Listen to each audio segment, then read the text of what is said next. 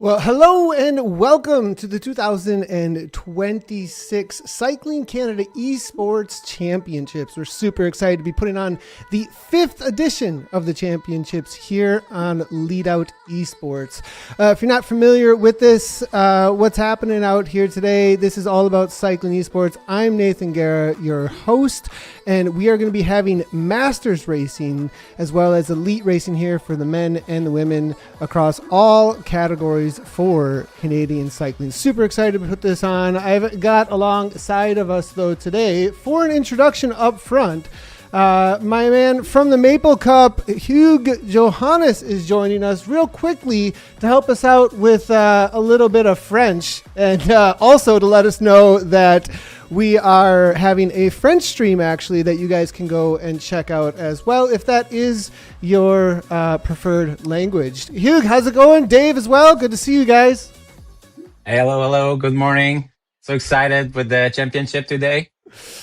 Yeah, it's super, super exciting. So as we get going here, we're going to take a look at the Maple Cups real quickly. We'll go over what went down in that. But for our French viewers, you want to just give a quick introduction of what's been going on for the Maple Cup quickly, as well as where they can find the French stream. Yeah, so are you going to show the thing, the slide, or we just go like this? Oh, we can go go like this, but yeah, the main thing is go ahead and introduce the stream in French. That's the main thing. Okay, so we are going to have a stream in French. It will start in a couple minutes. Ça va être sur ma chaîne Twitch en français, so Twitch/Hugues Johannes, my name. So I would like to take the opportunity to acknowledge some people. Thank everybody.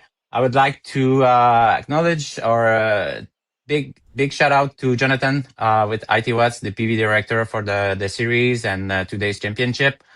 He's my longtime esport partner. In fact, we built friendship through esports. I didn't know him before that, so I'm very pleased to have this adventure with him.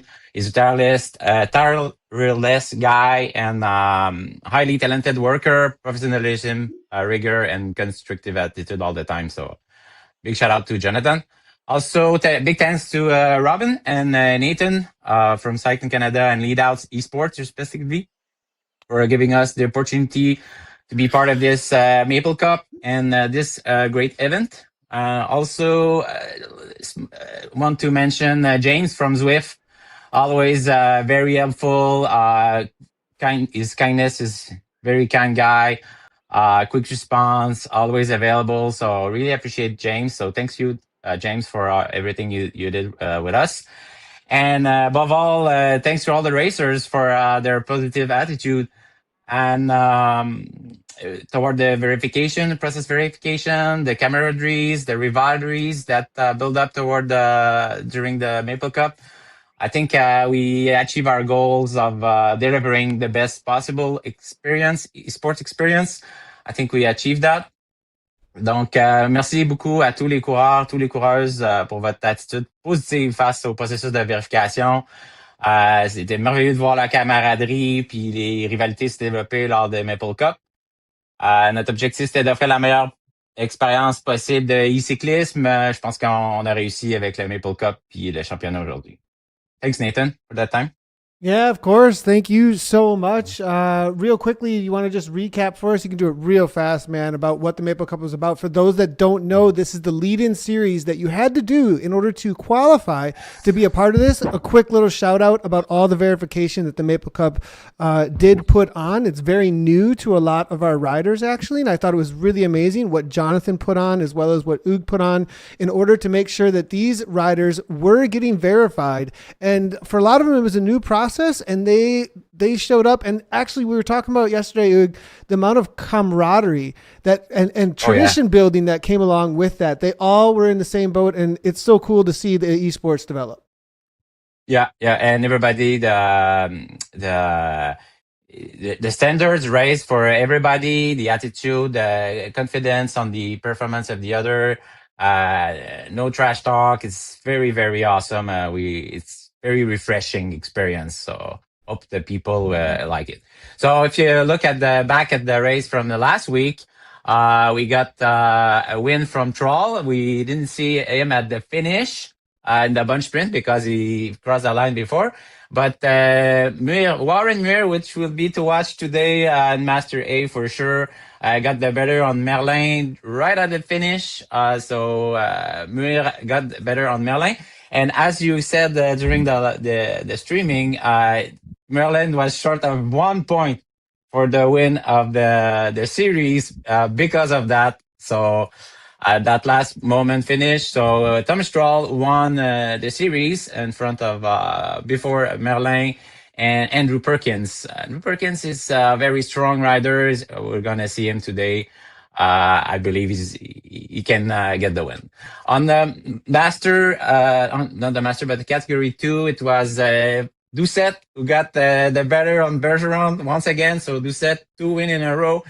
Really hot right now. It's the hottest rider in town with his devil kit. So we'll see if in Master B if he's going to be able to get the third win straight.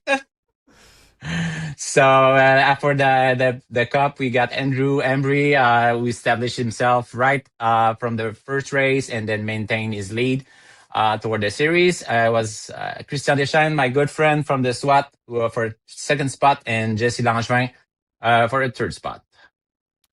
You watch Brian Zukalski will try to defend his jersey. He's winning a jersey today on the Master D categories.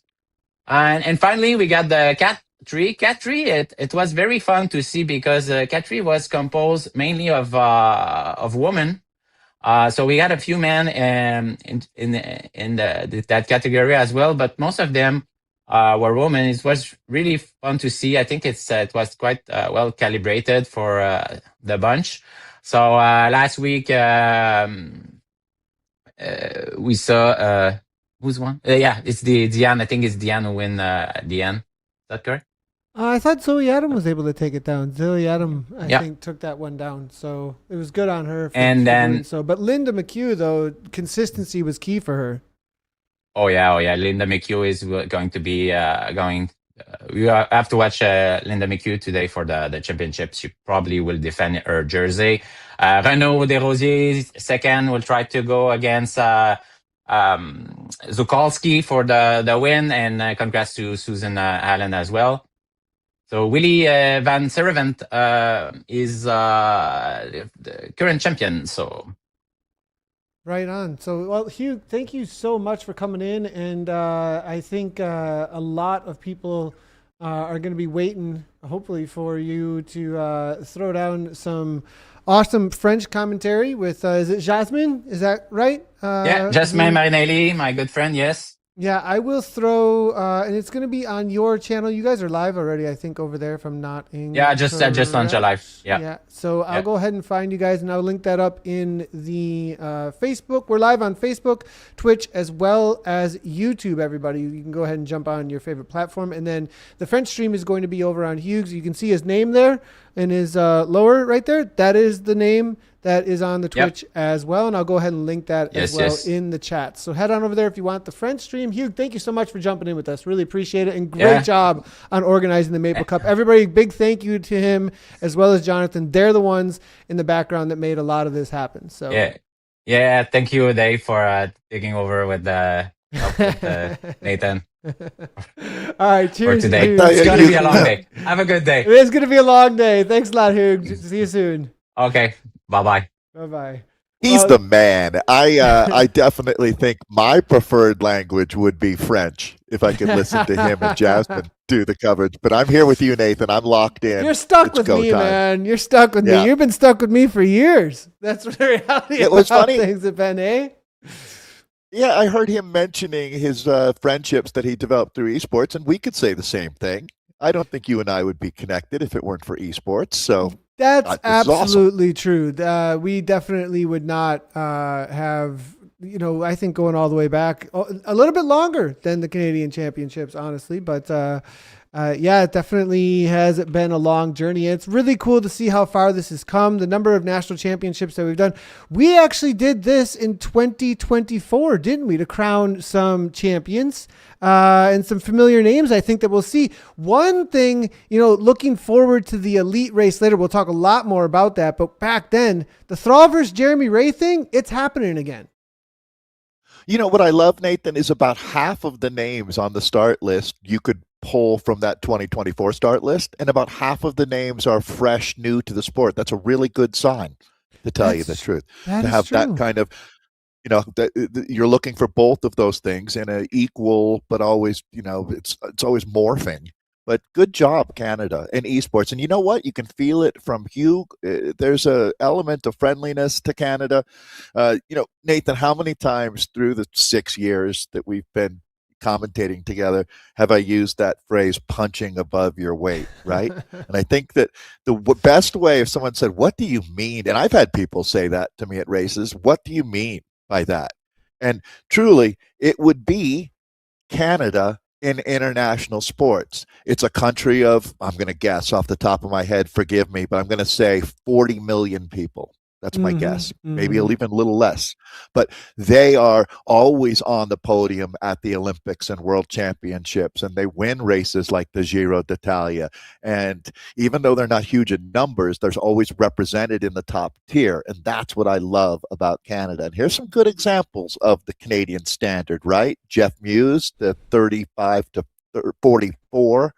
2022. So we're going all the way back to the first version real quickly here. I just want to run through to give everybody a history that how the way Canada has been representing when it comes to esports. We go all the way back to 2022. You can see the 35 to 44s, men's and women's. Then we've got the 45 to 54 men's and women's, and then 55 to 64. If we go over to the 2023 edition, you can keep on going through here and you see we have had some top level racers, and it's only gotten fiercer. And we talked about that 2024, how incredibly intense the racing was there as well.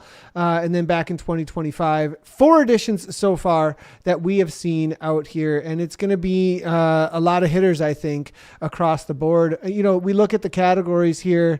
This is how things played out in years past. And, we're about to watch a lot of these racers battle it out again for these masters. And, the women are taking off at the moment, actually. We'll go ahead and jump down in with them in just a second here. All starting together. The masters women, everybody, they're going to be starting together out on course. Dave, it's going to be interesting to see how this plays out with them. Yeah, it really will be. One thing I'm thinking about, will Josie Rosignol end up going 4 straight here? I don't think any other athlete has a chance to do that. Up though. She is a no. Her name is not on the start no list. show. I think she's a no show, which is actually really surprising to me to see that Rosignol is going to be a no go, only because she's been so incredibly consistent. But this year, no go. She did show up last year, but I have a feeling maybe something else is going on this year. Yeah, that for Linda McHugh makes the path to the championship just a little bit easier for her. That's going to be the 45-54 group that we're talking about, the most competitive field I think we'll have in our master women's race. Now, the 2 fields are going to be out on different courses here today as we go back and forth, which will be cool. Yeah, they will be on different courses. So as they do get out there, we will jump right on in. Just give us a second, everybody, as we do get the feeds started up. The men have also jumped out on course as well. It looks like, and we'll get in with them too, as they are going to be climbing right from the get-go, actually.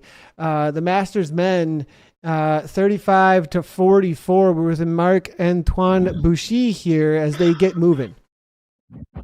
Yeah, the breakfast grits is the course that we're looking at right now, where you're pretty much either going up, down, or turning on this one. Pretty intense course that they're going to be racing on here as we take a look at Langevin pushing the pace right here. This will be the theme of the day. Not a huge peloton, not a lot of protection for anybody here. You really got to have your head on a swivel in a group like this. You know it's going to be aggressive racing out here.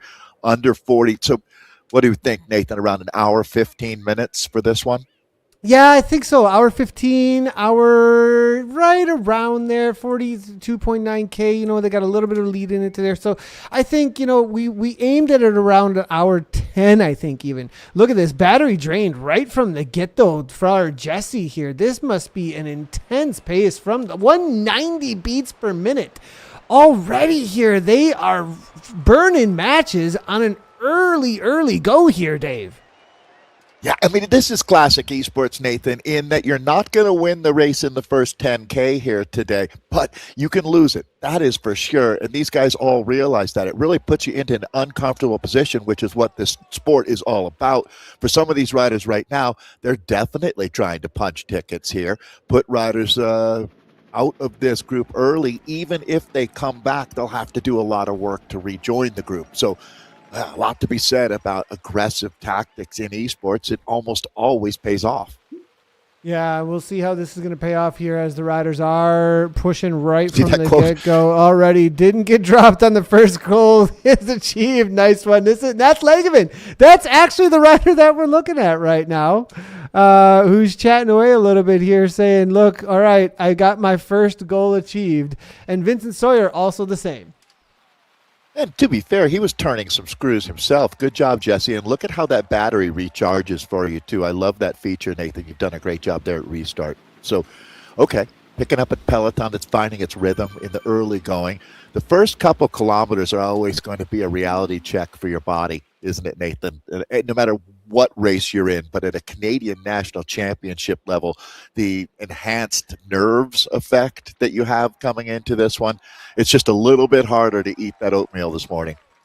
Well, with a 300 watt, 4.3 watt per kilogram here, and I think he's a little bit harder to keep it down right now. Yeah, because I think he's in with some big hitters here. I mean, there's a reality that, you know, when you mix the masters together, you end up with what we call the B, the C's, the D's, and the A's all mixing it up together. And I mean, I'm seeing Faucher here. I race against him sometimes. Perkins, we've seen him battling up against some of the top dogs in the elite category. So Dumont as well, a name. Watch out for Wakefield, Joubert. How long have we been talking about Luc Javot? So, I mean, this is going to be interesting here. Pika's going to make a little bit of move, though, off the front. Perhaps. No, going to back off, it looks like now at this point. Not going anywhere as it all calms right on down. Now, you can hear off in the background, there is going to be the takeoff of the next category, and that is going to be the age category up from there. With the, I believe that's going to be 45 to 55, I believe it is, or 44 to 55, or something along those lines, as it's going to be them jumping out on course. Jesse Langevin, who we're still with right now, is a breakthrough rider here for me this season, Nathan. He was second overall in the Maple Cup this year, behind Andrew Perkins. But Luc Gilbeau, who you mentioned earlier, is one of these OG riders that is still not only relevant, but is one of the true danger men in this field. He was third overall in that 4-race Maple Cup series. But Nathan, it's great to see names like Warren Meir still out there, hitting hard. He was 6th in the series. Dustin Kennedy was 5th, and then Miguel Dulac was 4th. But these are the riders that certainly, based on previous results, riders I'll be watching for very closely here today in our Canadian Championship. There's no doubt about that. Is actually every one of those names that I just mentioned, I believe, are in our field. It's going to be really, I mean, winning out of a group this size, it's about as challenging as it gets, isn't it? There's almost everybody's got their work cut out for them here. The competition is as stiff and the talent distributed evenly throughout this group here. Here's a big moment right now.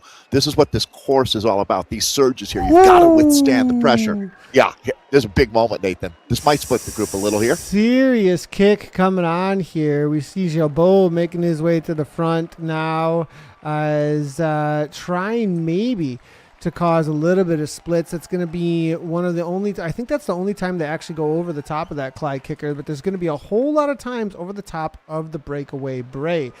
Speaking of that, we didn't actually get a chance to look at our course. Let's take a quick look at both of the courses that we are going to be taking on today, or I'm not going to be taking on, but our riders are going to be taking on today as they head out. It is going to be the Break Fist break fast crits and grits that they are going to be on. As you can see here, it's going to be 2 laps, 20.8 kilometers in total. And that's what I was talking about, that breakaway bray. They went up and over the top of that skirt, and then they're going to hit that again at the end. Plenty of climbing on this course, isn't there, Dave? Yeah, just as I was saying, Nathan, this graph looks like cardiac arrest, doesn't it? If you were a doctor or attending physician, you'd say, wow, this patient is in trouble. As it's going to be a tough day. There's no doubt. As I was saying, up or down throughout this entire run. I'm looking at we swapped it up to Scotland now, just as we're getting on to the other course for the ladies. And this is now the Masters women are taking this one on. It's a little bit different, whereas for them, they are going to be battling it out for 3 laps on Outer Scotland. Yeah, and you can see that the elevation gain is significantly less, but racers make the race, don't they? They're in a smaller group as well, right around just under 10 women total starting in that field here. So I would imagine things split up early. Yeah, 100%. Well, let's go ahead and jump on in and see what's happening with our other Masters here as they are getting out on course and climbing up and over the top of the Skur as they just took that on. Jamie Dumper, as we take a look at him battling toward the front, and I think a few riders already getting dropped off, it looks like here. Going to be a tough day, it looks like, for some of these riders as they try to hang on. So this is our 35-44 Master men's field. Just very quickly, or did that here? We'll have to change that? We'll get that updated. So today we have 35-44 men. There you go. 45-54 men. And now we're bumping up into, so we were just with, as we were talking about riders like Perkins, Langevin, that was the 35-44. This is the 45-54 group that we found. And Nathan, it looks like I believe a few riders here just chasing their way back. Actually, everybody all together here, Grupo Compacto now. Yeah, pretty good now here at this point. Nobody really finding themselves off the back just yet, which is good. It'd be a long day in the saddle. I think it was close there for a second, though, as I saw a few riders struggling up and over the top of the Skur, but that's going to be their only time up and over the top of that one till the end of the race out here. So going to be a little while. Looking here at Neil Curry. Neil, one of our Maple Cup competitors. It's great to see him. Now we got to push, though, on the front here.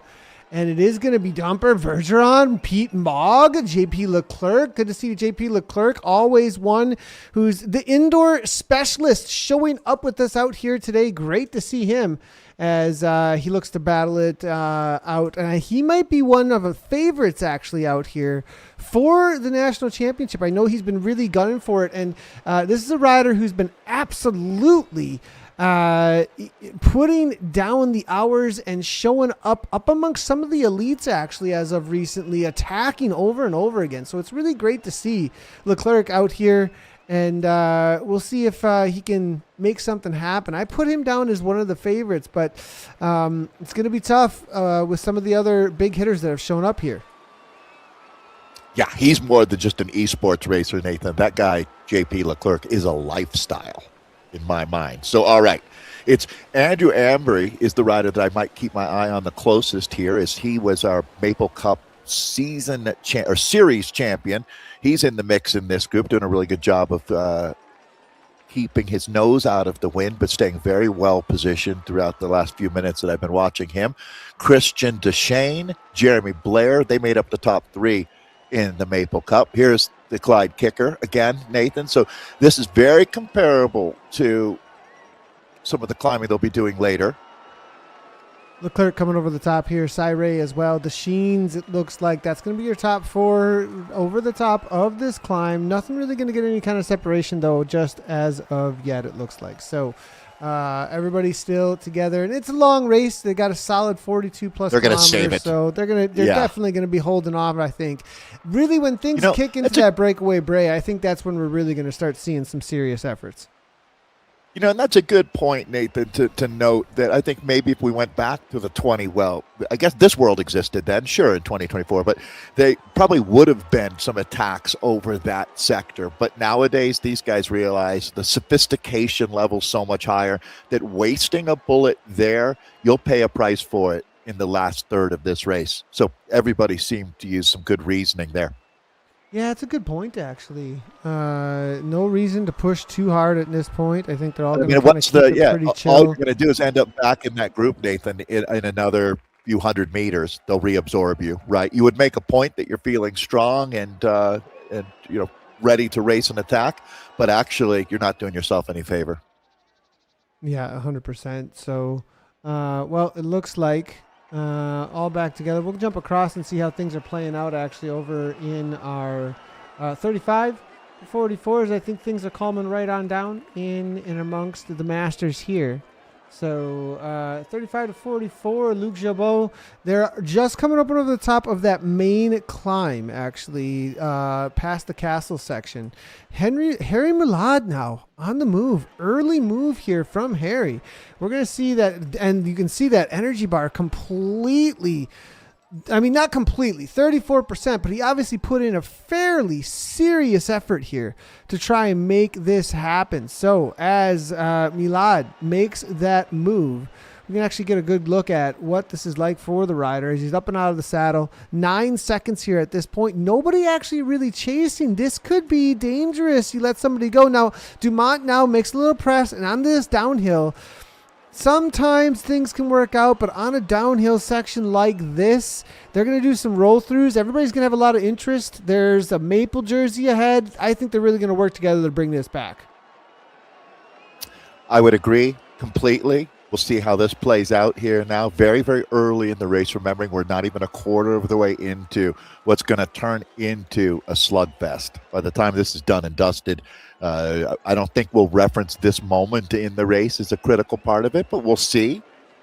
I mean, this is also the moment where possibly a couple riders come across and a breakaway starts. One man alone doesn't have much hope for me. Yeah, I'd have to agree with that. Well, it'll be interesting to see how that's going to play out here for him.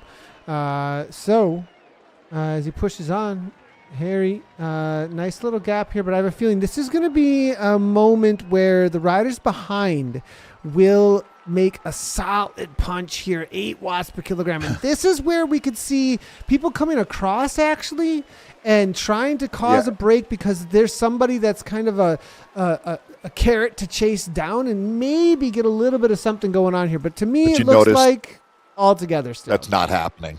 Right, exactly. And I think if you're back in that group right now, actually in my mindset, if I was feeling strong and ambitious on the day and felt like I had a podium in my legs, I would say, perfect. Let him sit out here for a little while. That's great. That's There's a good point, actually. Like, why do? Yeah, I'll just sit in the wheels. He can do this, and then I won't worry about him as much in the finale. And that's bike racing. That's the masterclass level, right? Where sometimes doing nothing is doing more for your ultimate result. And the peloton just naturally reabsorbs that rider. Again, no criticism there. That's how you make a race. And if you're looking to create a breakaway, that would be how you start that fire, but they snuffed that out.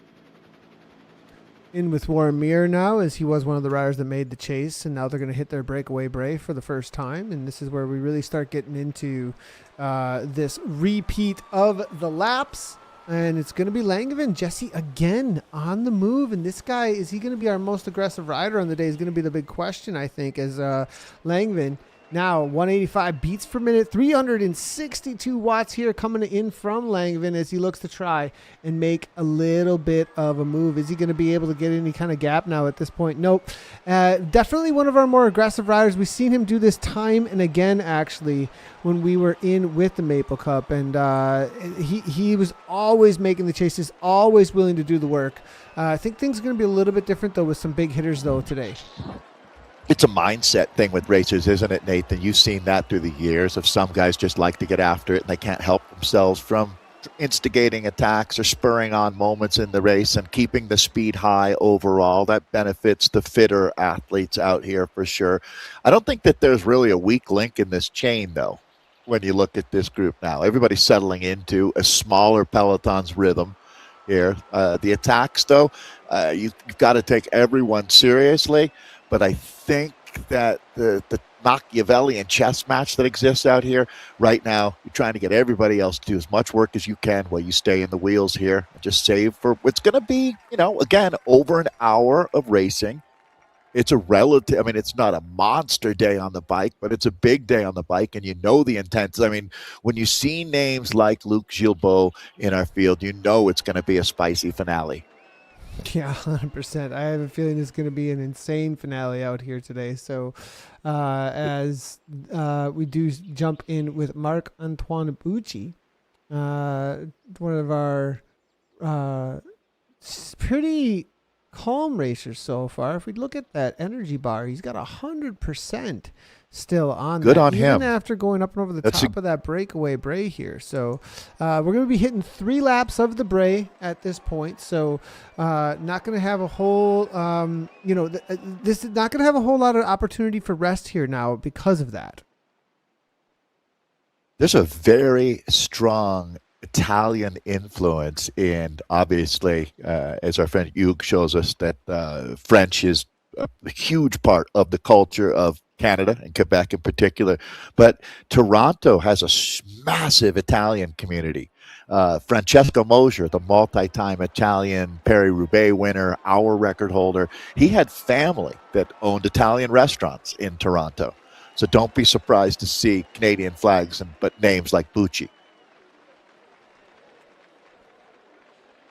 That brought with it a lot of cycling influence as well, as you can imagine, help building up the Canadian, the infrastructure and the history and legacy of Canadian cycling.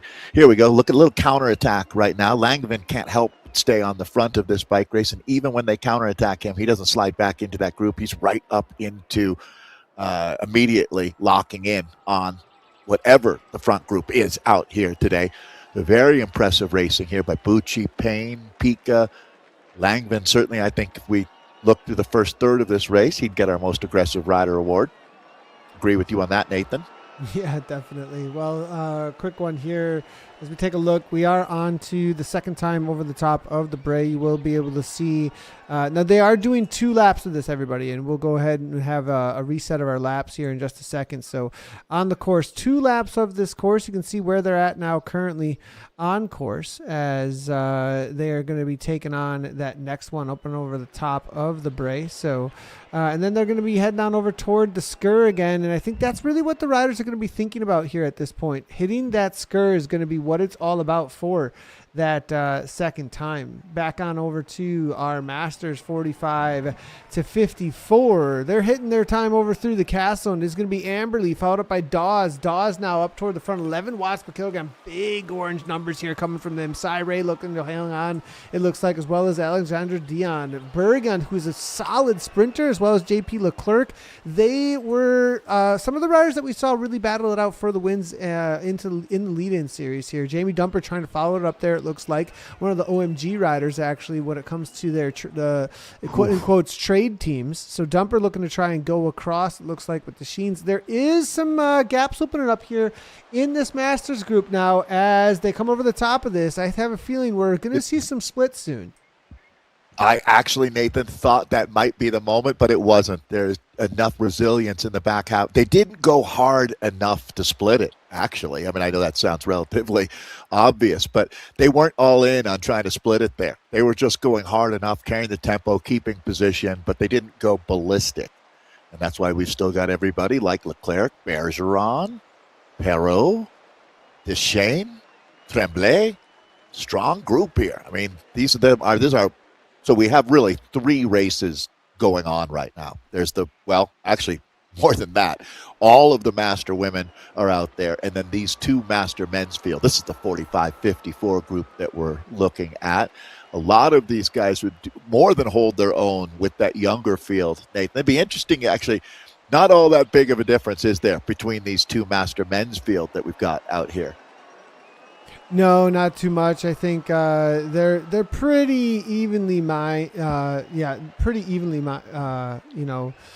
I'm supportive. I'm glad to see that they have that definition. It's way better I think you could ask any Masters racers, they like to see the categories whittled down to, if possible, that 5-year differentiation between categories. But it is great to see.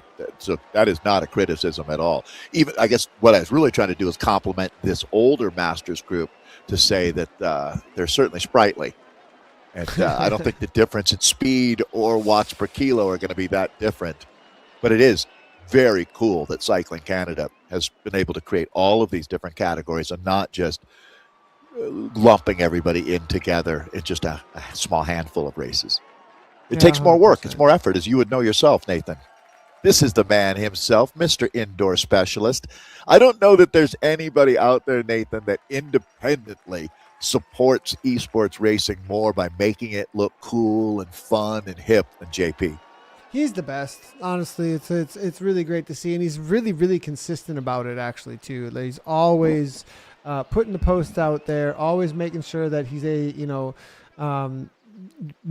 putting the highlight on, not just him, definitely not just himself, all across the entirety of the esports ecosystem. So JP Leclerc, definitely one of the gems of the entirety of the scene. So it's great to see him showing up here. And I think, like I said earlier, one of the favorites here today to look and take down the championship. I have a feeling now Amberly is making the push, and this was one of the favorites though too, because of all of the efforts that we did see from him in the Maple Cup. We saw a lot of consistency coming in from him. Donnelly, now that's a rider to be watching out for, I have a feeling too. Donnelly, I've seen a lot from him actually, and I have a feeling he showed up a little bit in the lead-in series, but I have a feeling that he was kind of one of these riders who was going to get one of his qualifiers in and then wait and train his way into this race. I don't think any of these guys, Nathan, want to expose themselves too much out here. They recognize the amount of talent and ability in this peloton here, meaning that you're going to have to be very tactical and surgical in your approach to winning this Canadian Championship. I thought it was extremely cool that Cycling Canada presents not only the Zwift Esports jersey, but they'll mail you your actual jersey, which framed on your wall, that looks pretty good in a pain cave. It does, definitely does. There's not much better than a national champions jersey. I mean, I've seen that in my life. Many, many basements or garages or pain caves that have one that it's the primary focal point.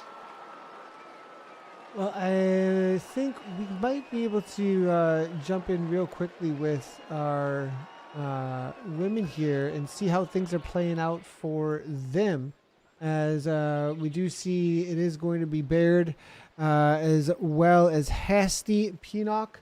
And looking here, I think we've got all together here for the main crew amongst them. So off the back, it is going to be Susan Clark and then Anna Tikolis, who is, I want to actually do a little chatter about Anna here, as well as a couple of the other Masters women as they make their way around out on course here. They are, some of the most committed individuals, actually. And Anna is definitely somebody who I think is really special to this whole community because of her consistency.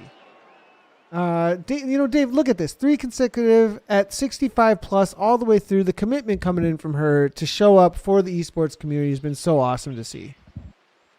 Yeah, we were looking at her history with the sport, and it really looks like something around the COVID era. She got on the bike and has been almost unbeatable across all of the disciplines in cycling. Well, I guess I should say mostly road and esports, it looked like. But she has been a one-woman wrecking crew as far as Masters racing goes. She's been all around the globe going to world championships. This is a real Canadian champion that we've got here. And Nathan, I didn't happen to catch and see, but I'm going to guess that she is hanging in that group with some much younger women. The Linda McHugh was definitely in that peloton that you were just showing, as she was the Maple Cup Series champion. But Anna racing in the 65-plus women's category. Well, here we go, getting a look at her. This is a legend. Absolutely a legend, and it's great to see her, out here getting the work done And this is going to be Anna Tikalis. I say Tikalis is what I say. Maybe I'll need a correction, but so I was saying what? T-Colas? Yeah, so we'll have to get that straight. We are jumping back and That forth a little is bit the between global the two. relay. That is the global relay, which is a British Columbia-based company there in Vancouver, actually right on the course of the Gastown Grand Prix. They've done an amazing job supporting Canadian cyclists and paracyclists across more than a decade around the globe, and the national team is their one of their focuses, and that's going to be Anna at home. Yeah, great to There's see the her, and I Maple really Leaf flag. appreciate her throwing in the cameras for us as well. So awesome job by her out here today, and I think she's going to be bringing home another national championship. So thanks a lot, Anna, for jumping in with us. Now, back at the front, though, here's a rider I definitely want to talk about as well. Diane Bowman's here. She is someone who, as well, has been so incredibly consistent and has taken down so many championships. This is a crazy commitment, but the battles that she has been in order to take down these championships. And look at that 2024 second place, and it was so close, actually. Now still a reigning champion 3 times, 2022, 2023, and 2025. Now looking to try and take this down again. And she is at the front of the race. I think Diane Bowmans might be able to make this happen, but she's going to have a battle out here between her, Berard, as well as Linda McHugh. McHugh, we said, was someone to watch out for as well. Nathan, I'm going to make a bold statement, but I'm anticipating that Diane, who we were just looking at there, might be our outright, based on the overall aggregate winner out here today. The first woman over the line in this Masters grouping. She's that strong. Even though she's in the 55-64 group, I think that the 45-54-year-old women will have a hard time holding back this. Well, look, the gap is already cottage. there. They've got 5 seconds actually on them, Dave. Look at that. There's 5 seconds now on the Kira Fitzgerald, Morgan Pinock, as well as Sargentson and Joanne Hasty. So we have 3 now off the front, and this is your podium, it looks like. Yeah, but noting that Bowman's is in a different category. Bowman's racing 55-64, unless I'm missing something here. So she's leading. Yeah, good call. Yep, good call. Good call. Yeah, thank you very much. So I guess we could, you know what? We might as well make it a 40. That was a good correction there. Actually, I wasn't seeing the C's and the B's are there next to each other, and they all started together. So it's a good call there, Dave, as it is going to be. So we might as well just go. I'm going to make an executive decision here, and just, even though Diane now is riding away with her 55-64 championship, I'm putting her in the mix tactically, strategically with that 45-plus group. Even though she's 10 years advanced beyond that, she's clearly in her element today. This is a superstar that we're looking at. All right, trivia question for you, Nathan. I think this one will shock you. I don't think it'll shock too many Canadians. But you see the beautiful maple leaf flag that I think both of us have said, well, I know it's my favorite of all the international flags out there. You like it, I assume? How could you not? I mean, the maple classic, understated. Every day I have a gigantic bowl of maple. I would call it maple syrup with my oatmeal. So there's definitely plenty a ratio of maple of syrup and oatmeal in my life. Right. That's for sure. So this flag, it was not introduced. It didn't become the Canadian flag until, get this, 1965. Does that shock you as much as it shocked me? No, I had no idea. Idea. That seems very recent. For that. I guess it's our entire lifetime, so we've never known a world without this flag. But for a rider like Anna, this was not the flag of Canada when she was born.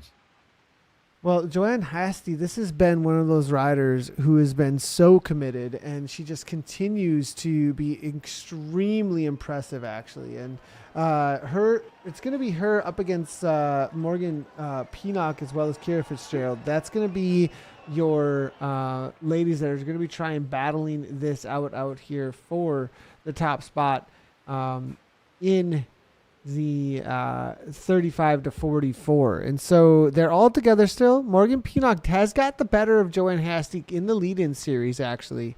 But we'll see how things play out here today. Can she make something happen a little bit differently? It's been really difficult for her to take down Morgan. And then Kira Fitzgerald's the newcomer the last couple of weeks. It's great to see her jumping in with us as well. So as they're making their way around the course, they are currently... we'll get a quick look at the current total on the they're all three together, Nathan, aren't they? 19.8 19.8 total that they've got done, 19.9. So they're about 10K out now at this point, as they got a little bit more to go. Okay, so in our 35-44 Master Women's race, you mentioned Pinnock, Hasty, and Fitzgerald, and I believe that those three women are together right now. We actually moved off of that shot. But no, they are. That's them right there. That is them right there. Yeah, so that their virtual podium locked in right now on your screen. So that makes it convenient. Easier to follow, certainly, as we do have 4 different categories racing right now. We kind of moved Diana Bowman's into that 45-54 category. But right now, this is the race for the National Championship of Canada in our women's 35-44 group. Taking a look at Morgan Pinnock, Kiera Fitzgerald, and Joanne Hasty. They all look up for it. Yeah, and this is going to be your battle here in, between these three. I mean, really similar. You'd almost think that they were almost the same as far as their power profiles go when you first look at them. Like, wait a second. Certainly more Joanne, right? Yeah, now almost identical. Looking at this, Joanne, I think she might have all a shot three of at them this. are. They're extremely close on their power profiles. So, boy, yeah, that's a really interesting when you look at it. Pick your favorite, because all 3 of these women have every reason to believe on a good day they could win a national championship here. Let's go ahead and jump forward here to McHugh and see how they're playing out, as this is going to be the front end of the ladies with Berard, McHugh, and Diane Bowman. Diane Bowman's just needing to hang on amongst the ladies here to try and win this one. And I have a feeling she's going to do that just fine. Yeah, I have a feeling her mindset is 100%. She's racing these ladies in their group, Nathan. I have to believe that, and I love it. That's Diane Bowman's that we're talking about. Linda McHugh, Jill Sargentson, Susan Clark, and Marie-Pierre Berard, are the riders that are all in contention for that 45-54 group. Linda McHugh comes in as the odds-on favorite based on what's happened in the Maple Cup so far. This is going to be really competitive here as well. I don't know. Marie, yeah. Man, this is a tough one to call. Well, again, look at Diane Bowman's numbers here. What a monster she is in that 55-plus group. So, yeah, she'll be more than a contender if you put her in that 45-54 field. I think she'd be 100%. The favorite. I have to agree with you on that one. This is going to be a tough one to win amongst them here. So there's an interesting question, Nathan. You know, like if you're racing your race, do you worry? So if I'm Linda, Jill, Susan, or Marie-Pierre, do I worry about Diane Bowman's if she attacks? Do I cover that? Well, I don't think you do. If you're really savvy. I think you jump across the wheel if you can, though, don't you? So that's, well, boom. I think you just, if you want to break down race tactics, the thing would, you don't tow the whole group back up to Diane. You either get on Diane's wheel and full tilt boogie away with her, or you let the other riders chase her back and use up their energy reserves. That's savvy racing. But if you chase back Diane yourself and bring the other ladies with you, you made a tactical blunder. Would you agree with that? Yeah, 100%. And at that point, you're in a whole lot of trouble because of the matches that are burnt, for sure. And with Dustin Kennedy now, as they're making their way next time over the top of, second time over the top of the Clyde kicker. They're going to make our way on over toward the breakaway Bray in a moment here in this Masters 35-44. They're 25.6 kilometers into their racing and 42.4 for their total of 42.9, 36 minutes of racing down. And I have a feeling some of these riders are starting to feel that they may have some opportunities to break this pack because the legs are going to be getting tired as the 30-minute mark. I would agree with that, Nathan. The tenderizer has been pretty much put into play, right? The racers do not feel the same as they did half an hour ago. Let's put it that way. And if you're starting to look on launching attacks, now is when it starts to become much more effective in this race. Feel that in this group, the urgency, don't you? It's stringing out a little bit more. They're applying a little bit more pressure on the front. Yeah, definitely. We see Pika, Mir all making their way to the front now, and you can tell that there's a little bit of urgency in the riders now as they try to just find their way in. That's always the touch and go with it too, isn't it? Like trying to make sure that you're Langdon. not. Is it Langvin again? Again, Langvin. Was it Bucci? Is it? Because he just in the last 15 seconds launched out of this group. It had a Langevin vibe to it.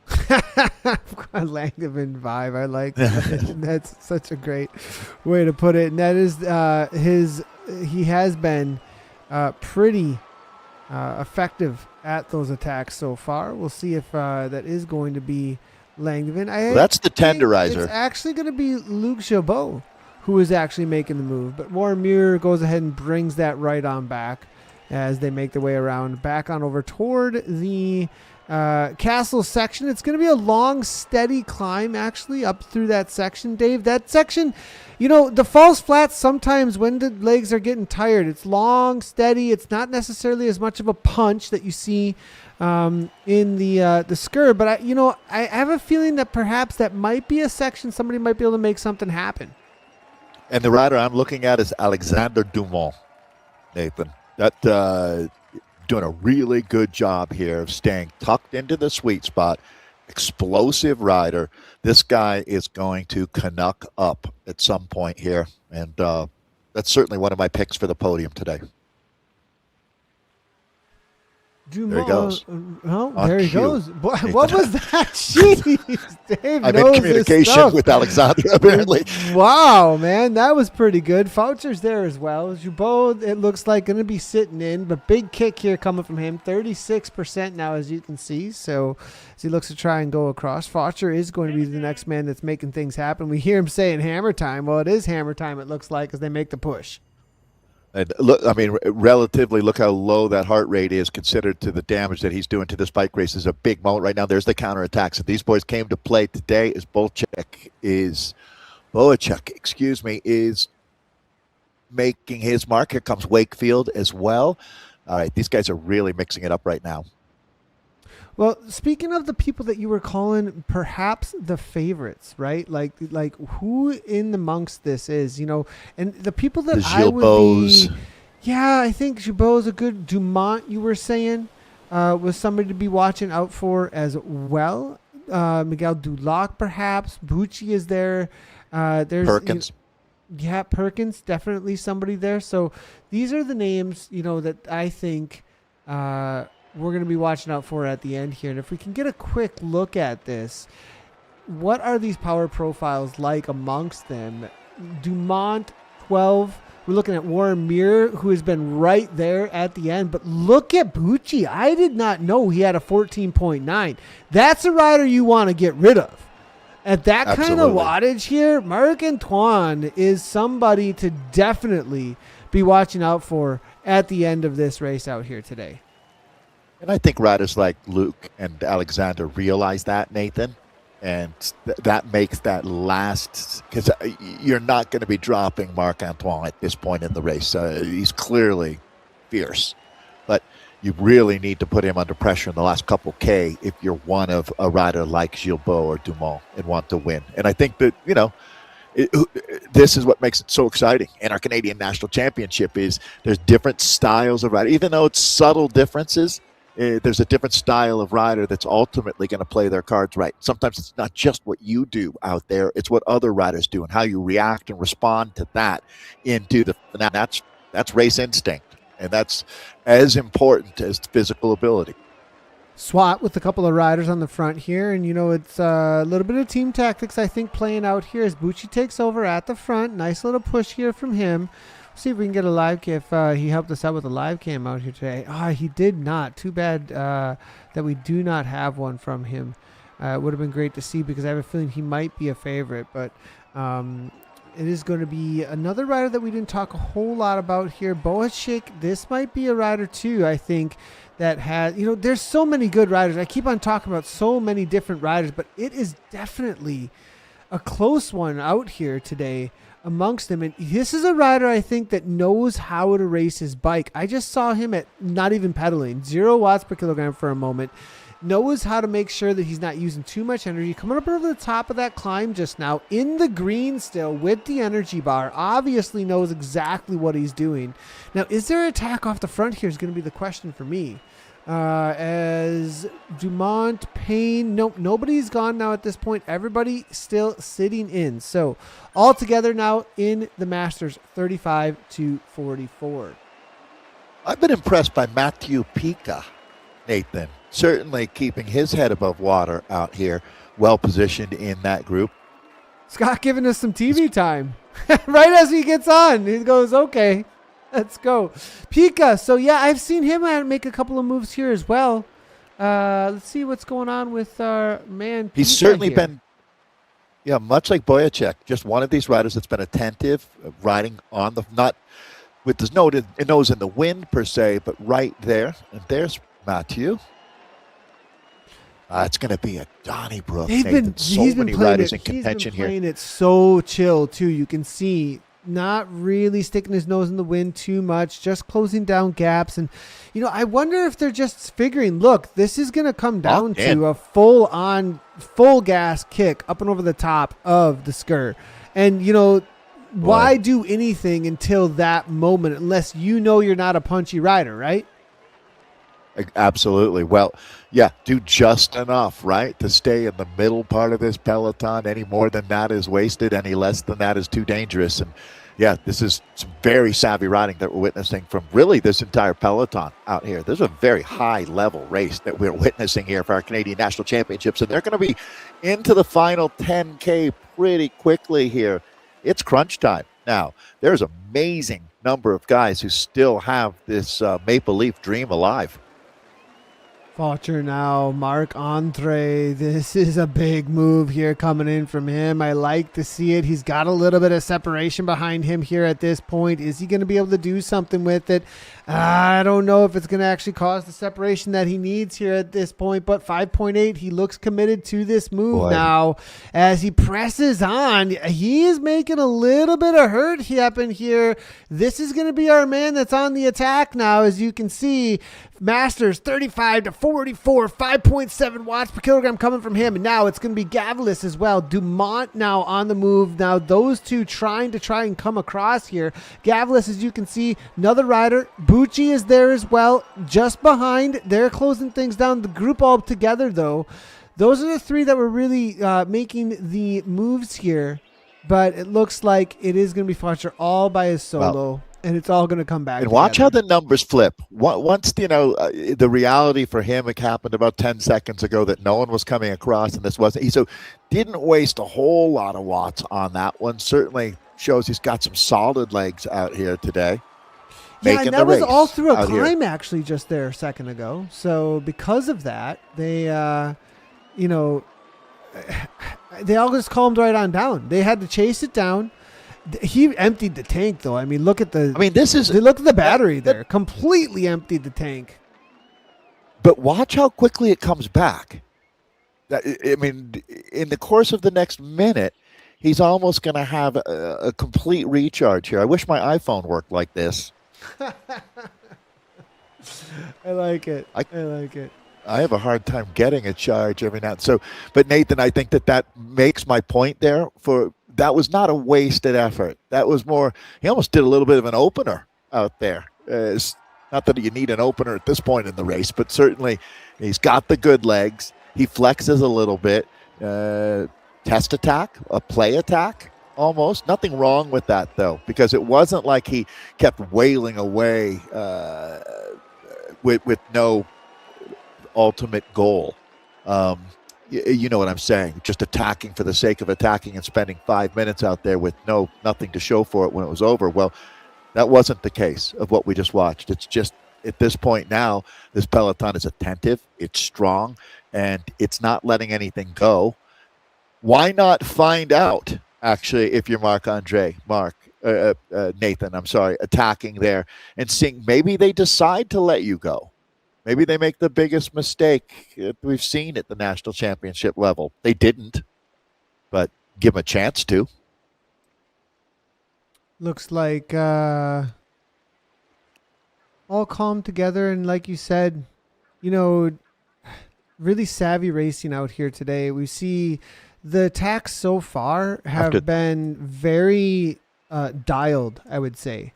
They've been very... Agreed. At very specific moments. A lot of people have done some serious homework, it seems like, here to know exactly what they want to do when they want to do it.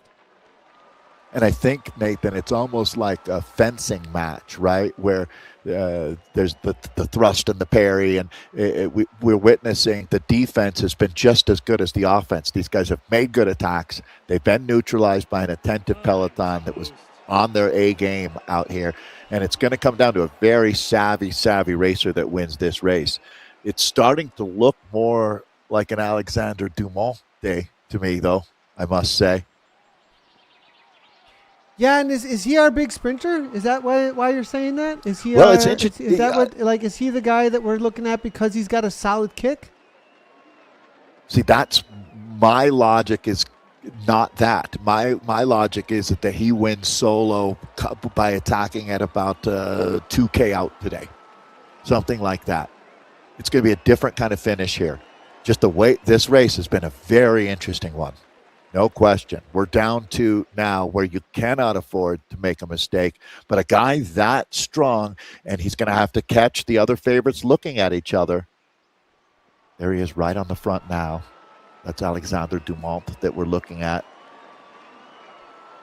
Boy, everybody prepared for battle here. When this goes off, Nathan, it's going to be like a champagne bottle exploding. There's going to be bubbles everywhere, watts everywhere.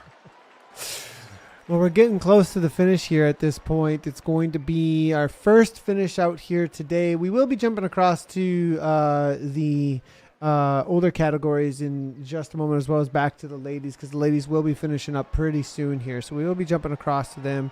I just wanted to make sure that we were catching the action. But much faster than I anticipated. Yeah, these guys are flying out here today. They're going to be finishing up. What do you think here? Do you think they're going to finish up in under an hour? Yeah, I think so. They're going to be under an hour out here. That's crazy fast. That's way faster than I thought. What is the total elevation gain on this course? It's less than I guess I had in mind. Yeah, I think we're looking at like 400 meters, maybe something like that, or so. So it's a decent amount over an hour of racing. These guys are just all in. So going back to the women now here, a master women's race, different course. If you're wondering what's going on there. Out on the outer Scotland loop. Now, I think that distance is... It's correct. You can see it on the right-hand side, though. We'll leave that alone. They've been out there. If you had to take a guess, Nathan, how many K of racing remain for these ladies? 3.6, or no, sorry, 2.6. 2.6. Okay. You can see the kilometers on the right-hand side, and I can put it back in if we want. We're not getting our that's part of the reason we didn't have the overlay there, because it just wasn't loading for us out here today. So, but on screen, this is, I'd say, one of the celebrated champions in this group. Again, with our master women here, we're looking at Linda McHugh in this group. So I want to confirm it's McHugh, Diane Bowman's right there, Berard, and Pinnock. See if we can find any of these ladies. I'm not sure any of us gave us a camera out here today, which is too bad to try and catch the finish here, because it's going to be a solid sprint. Now, how did this play out here, though? We have 4 now together. Did someone come across to this group? I have a feeling then? that we have. I think that we're looking at Pinnock. 3 different Pinnock came across. So that's what we were talking about. So Pinnock Morgan came across Morgan is to leading this in- group. That is crazy that she was able to do that. Yeah, she is the one of 3 riders in the 35-44 race, so she's leading in her race right now. The other 2 ladies in this group, then I believe it's Sargentson and McHugh, isn't it, that we have? Or Berard and McHugh. Excuse me, Marie-Pierre Berard and Linda McHugh. And then Diane Bowmans, Yeah, Diane who's racing in the Bowman's. 55-plus group. So 3 different Masters groups represented amongst these 4 women. The only 2 racers that are in the same Masters group would be McHugh and Berard. Bowman's with a nice little So they'd be kick racing here. for gold out of this group. And they're going to be finishing Well, that actually doesn't on exist. the main sprint here. They're going to be finishing on the main sprint is where they're going to be going here. So the champion sprint, just a moment here as they now run their way up and over the top of the Clyde kicker. Lindy McHugh followed up by Bowman's. Berard here. Pinnock unable to hang on. What's the prediction here between these ladies here? This is for the national championship between Berard and Well- McHugh. Berard does bring it back though. Good job by Berard by not waiting around either. She's going to stay on the gas. My prediction, I'm going to have to go with Bowman's to tell you the truth. Diane Bowman's is an absolute monster, and look how she's staying tucked into the slipstream here. Very savvy at this point. And then, as I say that, she's going to go. It looks like as she hits not hard enough to try to blow this up, just carrying the speed up and over the top here. It's going to be a very interesting finish here. You have Berard and McHugh are racing for the national championship here. So I think they both want to be aware that Diane Bowman's is in a different age group, but I kind of think they're putting that aside right now. These are 3 women racing for the win outright here. Bowman's could, as a matter of fact, for Bowman's is a little bit of a gift just for the racing experience, and she gets to go to the line with 2 of the top master women in a younger group than her. Pretty cool experience, actually. Of course she wants to sprint with them.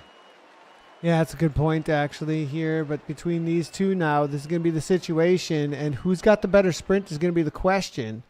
And as they come to the line in just a moment here, looking at it, I have a feeling perhaps it's going to be Berard that's going to be able to take this one down.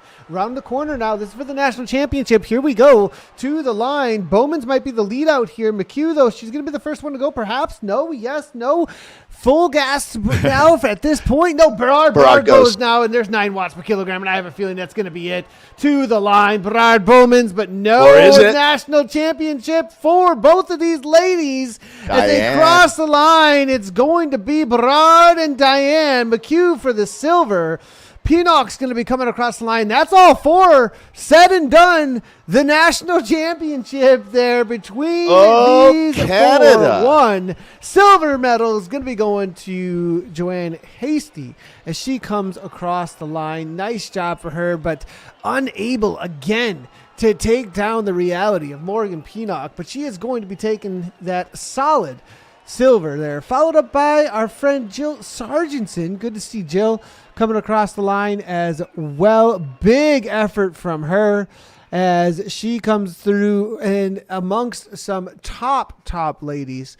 Jill Sargentson, I think that for her, that's going to be is that a bronze then? Because she was 3rd amongst those Sargentson ladies would here. be bronze. Yeah, she would be a bronze Right, medal exactly. there. So nice job, followed up by Fitzgerald, the next rider then across the Unofficially, I call that the biggest upset, though, of our Canadian nationals, with Marie-Pierre Berard taking the outright win. Unofficially, I have her finishing just in front of Diane Bowman's. So that's a very impressive ride from Berard today. Linda McHugh in for the silver medal, and then Jill Sargentson, followed by Susan Clark. That's the Master Women's top 4, and freshly minted Canadian National Esports champion Marie-Pierre Berard. Diane Bowman's is the outright 55-64 national champion. Pinnock's going to take it for the 35-44 women with Joanne Hasty, Nathan, coming through to snatch the silver medal. Kiera Fitzgerald should round out that podium with the bronze. We're back in now with the 35-44 master men, picking up a huge group still together as they enter officially the finale now as we're inside of 3K to go here. It's anybody's bike race, Nathan. Let's see if my prediction holds true.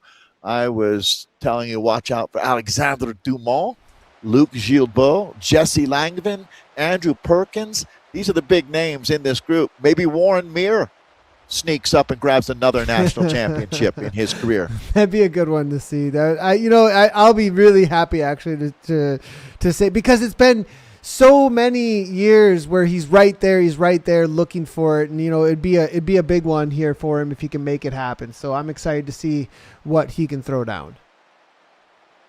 I mean, one of the things that Canada's global reputation is one of the friendliest countries, and it really holds true with this group. It's a bunch of great guys that we've got racing, but I think we can put that aside now as we're going to find out who really, really wants this Maple Leaf jersey that coincides with being your reigning esports national champion. A bit of a surge going right now. It's going to be punchy, no question.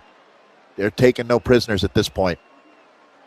And it's going to be all about the Sker Summit. They had waited and waited and waited until this point. This is where it's going to really heat up out here, as they have been thinking about what is going to happen up and over the top of the Sker Summit. And the truth is here, this is the pre-effort prior to the Sker, right? You put people on the back foot at this moment. Don't give them the ability to kick. Don't give them the ability to sit in at this point. If you've got the effort, of course you want to be, there's going to be riders who are thinking, I got to be smart about this. I got to save. There's other riders that are like, I don't have a kick full on for 1 minute, but I could push them maybe for 3 or 4. Right? They want to not bring those sprinters that can just hang on, or those punchier riders that can just hang on to the line.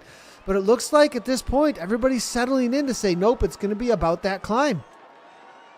I'm surprised that Alexander's just riding the front here with no intent, Nathan. I would expect him to be sitting in the middle part of this group and then launching his attack from there, trying to use that slingshot effect. But right now, he just looks like the king of watts, setting the tempo on the front. Here you go. A little bit of a change now. Is this going to be Sauer moving forward? Milad. Perkins, who we haven't seen? Perkins. We have not seen him on the front. We have not seen Perkins really doing much at all. That's danger, Nathan, man. Well, absolutely, Nathan. If you look at it, with the riders who are winning, air quotes around winning at this point, are the riders that have done the least amount of work but are still in this group, and that, to me, is Andrew Perkins. It's a great call, actually, here. We'll see what Perkins can pull off now. Watch out for Warren Mir, though. I think Warren Mir, I think, is going to be a serious danger man in this out here today. I think that he has been wanting this for quite a long time. Warren Mir, watch out. Big kick from him, and the timing. He knows his racing. He knows what to do here. Will he be able to pull it off, though? That's going to be the question. I feel like I'm Hal looking at Andrew Perkins through a computer. Early move. Here we go. Yep. Perkins now on the move. It's going to be Luc Gilbeault, Langevin, always going to be our man, Langevin, it seems like. And now Langevin tries to make it happen. Will he be able to do it is going to be the question. Jeffrey Higgs just trying to hang on. Faucher's there as well. Faucher now is 5 watts per kilogram. It's the counter. 5 watts per kilogram. Harry Milad, it is going to be about the counter. You're right. And is it going to be Dumont? Dumont was the man that you had talked about here. He's now making his way to the front. Takes over. Is it too early here? Here comes Olsen. Brad Olsen. Olsen with the move. Is he making the move? This is it from Olsen. He might have done it. Okay, here we go into the brutal finale. Olsen has hit out. This is super impressive, Nathan. My goodness, Brad Olsen making his mark on the finale. If he doesn't win, he's going to die trying, and you got to love that kind of effort. But here they come, the charge of the Light Brigade right behind him. This is going to be interesting. Dumont is there. Pucci is there. Kennedy there, and Warren Mir. Oh, Nathan, what a finale. Who wants it more? Here comes Perkins. We talked about Perkins, but it's going to be Mir. Will he finally do it? It's going to be Warren Mir right to the line. It's so close. 12.5 watts per kilogram. Luc Gilbeault versus Mir. Mir is going to do it. 12.1 from him. He did it. Warren Mir. Wow. He's got his national championship. Oh, my God. So close. I think it was Gilbeault, Mir, Faucher, perhaps maybe Scott to the line. I'm not absolutely positive, but what a move by Warren Mir. He's been looking for that one for years, and he pulled it off. The patience played off. Warmir takes down our Masters 35-44 out here on the break fast and Grit's course here. 2 laps. Amazing job by Mir.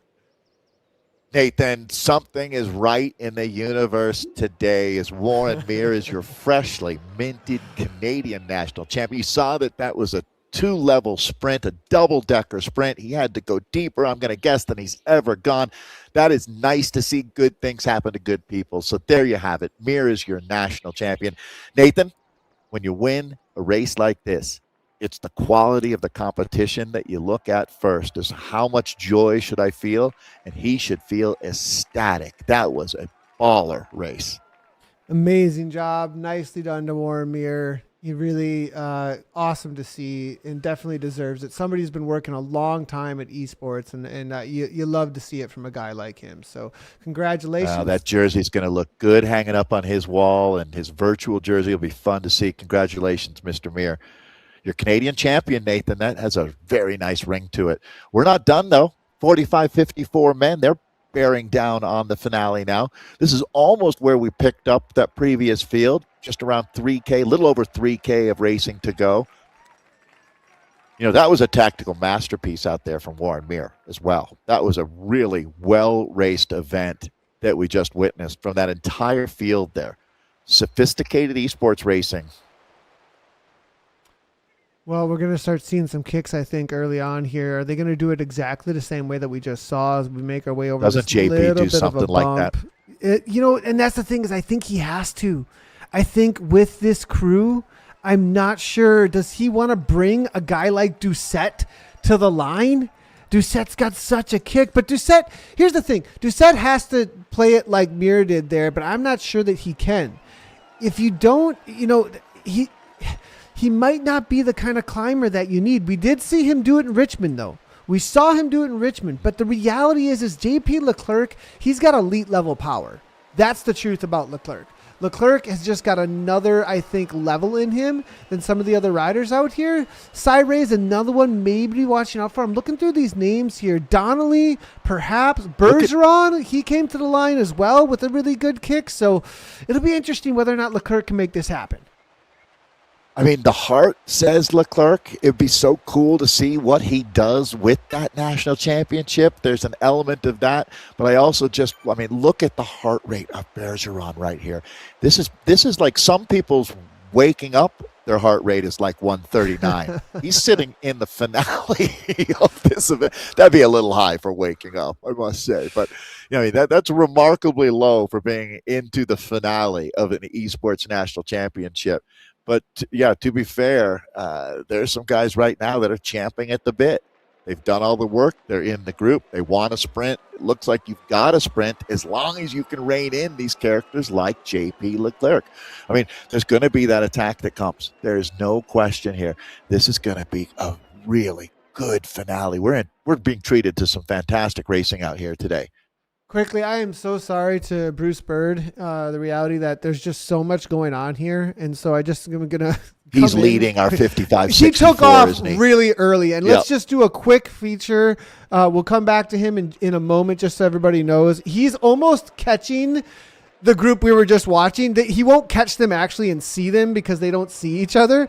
Bruce Bird is such an animal. He's so fast that he's almost catching that group, though, virtually. Like, that's how crazy Bruce Bird is. If we take a quick look here at his past, back-to-back Master Champion, dominant solo victories, 2024-25. This guy is he won by almost 6 minutes in 2024. Okay, it's 5.6 watts per kilogram is the kind of power that this guy can put out. Bruce Bird is a legend, dude. And Nathan, I'm going to guess that he would have a very good chance of winning in that younger group as well, the 45-54. 100%. Right. But so this guy, I'm wondering. he is a is it a monster, national championship rule? Does he have to race in his age group? I'm going to guess that there's no option to race He probably down. could race elite, but the reality of trying to take on Thomas Thrall, what is he giving us? He's giving us a hello. What's up? Good to see you, Bert. Great job, He's having his workout out here today, getting ready maybe prior to SRC tomorrow. I'm not sure if he's racing or not. I do race a lot against Bruce. He is an animal. We sprint to the line often, actually, in SRCs. So it's great to see him out here defending again his national championship. So my only criticism for Bruce Bird, Nathan, would be he doesn't make the races that exciting. he just rode away off the front. That's what happened. That takes away a certain charm, Bruce, my friend. But no, we're obviously joking. You do what you do. Well, there you go. But I'm going to guess that he probably would have chosen to race with these younger dudes. But either way, it is what it is. But with national championships, there's other, I can understand why they might say, no, you need to race with your actual age group in this situation. But like you said, the elite would allow any age group. Here, it's the master-specific 45-54 group that we've got on our screen right now, and they're down to 1K of racing. Inside the red kite as we pick up another crowd favorite, People's Champion, Pete Mogg. I love him. Pete Mogg's so good. Leader over at the OMG team. After him.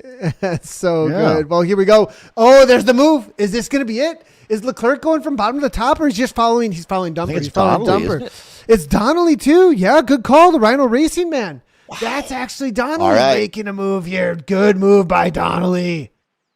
Don't get between a rhino and the river, and that's right now what Donnelly is doing, absolutely charging. Let's see what happens. Oh, there's Doucette coming. Leclerc is there. These are the big hitters. These are the danger men, and they're ready to throw the knockout punch, Nathan. We got another brilliant finale underway here. Even the Coos love it. Look at this behind now, the separation that's starting to happen. Doucette trying to get back on terms. Donnelly completely emptied the tank here at this point. Here comes Doucette. Doucette now up and over the top. What's he going to be able to do? But over him's Leclerc. Question. It's going to be Leclerc over the top of him. JP Leclerc. Is Leclerc going to do it here? We said he may be a favorite out here today. Will our man, the indoor specialist, make this happen? Dumper comes up over the top. I'm loving to see it, but JP Leclerc, he's got big watts, 5 watts or 10 watts per kilogram. Curry. Here comes Curry. Big kick from him, but it's Bergeron. Bergeron, we saw this in Richmond. It looks like it's going to be our man, Bergeron from SWAT, able to take this down. Curry right behind him, followed up by Doucette. Too early from our man Leclerc, it looked like. So close. Oh, my goodness. Fast Freddy Bergeron, Nathan. That guy is a monster. Frederick Bergeron. Ooh la la. What a move by Bergeron. The timing from him. Doucette ends up, I think it was in third place. Curry, I was not expecting that from Neil Curry, actually. What a nice move from Dumper's him. chances. I mean, Nathan, when Jamie Dumper took it into 200 meters to go, I thought this looks pretty good. Shows you how competitive this group was and how much it meant to these guys. What a national championship for our 45-54s. That was pretty awesome. Bruce Bird's already won too, hasn't he? I'm going to guess that he's just already finished. He's just coming through. He's just coming through. So we'll be able to see Bird here doing what's the Bird word? Things. Yeah. Bruce Bird. And right from the get-go just said, goodbye, I'm out of here. And took this one down. So nice. He does a top 10, top 5 elite today, Nathan, right?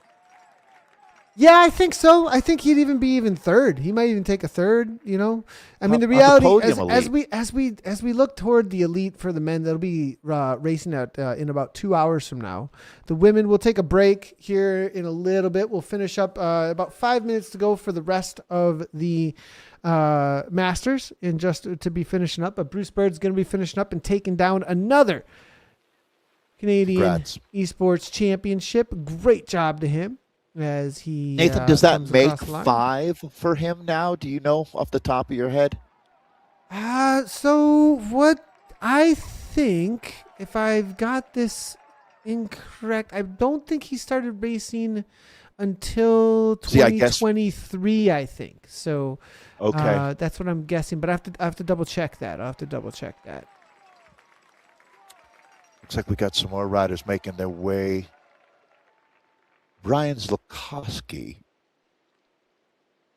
Heart rate is up there. They finished already, didn't they? Zukowski, nope. They've got to go to 43. They're going to go to 43. So it's going to be Chan, Binet, and Zukowski. Zukowski did get away, though, it looks like. So nice job by Brian. And, I'm sorry, you know what? He's going to be taking second place, I believe it is. This is 65. Oh, no, plus first place. That's our first place. 65 plus. Yep. Good call. Right. So this is going to be Renaud Desrosiers, Brian Zolkowski, and Willie Van Sevenant. Yeah, as the riders finish up, it is hard to keep track, keep the numbers correct at the top here as they do finish up. But that is going to be Zukowski looking to make his way to the line. And this is Albert Chan was the other rider with them. That just want to be clear. I went to school with a guy named Albert Chan. I don't believe this is, well, actually the age would be about right too. I wonder if this is good old Al. Oh, I like that. Good old Al. Well, Albert Chan, the Albert Chan in my life was a huge help in math classes in high school. Huge help. Well, what a day, Nathan. Canadian Championships. I truly tip my cap to Cycling Canada for putting together such a comprehensive and well-organized event. It's been amazing, big shout out actually, to Hugh. how well that they've, that Hugh as well as Jonathan and then us at Leadout Esports have been able to put this together. It's been really great, and we're really, really excited about being able to throw down. Now, this is the situation you were talking about with the 65 plus men. It has been a battle out here today with them. And it's been really great to see, but Zukowski able to pretty easily throw down and grab this one. So as he was able to break away with a couple of these younger guys with Binet. Now, Binet and Chan, that has been a conversation as well as they're about to take on this sprint. Real quickly, though, just showing who our 65 plus are out here today. Nice job to Renee as well as Renaud Doziers and Willie Van Sevenant and Brian Zukowski. They have been really consistent throughout the entire series as well. These are some fit gentlemen. Tell you what, looking at those numbers. Well, Chan and I mean they've been putting on some really, really cool battles, actually. Albert Chan. This is going to be our man right here. Him and Binet have been going to the line almost every single race, actually. And we might be able to get another look here at these two. This is our man, Alan Binet. And look at this. Look at the grit on this guy. Every time it's like this. Yeah, that's awesome. That's that global relay jersey, or one of them I'm talking about too. Nathan, every one of these guys, if they wore an Aura ring, it would be guessing that they were in their 40s. That's how fit they are.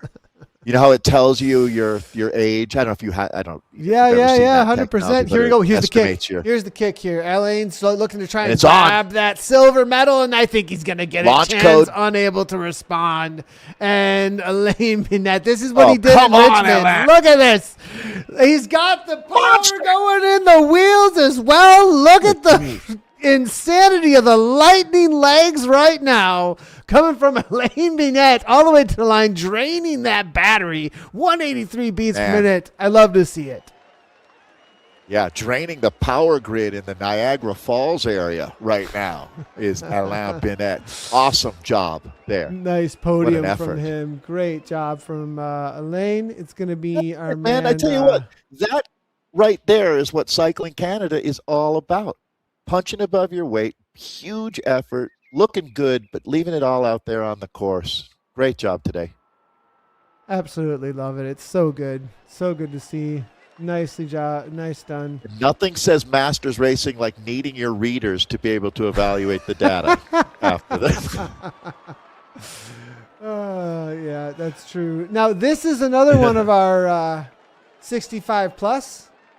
Renaud Desrosiers, great to see him out here. He's done a great job throughout the entirety of this series leading into the championship, the Cyclisme Canadian 2026 Esports Championship, and he's been so consistent riding for that SWAT team, and he's showing up time and time again, one of our committed esports riders. So awesome to see. And as you said, these guys are really fit. 65 plus is so good to see.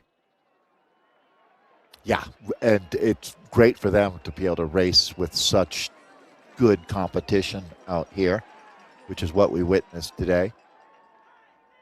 This is just about done and dusted now for Renault. De Rossier up and out of the saddle. So these guys don't quit, Nathan. They finish strong out here. Way to Canuck up, Renault. Love to see it. Great job. Look at the kick from him in the SWAT kit, and that's going to be our podium here for our 65 plus. Willie be coming in behind here now. This is our second place. Brian Zakowski able to take down first. Mitch Bauer behind, followed up by Willie there. So nicely done, Renaud, and so cool to see. And thank you so much for providing the cams. It's awesome that they do that for us. The riders, they really put on such a good show for us here, Dave. No kidding, Nathan. Always appreciate it. This is, pound for pound, ounce for ounce, the best racing you see coming from these kind of events. Built from the ground up. Big thanks to you, too. Nice seeing a restart sports broadcast. So classy. Good job on all the technology. So we got a lot of racing to look forward to here today as well. But we're into the wrap-up mode for the first wave of our Canadian Esports Championships. It's a big day of racing. Huge broadcast. Yeah, we got a lot more to come, actually, don't we, Dave? There's we sure do. We still have the women are going to be getting going in about 12 minutes. And then after that, an hour and a half later, we're going to have the elite men. So elite women followed up by the elite men for the national championship. Elite women, the field is small, but it is fierce. And there is a couple of riders to be watching definitely, and maybe some upsets. Zoe Adam suddenly showed up at the Maple Cup, and we haven't seen her head-to-head with Tiffany Penner yet. And I'm going to be really interested to see what happens here, because Zoe has kind of been this new girl on the block kind of a thing, right? We've seen that she has definitely been somebody to watch out for when it comes down to a sprint. That's also Tiffany, right? And so what kind of fitness does this new youngster have as she comes into the elite field? We're going to learn a lot more about the future of Canadian esports, that's for sure. It's amazing, as Tiffany Penner only 3 years ago would have been a Zoe, where we didn't know much about her. She showed a lot of talent. We wondered, and Tiffany's established herself then as the apex predator of Canadian female sprinters. But it's one thing to get there, another thing to hold on to that title. Tiffany's got a couple Maple Leaf jerseys already in her collection, and I know that she shows up on a day like you don't do all of that work through a Winnipeg winter to show up for a silver medal. I'll put it that way. It's true. I have a feeling she's been putting in a lot of work. Looking forward to this one from what we've been looking at here. So, we are going to take a quick break, everybody. We will be back in about 5 minutes or so, and we'll jump in with the ladies. We'll see you for the start of the women's elite race in just about 5 minutes. Don't go anywhere.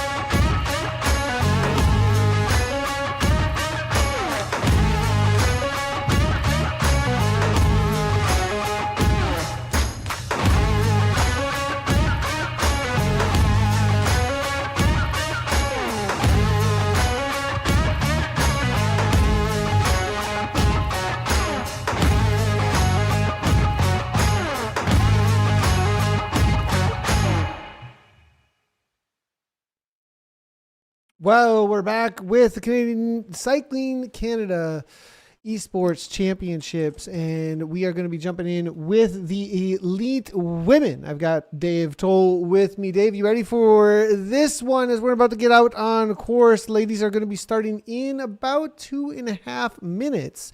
And with this, we've got Zoe Adam, Tiffany Penner, Jennifer Ward, Evelyn Gagnon. Now, that's a name that we haven't seen in a while as well. Dominique Charbonneau and Brittany Imlock. Brittany, who jumped in late into the Maple Cup as well and was right with Zoe until the final climb out on Richmond. Now, my question is whether or not Zoe was taking it easy up until that point and waiting for the sprint. It'll be interesting to see, though, now with Tiffany in the mix. There is going to be a lot that we will learn in the next hour or so. Zoe Adam, and you're right, Nathan, there's no S there. It's just Zoe Adam. I was just looking up her racer profile online. She races for a team called United, which is a top-tier American professional women's cycling team. In this day and age, a lot has changed in that world, but it's a team that's based out of Texas, but it's a strong team with at the biggest races in America, you'll see them getting results. So she's 23 years old, a little bit younger than Penner. So we really, when you look at this field, as you said, Nathan, it's not a huge field, but every one of these athletes has a very unique story behind them. And we'll have a chance to look into that throughout this event. I mean, Brittany Imlock is, if she has a good day today, she could be Canadian national champion. I'll put it that way. You know, it's going to require her threading a little bit finer of a needle to get to that victory. On paper, if you look at what Tiffany Penner and Zoe Adam have done historically, they're very, very similar athletes. I mean, very similar. So will the experience that Tiffany has at this level of competition help out? I would think it would, to tell you the truth. But maybe the raw ambition of Zoe Adam, maybe that comes out on top. We have a lot of questions to answer here in this Women's Elite Canadian Esports National Championship. Yeah, and that's the big question, isn't it, here as we get out on course, is how is this going to play when it comes to the experience? I mean, like you said, Dave, there is a lot of experience underneath the belt of some of these riders here. So how they take this on and whether or not they are super aggressive, whether or not, throwing a lot at a rider like Tiffany Penner, I think is going to be one of the things that this group could maybe end up doing too, right? Like they could say, hey, let's go ahead and throw the kitchen sink at somebody that we've seen time and time again be somebody that we've got to deal with. If I'm Jennifer Ward, I'm listening to you, Nathan, and I'm attacking off of the line. Going to try to make this into a wild affair. You got to put Tiffany under pressure. Why not do it on kilometer 1? Well, speaking of off the line here, we'll get in with our graphics here in just a second, but Zoe Adam here right from the get-go making a little bit of a move. Evelyn Gagnon now jumping right on top of that as well. Jennifer Ward is here, though, at 5 watts per kilogram. So this is going to be the situation here. What is Jennifer Ward going to be bringing to the table? Another rider who jumped in a little bit late. Wasn't sure she was even going to race, actually, I believe. So good to see that she's now jumping in with us here as we get out on course. All right, so similar to the men, Nathan, as far as the distance, I believe it's 42.9 kilometers of racing that we've got out here, about 400 meters of climbing along the way. It's a punchy course, no doubt about it. Got to time things well out here. It certainly won't be a 6-rider peloton when this one gets to the line. No, definitely. Will our winner be alone, though? That's a question. Yeah, I think, looking at this here, I don't know. I would highly doubt it that the winner is going to be alone, but you never know here. I have a feeling it's going to be a tough one to get away. I think there's going to be 2 or 3 maybe right to line, mainly because of the reality of this course, I think, the way that this course is. But you might be right, though. We'll have to wait and see. It's funny, I would almost put it at 50-50, especially being a 6-rider field that we're starting with, that the winner is alone when this is all done and dusted. Check out the Aurora Borealis there. It's a very nice effect from our friends at Zwift. We take a look. So, yeah, everybody in this group, Nathan, I don't think Jennifer Ward got enough of a shout out there. Good on her for jumping up into this level. Dominique Charlebois. So Dominique and Tiffany, it looks like they shared 2 wins apiece in the Maple Cup series that led up to our national championship here. So Dominique Charlebois had some success to build off of. Yeah, good job on her. Now that was amongst the, I think the, is that like a little kick already taken off here?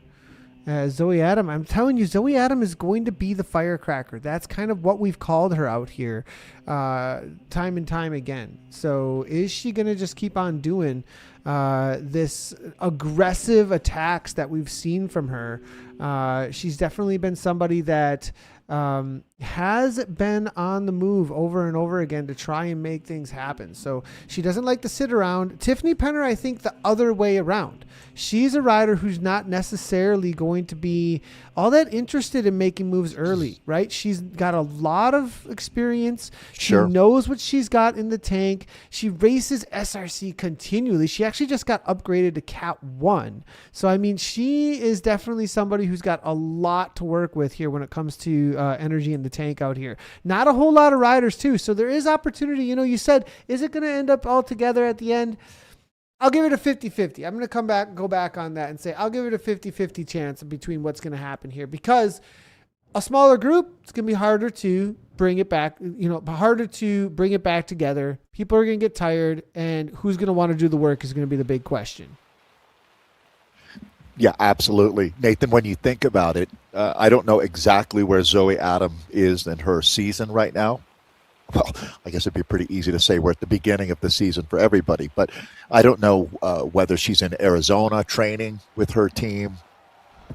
Probably not, because if she was, she'd be racing at the Tucson Bicycle Classic today. So she's probably home in Canada then, I would guess. But she comes from a classic racing background, meaning much more of the traditional format of racing, going a little bit harder earlier, where Tiffany might be the most explosive rider the sport knows. If you look at the plyometrics that she does and her background with sport, she is all about power and bursts of power. So, yeah, Zoe Adams, I would think, would want to make it really tough through this part of the race for Tiffany Penner. Keep Tiffany uncomfortable, which right now, not really. I think everybody's rolling along in this group. The 6-rider field here has enough depth that they're rolling like a mini peloton. Yeah, and as they do, Jennifer Ward just continues to take. Oh no! Is there a dropout? We just lost. Is that a dropout there? Brittany though gets back on terms. She gets back on terms. It looks like here, so going to be able to make things happen. Brittany Imlackworth. Yeah, interesting there. That was a close one. It looked like. Boy, that felt like a cat kicking a power cord out to me. Some type of technical issue there. Kicking a power cord out. Didn't it? I mean, she was very quick and right back on it, too. She wasn't out of the draft for more than 20 seconds.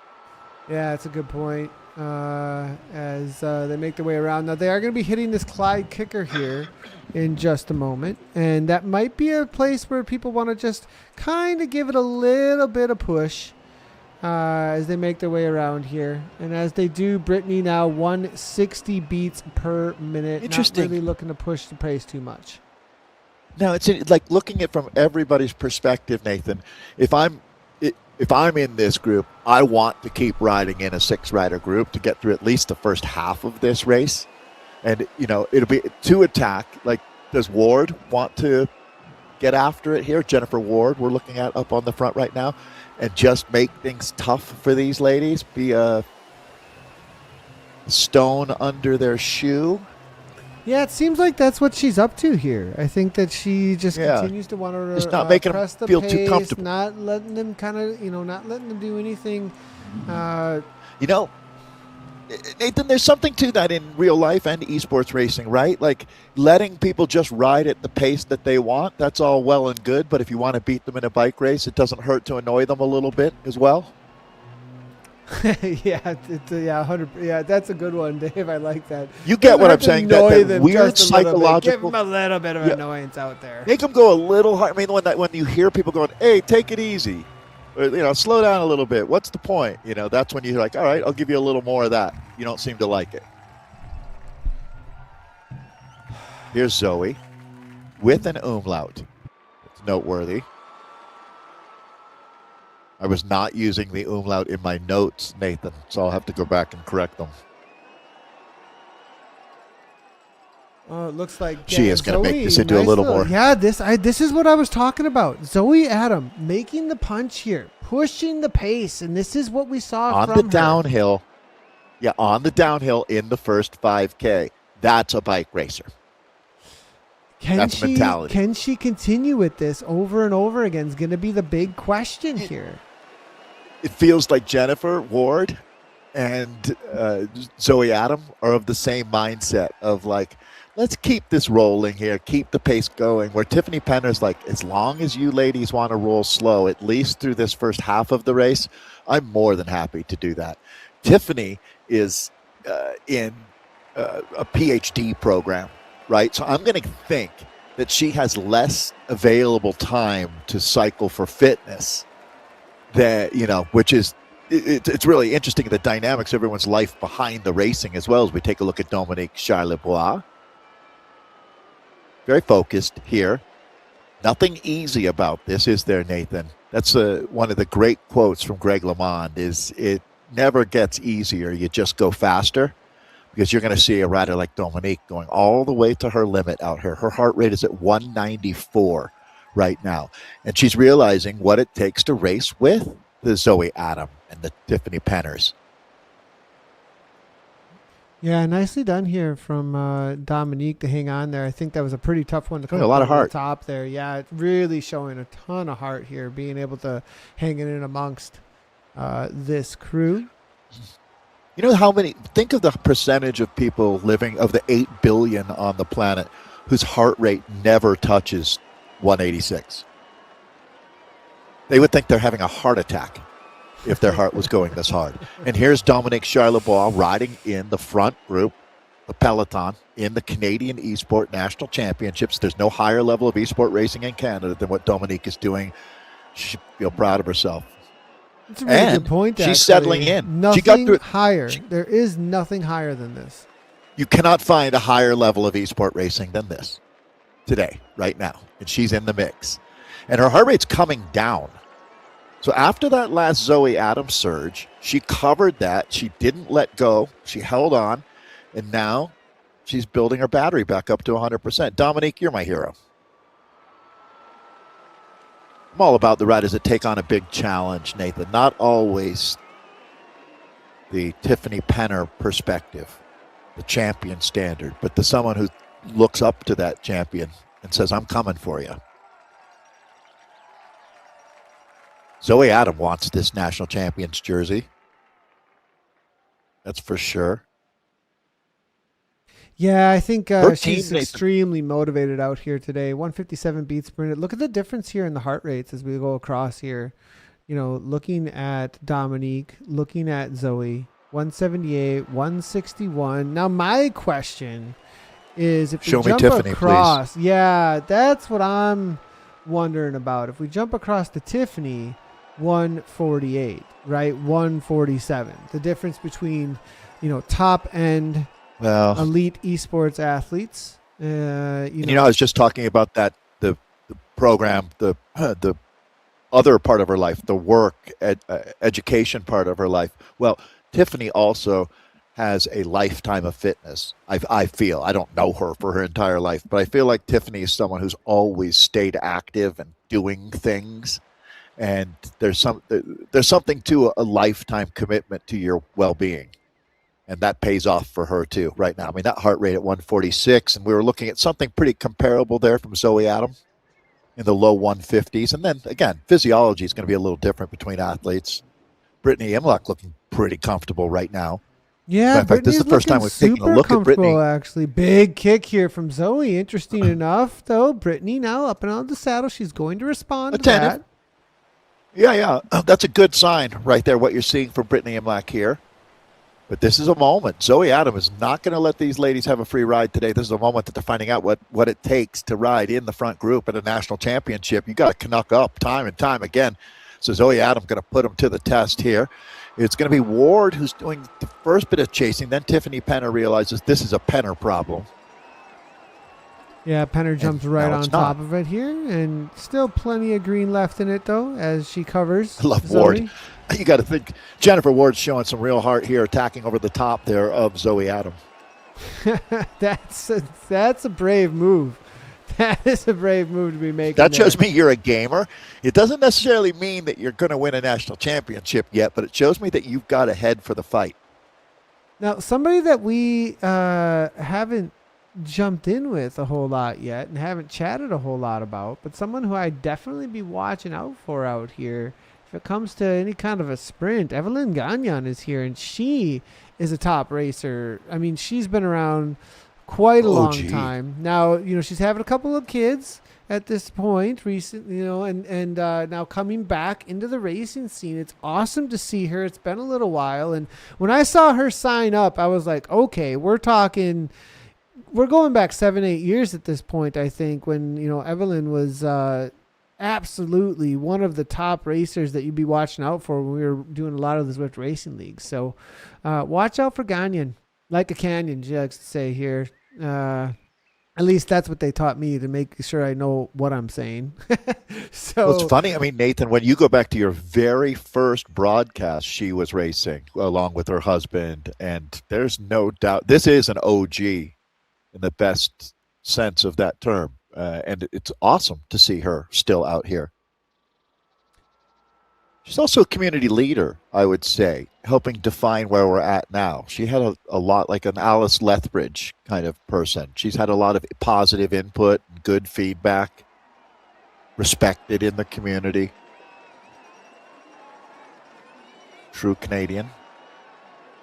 Ward, Adam, Penner, Charlebois, Gagnon, Imlach, and Zed Stramer. What's up with that That's guy? You, I assume. What is that guy? You, that guy needs to get out of the broadcast. Come on, dude. What are you doing? Why does that have to be there, Nathan?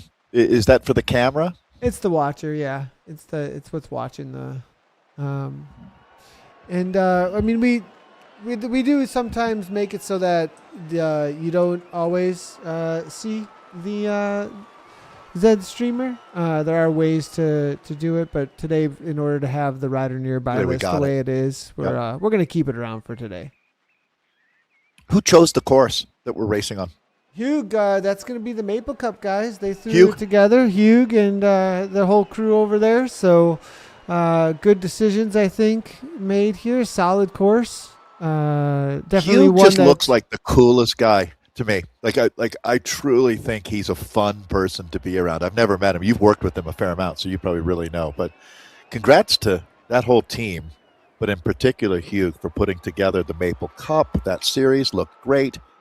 These are the beneficiaries of that.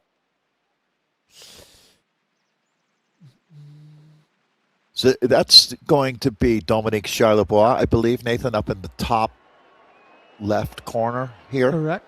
Yeah, Zoe Adam above right Tiffany. next to her on the right. See how she fought through she's been through 2 times. They put her through the gauntlet, and she has battled through both times. She's listening to some EDM music, I think. I would love to know what she's listening to right now, what her jam is for these moments. It might it's hilarious. be They're like, it's definitely EDM music. They're like, I know that's what this is.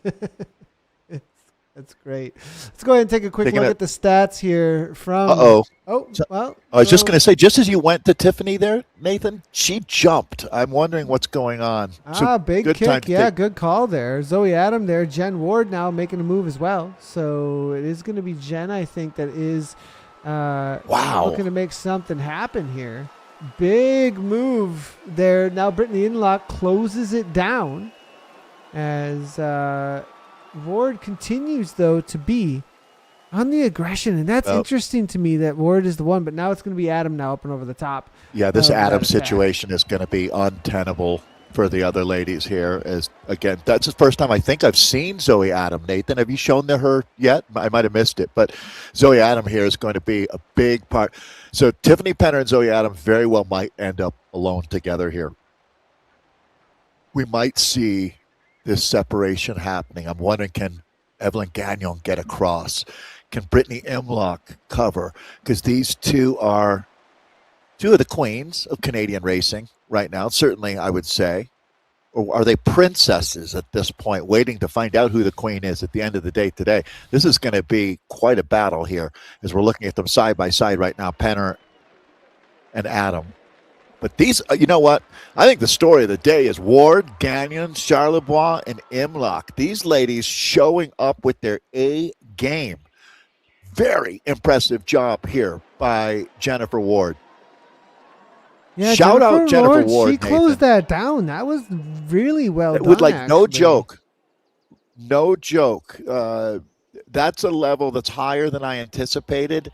And I'm really encouraged that we're going to have quite a show from these ladies.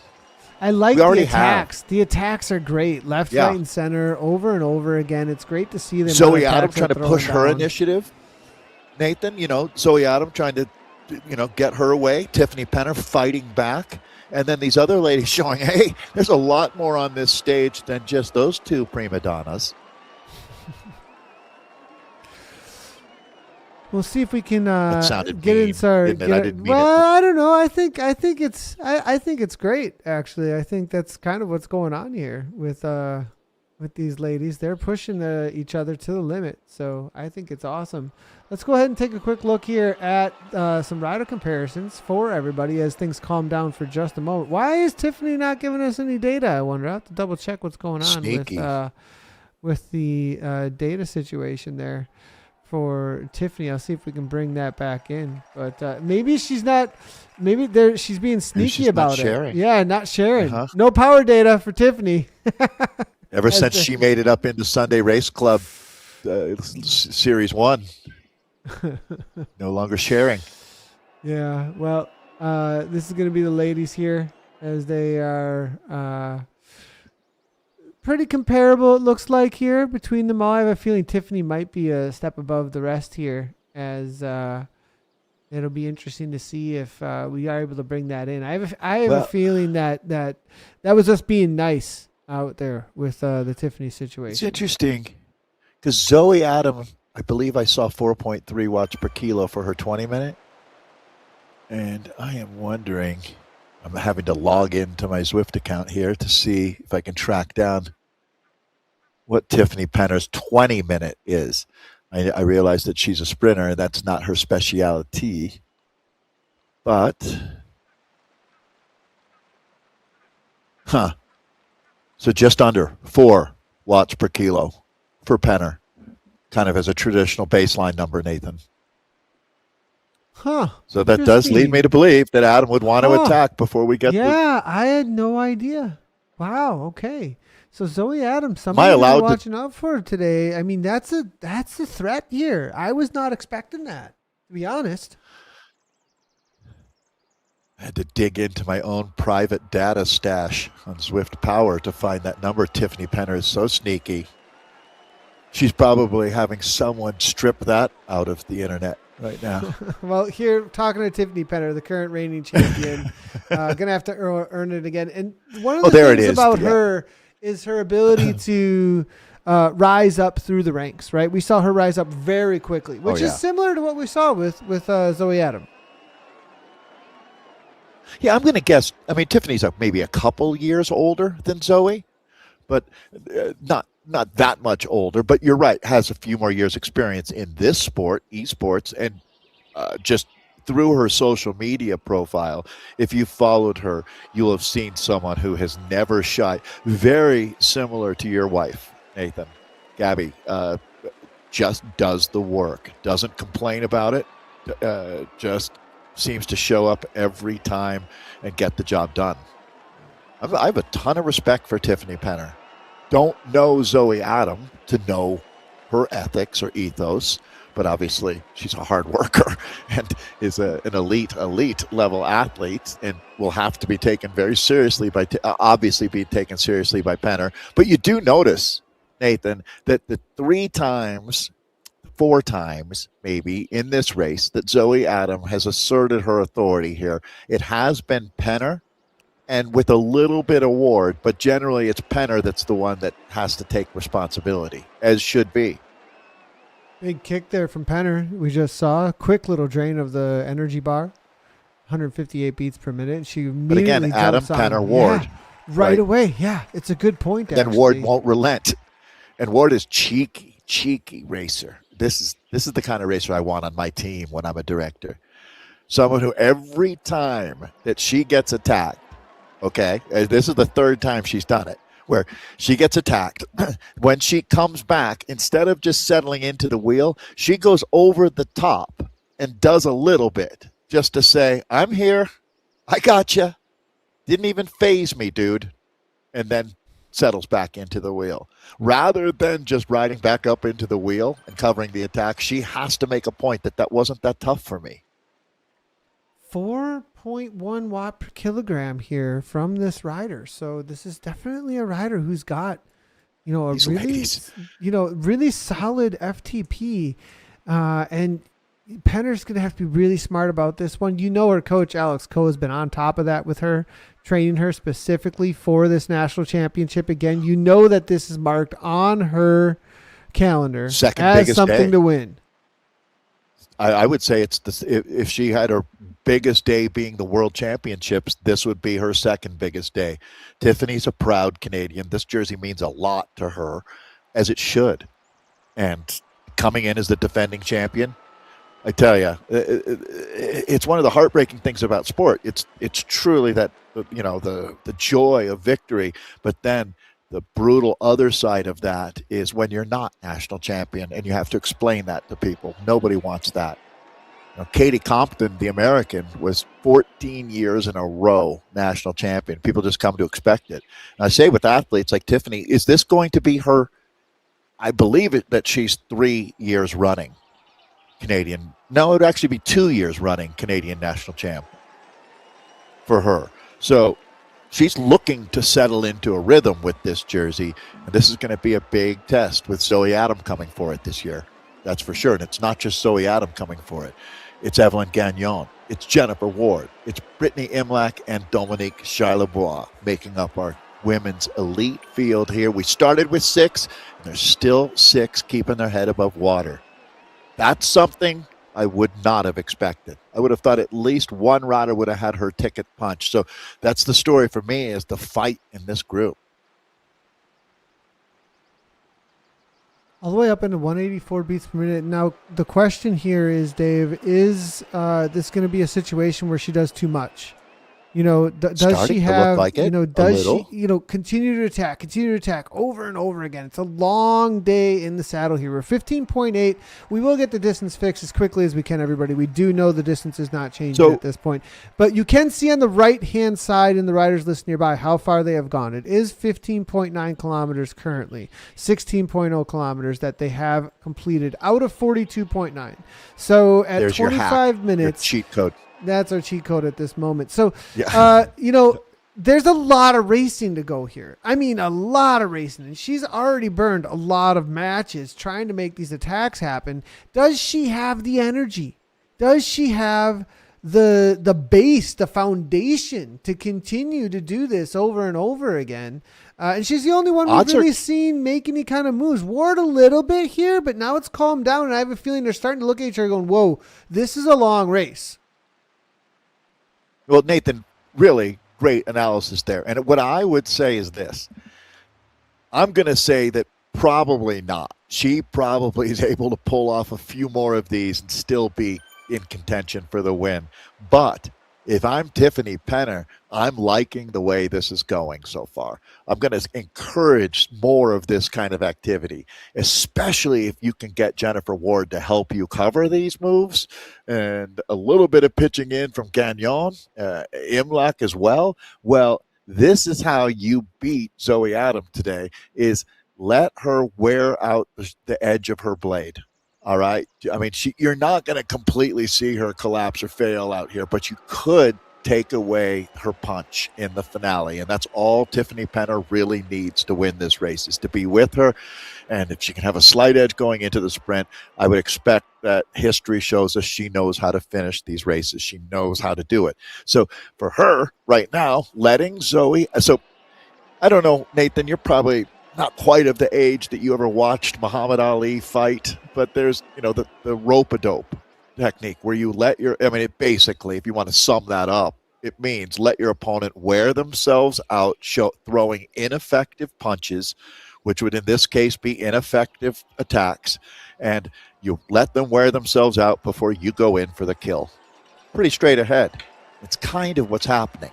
I think that's exactly what's happening here. It's a really good point, actually. I think that it's just waiting for the moment, the reality of eventually. And when you counterattack, you do it with old school fury, right? I mean, like, if you really know you're racing, you say, okay, that's 8 times that she's attacked and come back. This time she looks a little ragged. I'm going to finish her. That's how you race. But you got to be able to do it. It's one thing to know it and think it, but it's the doing it. Yeah, there's a reality that that's where I think the rope-a-dope is going to come in at the end of the day here. I just get the sense that, hey, yeah, go ahead, keep on pressing me up, keep on pressing, keep on pushing, and there's going to be a reality that when push comes to shove, Penner sat in. She saved the energy that she needed. She covered and killed, because if the truth is that a couple of these other riders got a little bit more watt per kilogram for a little bit longer, if Tiffany reserves the matches, plays it smart here, she's going to have, I think, the better kick at the line. I agree. And I think probably every woman in this race knows that. That's why we're going to let the pieces move around on this chessboard of pain, to tell you the truth. My ride of the day goes to Dominique Charlebois. She's got a Scotty the Squirrel in her pocket, so she clearly shows up every week. This is Dominique. Look at her. Her pain cave looks like someone who is an organizer or an educator. This is a part-time pain cave. They do some other work in this pain cave, Nathan. You know what's really cool is Dominique said, I'm only going to make it a kilometer. I'm only going to make it, hardly anything. I'm going to be off the back really fast. And then she's here all the way through up until this point, all the way to supposedly 198.5 kilometers. But she's to the halfway point. This is the halfway point of this race. And these ladies have been racing aggressively. They've tried to get rid of her. And I can't. Come on now, Dominique. Nice little push from Dominique as it's Zoe now. 2 seconds, though, from Zoe. Big kick from her. This is up and out of the saddle. Zoe's pressing it now here at this point. You can see a little bit of a grimace there on her face, trying to make something happen now. All right. And this time, it's not enough. Okay. Point, counterpoint out here. This time Imlach, what's different this time was that Imlach was the first back, not Ward, after Penner. Same thing. Neutralize that attack. Come on, Dominique. That's going to be, this maybe is the moment she's digging the deepest now. She's made it through the halfway point of this race. So shout out to Dominique Charlebois for sure. Evelyn Gagnon on the wheel of Penner. Ward and Imlach tucked right into the slipstream of Zoe Adam. So Zoe Adam cracks the whip, gets a little gap, and they get right to work and cover it. They've never let that advantage, Nathan, go out further than 3 seconds.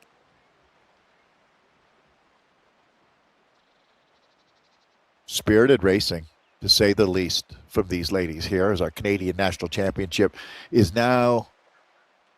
Don't worry about that distance. I think we're still dialing that in. It's coming good. right in front of It's our working eyes, on it. actually. It's working on it. Yeah, exactly. This is the way the odometer works in my VW as well. So It's been working I'm used on to it. this. It's slowly coming down Yeah. to hopefully it stops at 19.8-ish. We'll see. Or is it's it like just gonna watching keep my on- personal fortune. Well, it looks like we're just going to keep losing the distance. I have a feeling. Maybe We'll not. see, But well, to be fair though, and Nathan, unbelievable we job. can just with the have we can broadcast. just have fun with it. We'll just have fun with it. Yeah. Now. But actually, I don't mean this in fun. I mean this in all seriousness. You've done an incredible job, and the broadcasts are actually, I can even feel the improvement from back a year ago. To tell you, massive improvement. So, way to keep on working hard there.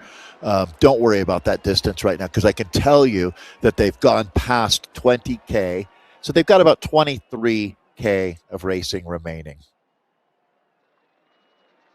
Up to the halfway point. It's now down to 5 riders in this front group here, as the woman of the hour has been Zoe Adam. Tiffany Penner has been her arch nemesis out here, but this is my favorite, Dominique Charlebois. Yeah, and I just want to give her some encouragement. She did a great job. Look at this, 195 beats per minute. As you can see, she hung riding on with for a long time too, with some elite athletes. Exactly. I mean, a couple of these women would be riding in the Sunday Race Club first group. Okay, so she hung with them for 20K out here. Dominique, you should be really proud. We'll hear more from her, I hope. I want to find out what she does for a living. Yeah, it'll be interesting. It's like an urban planner or something. Yeah, there's a lot of artwork in there too. A lot of art. Maybe an educator. Not a bad guess. Everything all calm at this point, about to hit the halfway point here, and we have lost one rider from this group. So I thought maybe there was going to be a little bit crazier than what we're currently seeing, but it looks like here we go. We're in with quite the race. Not a walkaway situation, that's for sure. No. Back when I used to do a lot of USA Cycling collegiate announcing, the Dartmouth team had a saying that was, they had it on T-shirts. It was, sometimes crazy beats strong. I always thought that was incredibly funny. They did too. And on a day like today is the kind of day where something like that happens, right? A crazy attack from Imlach or Gagnon and ends up catching out Zoe Ward or Tiffany Penner.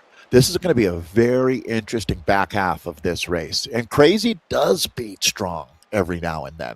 But in general, strong overcomes. But it's got to be strong with intelligence. And I feel like that would be Tiffany Penner today. Tiffany Penner has one of the best coaches in the business. That's not only coaching as far as the physiological part, but the mental part of this game here. You've got to have a race IQ. And I feel like Tiffany, who has got I'm sure, a very high IQ in general, has really built her race IQ up quite a bit. She's ridden a savvy race out here. Maybe Zoe Adam now changes up things a little bit here in the second half of this race and realizes it's not going to be so easy, Nathan, to get rid of these ladies. So maybe she re-strategizes, consolidates for the finale. Speaking of Zoe, now I just saw her up and out of the saddle. A little bit of a gap here. Jennifer, I think these four, Evelyn Gagnon, we've got Zoe Adam, Tiffany Penner, big kicks. Jennifer Ward here trying to hang on, though. Wow. That's the situation now. Back into the game mode now. Zoe Adam on the push. Again, so the umpteenth attack from Zoe Adam out here as she continues, just relentless, covered by Penner. Penner locks in. That's the new cryo kit that Penner is wearing here, with Imlach, Ward, and Gagnon in that order. And they're all still there. Nathan, how impressed are you by the Wards and the Imlachs and the Gagnon? I guess not Gagnon. We've seen her do this for a decade. But Imlach and Ward don't seem to be shakeable. I feel like they're becoming a much bigger part of the conversation as we move into the back half of this race now. It's a good point, actually. That's a really to be good fair, point. This was the thing coming into this that I was afraid of, that this was going to be, kind of just decided. No, not really, know who's going to be able to, not really have a super serious race, right? That it was just going to be like, one's going to go, it's going to be over. And now we've got a really serious 5-up race that this could be anybody's game. Which I'm 100% with you, Nathan. I was concerned that we were going to have a ride away from possibly Zoe Adam or maybe Tiffany Penner, and she ended up locked in a 2-rider duel. This is a much more interesting bike race than I could have possibly hoped for, and I'm loving it. The fact that Gagnon is still here fighting with these ladies, too. They can't punch her ticket. So the legend continues to be a fly in the ointment in this front group. Let's give you a bit of a reset here, as this is your elite women's Canadian Esports National Championship. We've got 5 women left up in this front group here. The newcomer on the scene, you see that Zoe Adam. She's going to be a rider that certainly has a huge impact in esports. If she wants to continue racing at this level, it'd be great to see what she can do. She's got Tiffany Penner, who's the undisputed, I would even say the greatest Canadian esports sprinter of all time. You want to give some shout outs? Well, Tiffany's been phenomenal at that.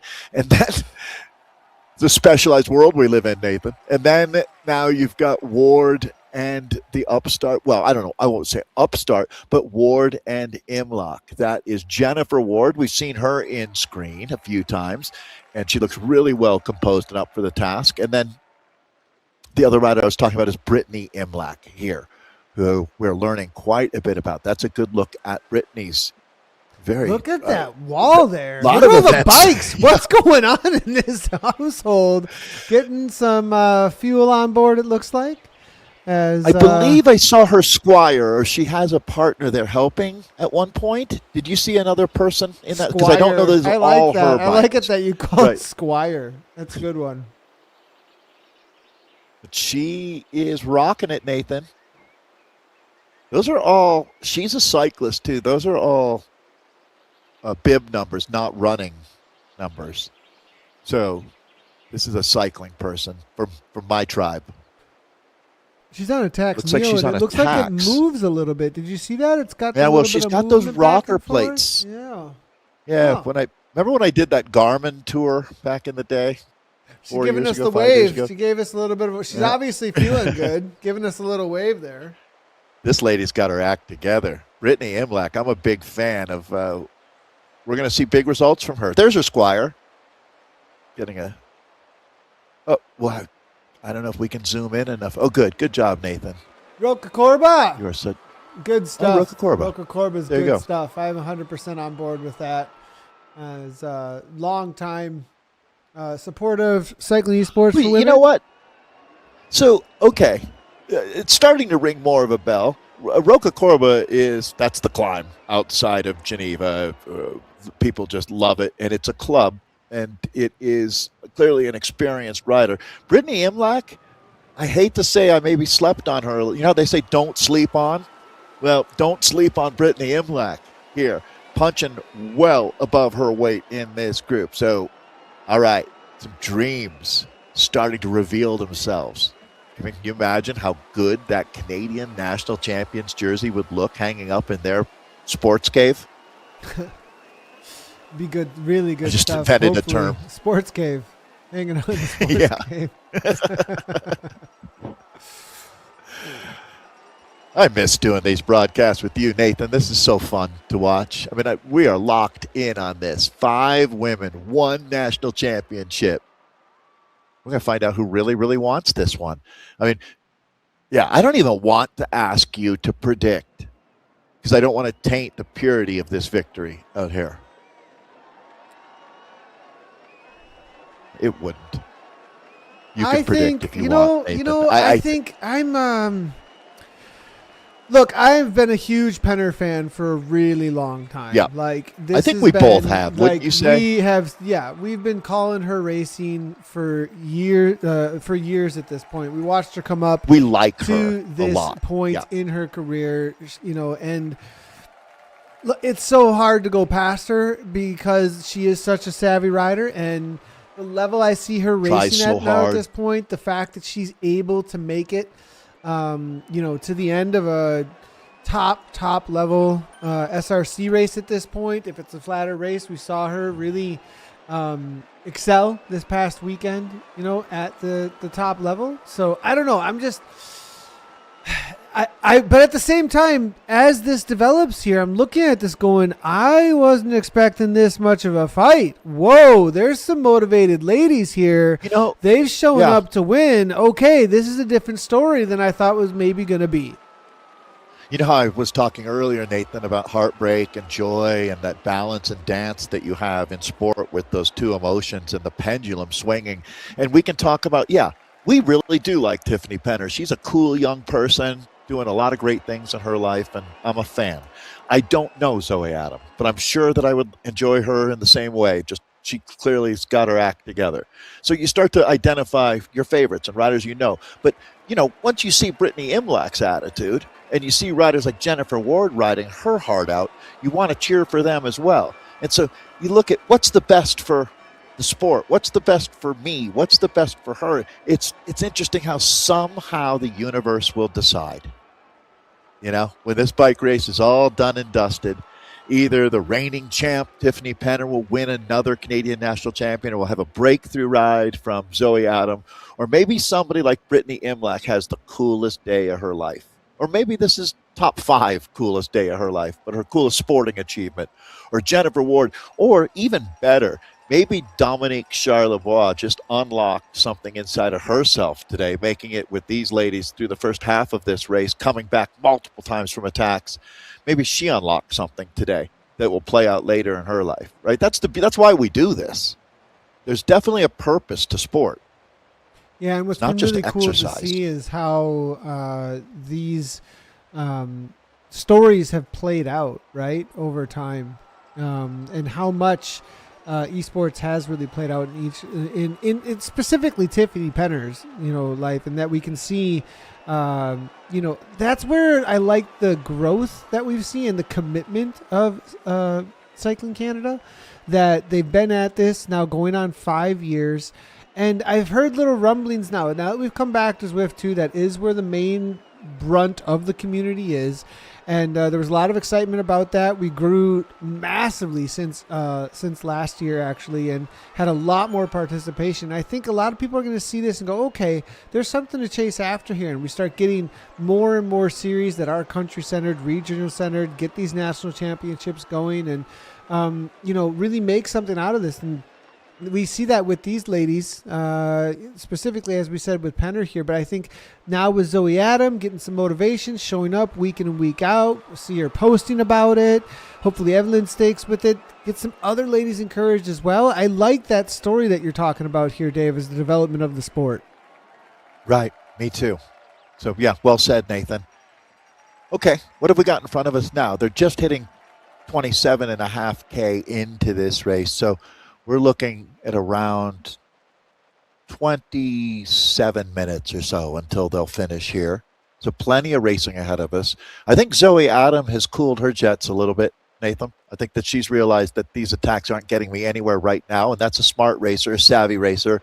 She didn't look like she had anybody coaching or supporting her directly. I think she's racing on instinct, which is good for her to be doing, to tell you the truth. That you talk about the cross-pollination between actual racing and esport racing. Well, one thing is true is bad tactics in esports or real racing will work against you. Right? Isn't that true for both? Bad tactics aren't good? Yeah, I think at this point they figured that out too, Dave. I think at this point they're like, wait a second, that wasn't exactly working the way we thought it was going to work. This is maybe look at everybody's batteries too. Like everybody's got full batteries. Nobody's really pressing at this point, but they're waiting for the moments on course. We're about to hit one of those moments.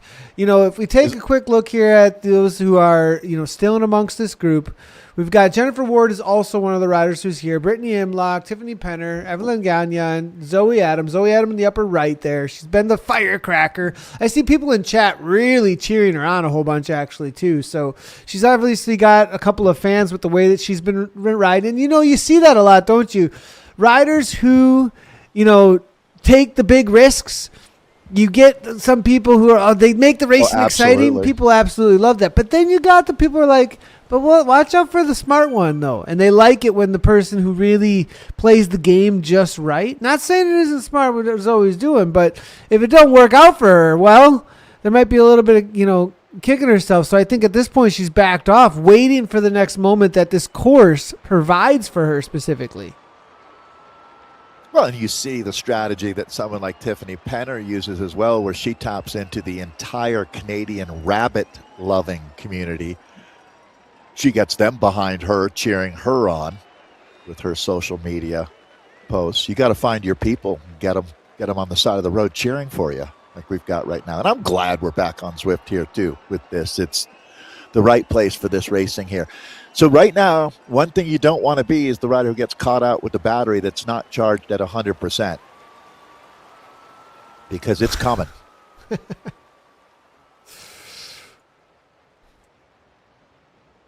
And here it is.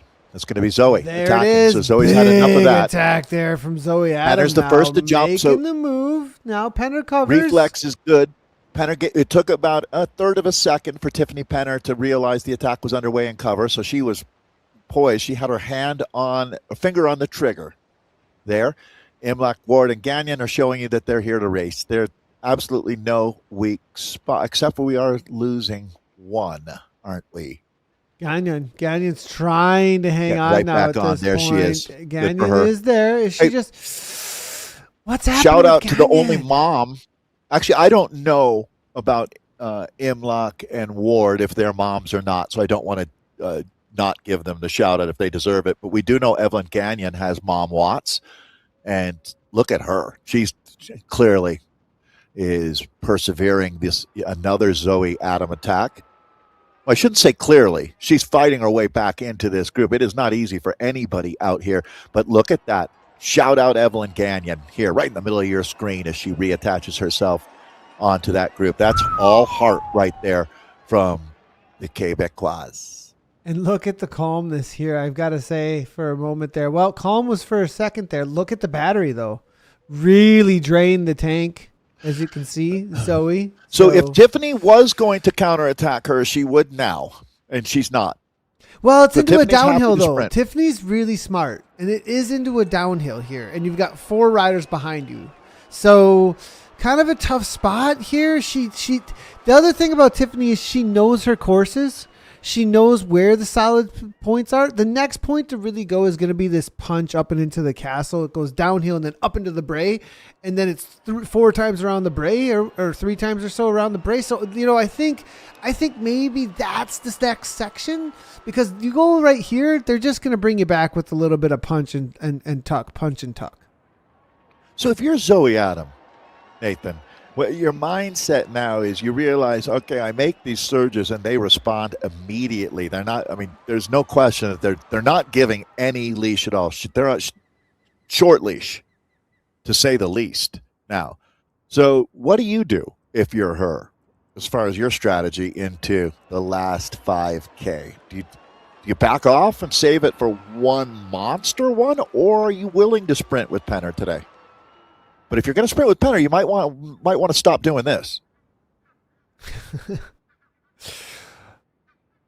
Yeah, I think Tough think question, that, isn't it? Yeah, I think that with Adam here, from what we've seen so far, and you're already kind of invested, it's either back off at this point, because we have 12.9. Thank you very much for working. We've got about a little bit, 11.9 at this point to go. So it only took us 30K. I found it at 30K, everybody. So, fine. You know, with Zoe here, I think she's put a lot of effort out into this. And it's kind of like that idea of investment.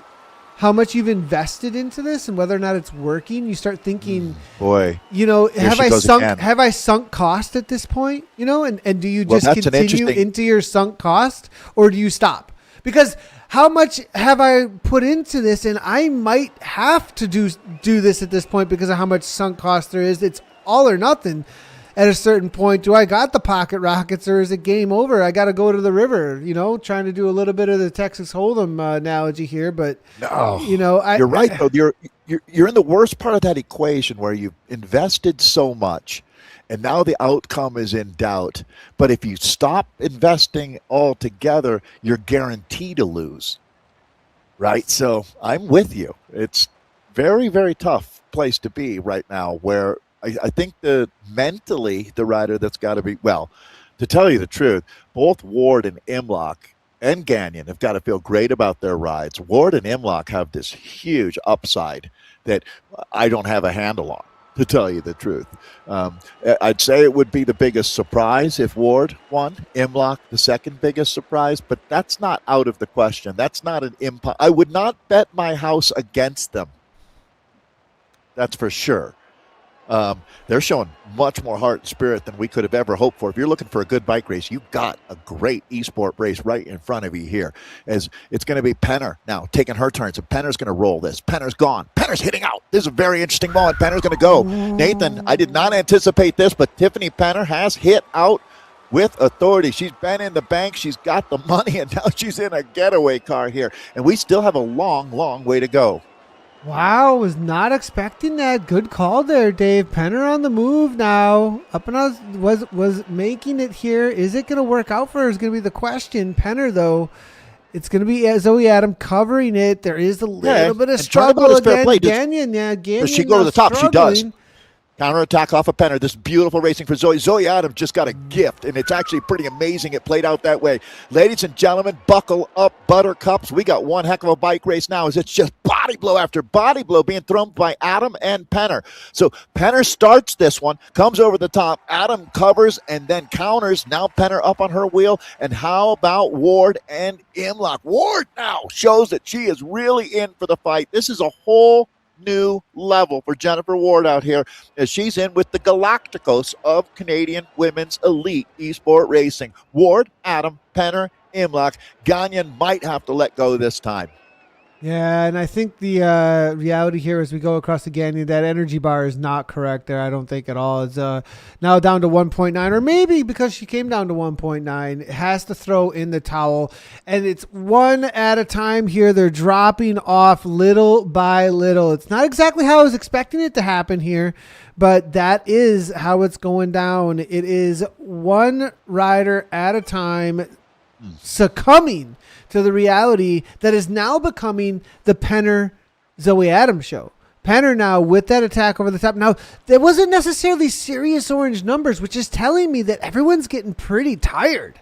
Like, that wasn't like some sort of insane monster. I mean, it was a serious attack, but it was only like about 5. I guess if your FTP is around 3.9, at 5+, you're in your VO2 max. But to be an all-in move, I think it had to be a little bit more. At that. She's back. She's coming back. That's Charbois. That's Charbois actually, who's on the back there and is a lap down, and she's actually doing the right thing. Ugh. She's actually doing the right thing. That's why she's saying sorry. To not get involved. So there it is, though, Dave. You're right. This is the move. She continues to do this here, Dave. Penner wants to make things difficult at the back end of the race. I think she can smell that perhaps there's some blood in the water. Dave. I tell you what, Agatha Christie wrote a book called 10 Little Indians, and then there were 4. I cannot believe what we're seeing now. Tiffany Penner has gone again, putting Adam under pressure. Adam, though, responds. Adam has been able to respond relatively well, Nathan, but you're starting to see the chinks in the armor. Boy, has this been methodically Tiffany Penner riding a savvy, experienced race and now realizing that she needs to go on the offensive and start laying some groundwork here for the finale, as she's attacked a couple of times, and then every time it seems like we're watching a replay of the replay. Nathan, as Adam comes up and over the top, Penner settles in on the wheel. It's Ward, Imlach still there. They're not going anywhere, Nathan. And again, I think this is the third or fourth time I've said it, but their chances every kilometer start slightly getting better. And especially the fact that you don't... You know who I am so impressed with is Ward. Jennifer Ward, she thought about not even doing this, and we're looking at just about a podium. We're looking at perhaps a podium. She said, oh, my setup. And, you know, Dave, let's talk to verification, right? We have a verification journey over at Leadout Esports. And it's something we're really putting together. We're going to have badges. We're going to have athlete profiles. It's all coming together over there. And this crew at the Maple Cup have done such a good job leading into the Cyclisme Canada Championships. And I know that Jennifer struggled a little bit actually with it. And she had said, oh, this is it's a lot of work. But then as they get invested, the reality is you probably put more time into tires and like seating your tires and figuring out your PSI. And like, it's just learning it and figuring out how this all works with the verification and everything. And once she got it figured out, now she's here amongst this top crew up in the upper left. Good there, honor. Jennifer Ward amongst the top athletes in the nation, battling for a championship, and anything can happen here still. And you know what's even better is I have no doubt in my mind that she's a rock star because this is all verified, right? I mean, like, so I'm looking at her saying, wow, she's hanging in there with these unbelievably elite athletes. Well, no. She's an unbelievably elite athlete. It's verified. That's awesome. Good for you, Jennifer. She should be proud, to be honest. I'm so glad. I'm so glad she joined us. I really am. Now that's Penner the journey, though. There it is. There it is. Here we go, Penner again. Now look at Ward's got 10 watts per kilogram. Where is that coming from? This is crazy. They're going to start pulling. It feels to me like there are some special rides going on here today. You can sense it with this crew. I'm having that feeling, God, I wish every one of these women could win it, to tell you the truth, for various reasons, right? I mean, Jennifer Ward is national champion, would be the greatest Counterattack. Here we go. Zoe Adam on the counter. 6 watts per kilogram coming from Zoe. She's pedaling. Oh, my gosh. She's digging deep. She's digging deep, Dave. And look at this. Ward is actually the rider covering this move. So Penner getting some help right now, which could not have imagined that. So Jennifer Ward, you are legend. This is one heck of a ride. It's going to be... But should she, Dave? Should she do that? Well, you know what I mean? Like the defending champion. No. You make the defending champion do it.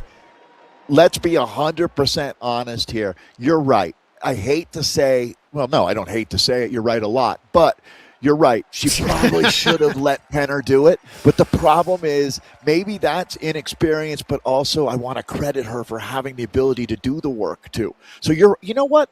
That's going to be the point of this whole thing is she has growth potential. This is not her best ride, Jennifer Ward, because when you even get a little bit smart, like, yeah, Nathan's right. You probably did want to force Penner to cover that. But she didn't know the risk-reward ratio there, Nathan, right? She didn't realize that Penner would cover it if she didn't. And we're making some assumptions, too. This might have been a really hard race, look who's right? leading this bike race. Look who's on the front of the Canadian National Championship. Is she like a gravel specialist? Like she's just going to get stronger as we go here? What is happening with Jennifer Ward? Well, she's made her mark, that's for sure. I'll never forget that name. Jennifer Ward, you are in an elite group, 4 riders together. It's Zoe Adam, the 23-year-old. She has got Jennifer Ward with her. Brittany Imlach, who we were just in her sports cave a minute ago, the Roca Corba rider, and then Tiffany Penner, the greatest Canadian esports sprinter of all time. That's the 4 that we've got in our front group. We're down to it now, folks. We're looking at, let's call it 5 and a little change, a little over 5 kilometers of racing until this Canadian Championship is done and dusted. Haven't talked about Brittany Imlach that much. We're learning about a couple of these riders, but one thing's for sure, Nathan, she's going to be a tough woman to beat when push comes to shove. She's done the least amount of work to stay in this front group, which tells me she's done almost nothing. Rider. You're so right, Dave. To be exactly. When you say almost nothing, I mean that in the most complimentary way. Yeah, as do you. She's been so smart, so savvy. Her Zwift IQ is off the charts. So, Brittany Imlach, we're looking at you, kid. Let's see what she can pull off in this finale. Boy, I tell you one thing I would not want to be, Nathan, is the Las Vegas odds makers on this one. You know, that the chances of an upset are surprisingly high out here right now with both Imlach and Ward. I know we've talked a ton about Penner. She has to come in for me as your odds-on favorite with Zoe Adam just behind her. But then these are two of the best long shots I've ever seen. Is this not a thrilling finale? I mean, are you not entertained? This is it's funny because I was like, oh, what are we going to do? Like 6, 7 riders? No. Remember we were trying to figure out filler material? Yeah, right? but they've made it interesting because it's like, it's really savvy riding and then boom, big attack, savvy riding, big attack. And like each one of them kind of have, it's funny how like, I don't think I'm reading these personalities into them. Like you can kind of sense the personalities that are coming from each one, just how they're riding. Right. So it's so great, Nathan, to see that. Yeah, it is great. And the other two riders, Dominique Charlebois, I was really impressed by her, and Evelyn Gagnon. Very great job today. And so, and every one of these women are noteworthy in this Canadian National Championship. I don't think we're overselling it either. I tell you what, this is going to be a worthy champion when the dust settles out here. I guess there's not a lot really, of dust. They've really battled for it too. And it's really great to see because in years past it hasn't necessarily been this way. It's kind of 2024, remember, that was insane. That was one of the best bananas. Bananas. Absolutely bananas. So I mean, one of the best races I've ever seen, that 2024 Canadian Championship. Yeah, both the men's and Zwift. The women's came down to that final sprint. It was so cool to see actually, and Thomas Thrall coming back and getting the better of Jeremy Ray after he was off the front for such a long period of time. I mean, just so many cool memories as far as that goes. So Look at these ladies, Nathan. Look at these ladies right now, how composed they are. And it's not like we've just ridden around Scotland for the last hour. They've been having at it. Attack after attack. So smart, so savvy. This is taking a look at that 24 edition. You nailed it, Thrall. And then Michelle Gagnon. Remember that? You remember that? Remember Michelle Gagnon coming through with that sprint? Pretty awesome to see. And, then the following year, the upset kind of with Tiffany Penner getting the better of some of these ladies and showing up, and so, but now she's got to defend it here. It's going to be weird if she doesn't win, Dave. I'm so used to calling Tiffany Penner as the Canadian national champion. And now we've got, and the cool thing about this, because these ladies have put their stamp on esports now it's like the Zoe Adam, the Jennifer Ward, the Tiffany Penner, the Brittany, they have put themselves amongst that name now. Now they have a stamp on this field. Now they have a stamp on this sport to say this is a point in their esports career to look at. And when they show up, hey, this is the level I've got. A lot of different ways to unravel this one. If you do win this national championship, you won it in an incredibly competitive and hard-fought race. If you're Tiffany Penner, this has to feel the sweetest of them all after what you went through. I still believe that Penner's the favorite, Nathan, in this group. And I don't want to let that bury that lead, because she comes in as the defending champion, but this is what she's had to withstand. And again, Zoe Adam goes, but look at Penner, so attentive, right on that wheel. This time, not even a millisecond. And now we're really locking in here. So that being said, the potential for an upset maybe greater than we've ever seen. Zoe Adam is certainly going to be, at some point, she'll be Canadian Esports champion if she continues to race this way. She brings a whole new spirit and quality of character to this sport. I'm really, really impressed by her. Boy, it's heartbreaking that everybody can't win in this one, the way that these ladies have ridden. I mean, everybody has a story, Nathan, that you could imagine. There's a pathway to victory for every one of these ladies. I think the biggest upset has to be Jennifer Ward, but every time you say that, all of a sudden you see her doing something exceptional out here. So the talent just jumping out of the cup in front of us now. Don't expect anything here for a little while, though, actually. For another K, I shouldn't say a little while. We're down to 3K to go, or 2K to go. But the next K or so, I think they look at each other. Zoe's got to go early, Nathan. That's the thing. But the problem is that Penner just doesn't leave her slipstream. Penner is locked onto Adam like a pit bull on a T-bone steak right now. You will not pry that out of his or her mouth. I hope we can get... Penner knows what she's doing. That's for sure. And and there you go. All right. Adam goes. Penner on it. Kick. I think Adam's gone so hard. She's made the Zoom call no longer work out for her. She kicks again. Adam goes again. Adam goes again. Ord over the top. Brittany, I think, is just hanging on. You can see. She's back. Brittany Imlock here. I could see her struggling just a little bit. Really. Look at, well, maybe there's a little more there than I thought. Maybe there's more. Okay. No, there's more. I'm with you, Nathan. I think maybe she's just a little bit caught up by surprise, in the wrong gear, wrong moment, but she seems to be finding her rhythm again. This is Brittany Imlach that we're in her sports cave.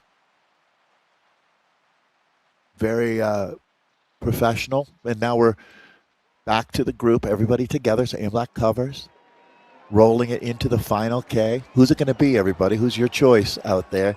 Well, we got the skirt in front of us. We've got the skirt. That's what we've got next, is going up this gigantic. We're going to see if we can get a good look at it off in the distance here as they're about to take this left-hand turn. There it is. And you can just see that giant rock. There's just there's two big rocks sticking off in the distance there. That's what they're going to climb. Okay. Be good for hang gliding off of, wouldn't it? Oh man, so it's a left-hand turn, pretty full gas usually for somebody who wants to make an early move. Let's go ahead and jump down into this, and there it is, Tiffany Penner, Zoe Adam following very quickly. It's going to be, oh my goodness, Penner now backs off actually, Adam jumps onto the wheel there actually, and now Adam continues to go full gas from Adam. Now 7.1 west Dakota, now Penner's up and on the saddle. Penner covers, and now we've got the games. They're going to start playing. It's going to be two up here at this point, left and right, left and right. Oh my gosh, they just are haymaker after haymaker. One punches, the other one dodges. Dave, to the line for these two. Yeah, absolutely. Adam slips a punch. Then Penner loads up to throw another haymaker, but Adam is there. This is going to be absolutely incredible.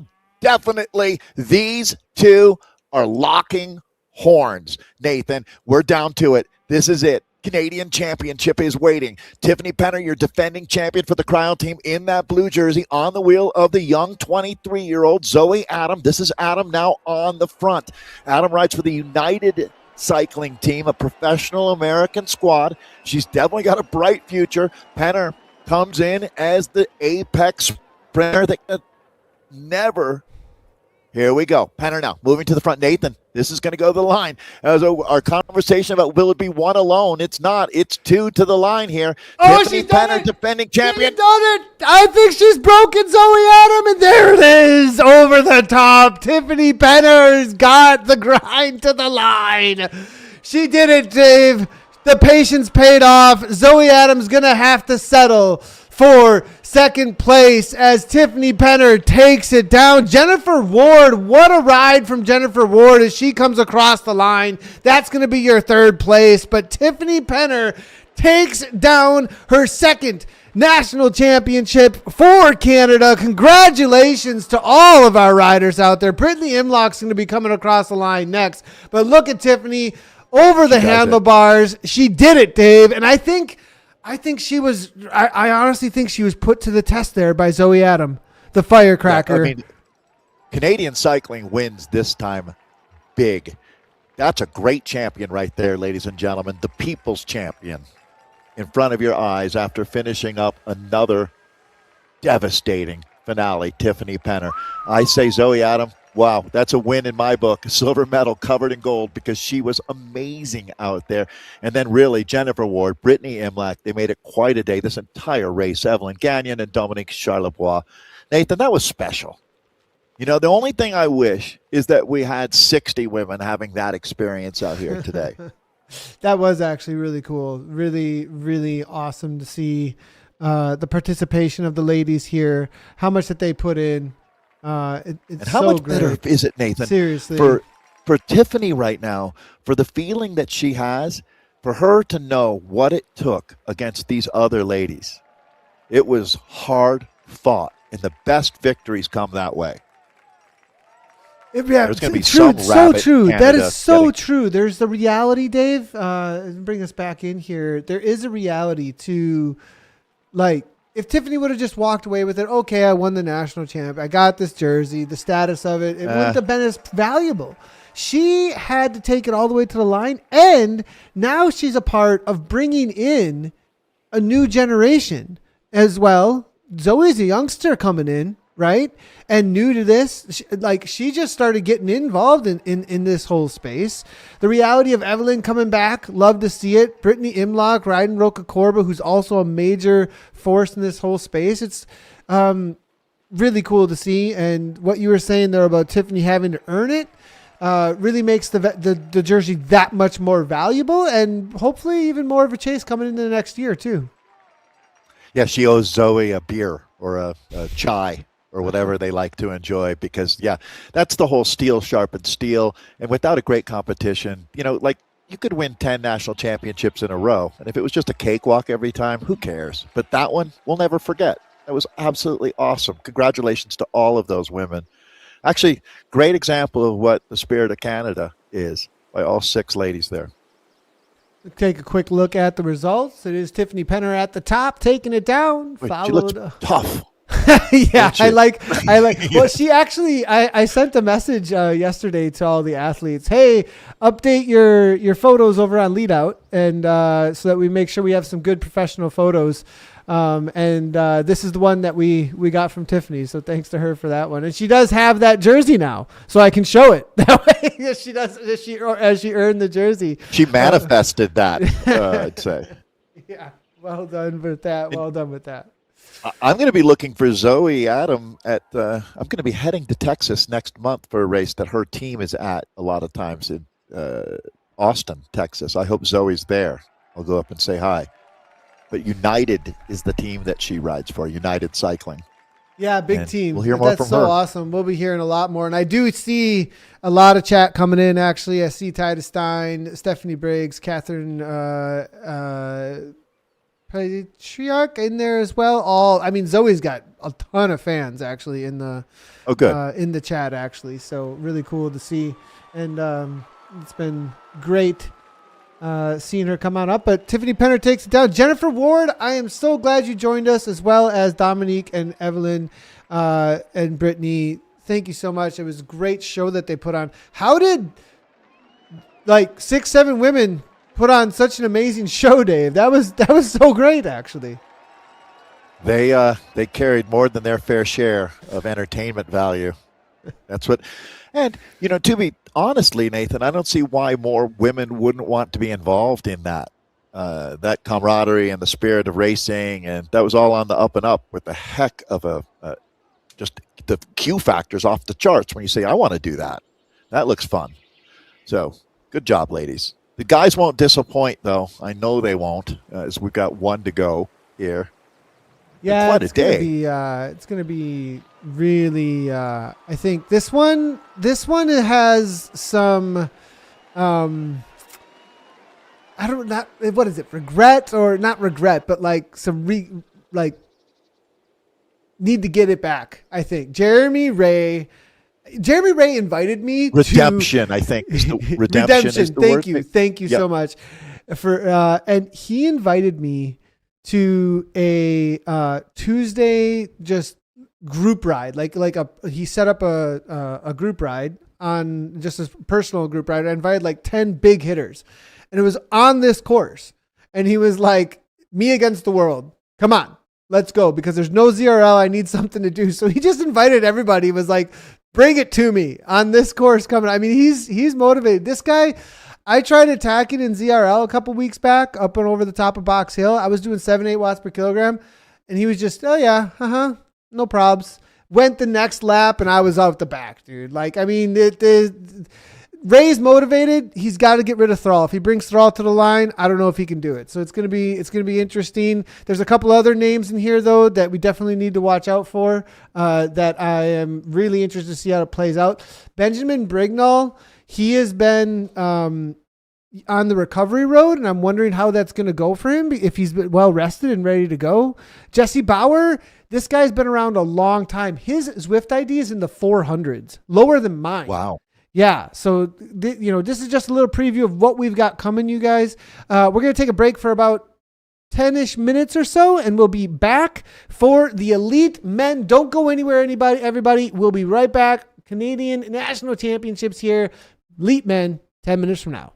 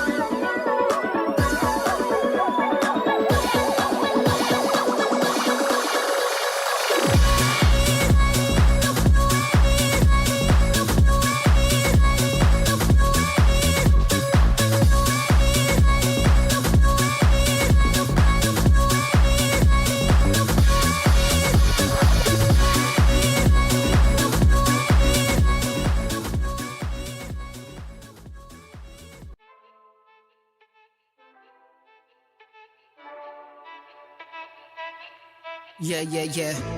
See the potential, instant, influential, maybe controversial, maybe in another life it's mental, maybe in this one sentimental, no, not accidental, whoa, but you come back tenfold, go, like dripping in gold, be dripping in gold, be dripping in gold, be dripping in gold, be dripping in gold, be gold.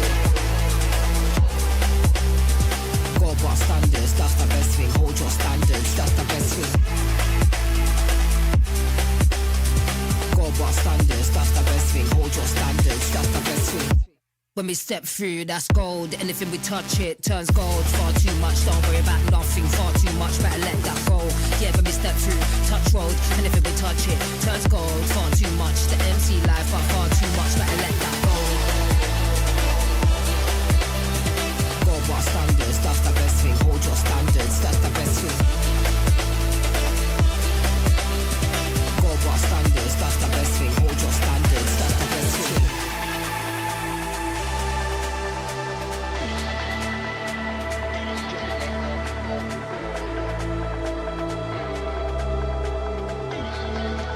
Okay, listen now.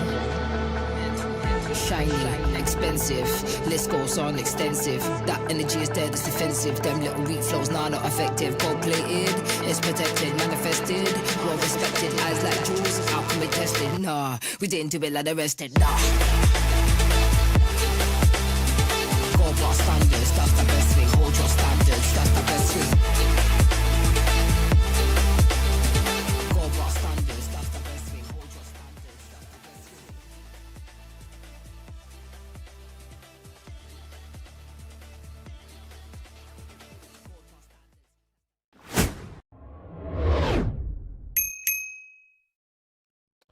Welcome back to the 2026 Cycling Canada Esports Championships. We just saw the women with a repeat defender of the jersey, winner of the jersey this week for the elite women. It was Tiffany Penner taking it down in a well-fought battle against 5 really strong athletes. It was really great to see some returning women to the elite field, as well as some newcomers who have a lot of fans hanging out in chat, actually. And it's awesome to see you, Dave. I'm so glad to be doing this again 2 years later since we did the 2024. And now we've got a battle that's been heating up, I think, for 2 years. Honestly, we saw Jeremy Ray off the front for half a lap. We said it was over. Remember, we saw that race won like 3 times in 2024. Like, I should have made a reel of it. Actually, I should have made a highlight reel for this, just to be like, remember this battle? This is what we are walking back into right now. I wonder what they remember of that. I mean, it was truly one of the greatest bike races, not esports, but just races that I've ever seen. So really have high standards and expectations. And as you said, the women put on quite a show to lead into this. Actually, all the racing today has been fantastic. Time has flown by. And now here we are, locked and loaded. This is not a drill. Big time national championships are back. We know this course really well now. Boy, I mean, Nathan, what have we learned throughout the day here today? I guess in my mind, only the strong survive into the finale has basically been the theme of the day. Yeah, 100%. And we'll see how things survive here. That's for sure. The course, we're going to do 2 laps of this. It's going to be about 42K or so. And as we get right down into it, it's going to be interesting to see, again, taking a look at the riders to be watching out for. And is there a rider or two here that might be able to sneak in? There's got a good kick on him. Let's go ahead and do a little bit of this though here. Is it Arthur Gribble? This is what I'm thinking about though. Let's make the comparison, right? Like these are the favorites. I'll just say that. These are the favorites on the day. There are other riders that can take it down. That is definitely true. But these are the 2 that have walked away every time coming into this race, and are definitely the ones on paper that got the power to make this happen. I'm a big believer in the upset artist, and that it would be Art Gribble today, if you ask me, Nathan. You're absolutely right in everything you're saying, but every now and then, dreams come true at these national championships as well. It's going to be really, really exciting to see what Jesse Bauer can do out here today. We're in for what's going to be some great racing.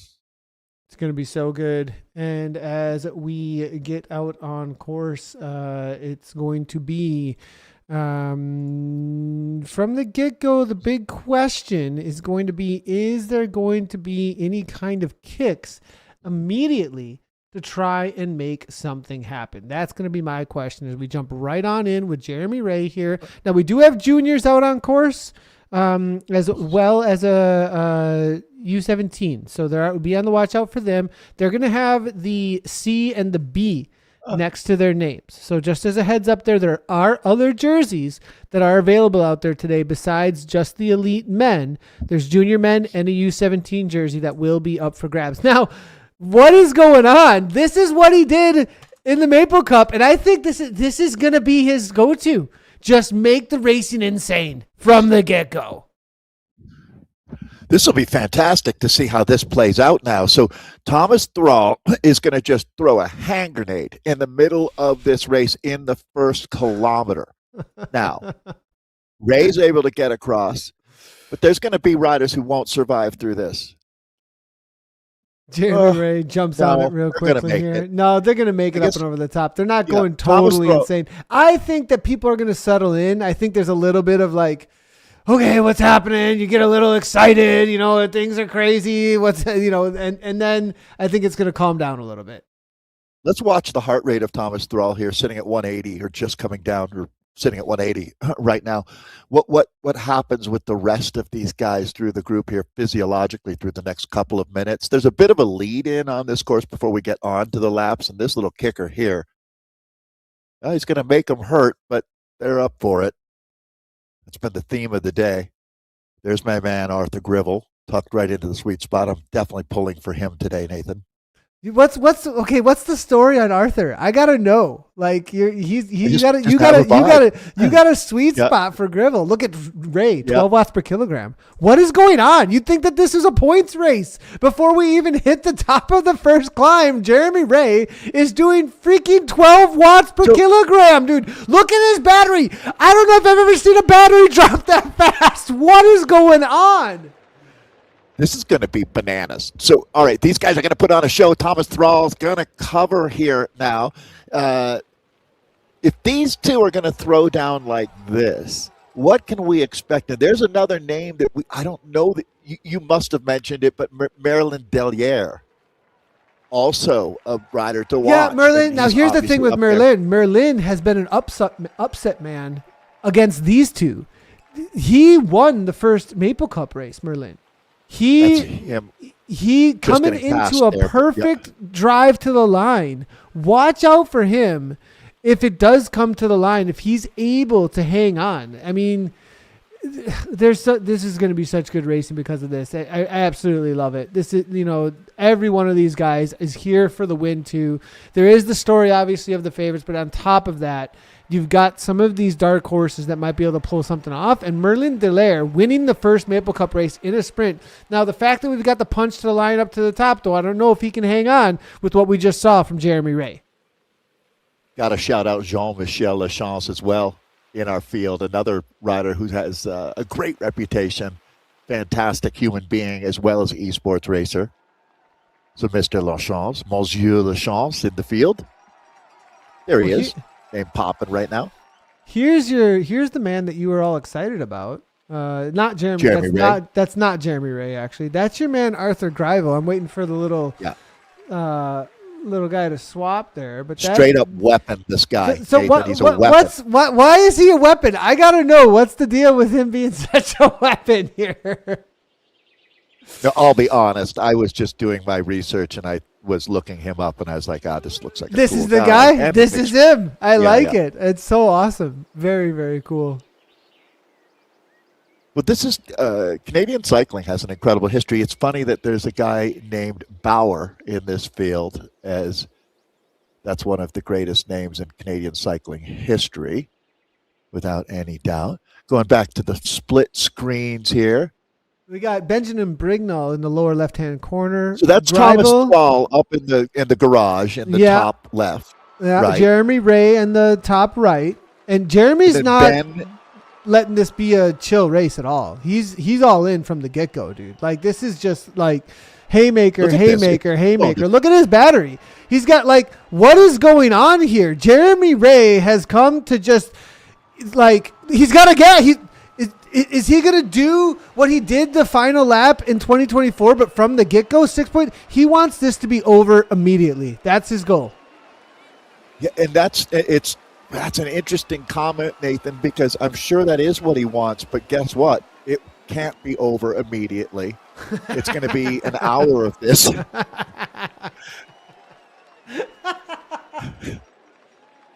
Oh, Dave. I miss doing this with you. Yeah. And guess what, Nathan? It can't be over immediately. We've got another hour of this. It's how long. Man. Here's the... Okay, I got to bring up this guy's power profile. I didn't realize Grivel was actually, not legit. Who is this guy? What's going on with Grivel? Well, when you don't... On paper, he's one of the fifth best on paper. Here, just talking about his 20-minute power, it's well up there. Jeremy Ray, a little bit better. Thomas Thrall, a little bit better, but not that much better than my man Art, who doesn't even have a photo.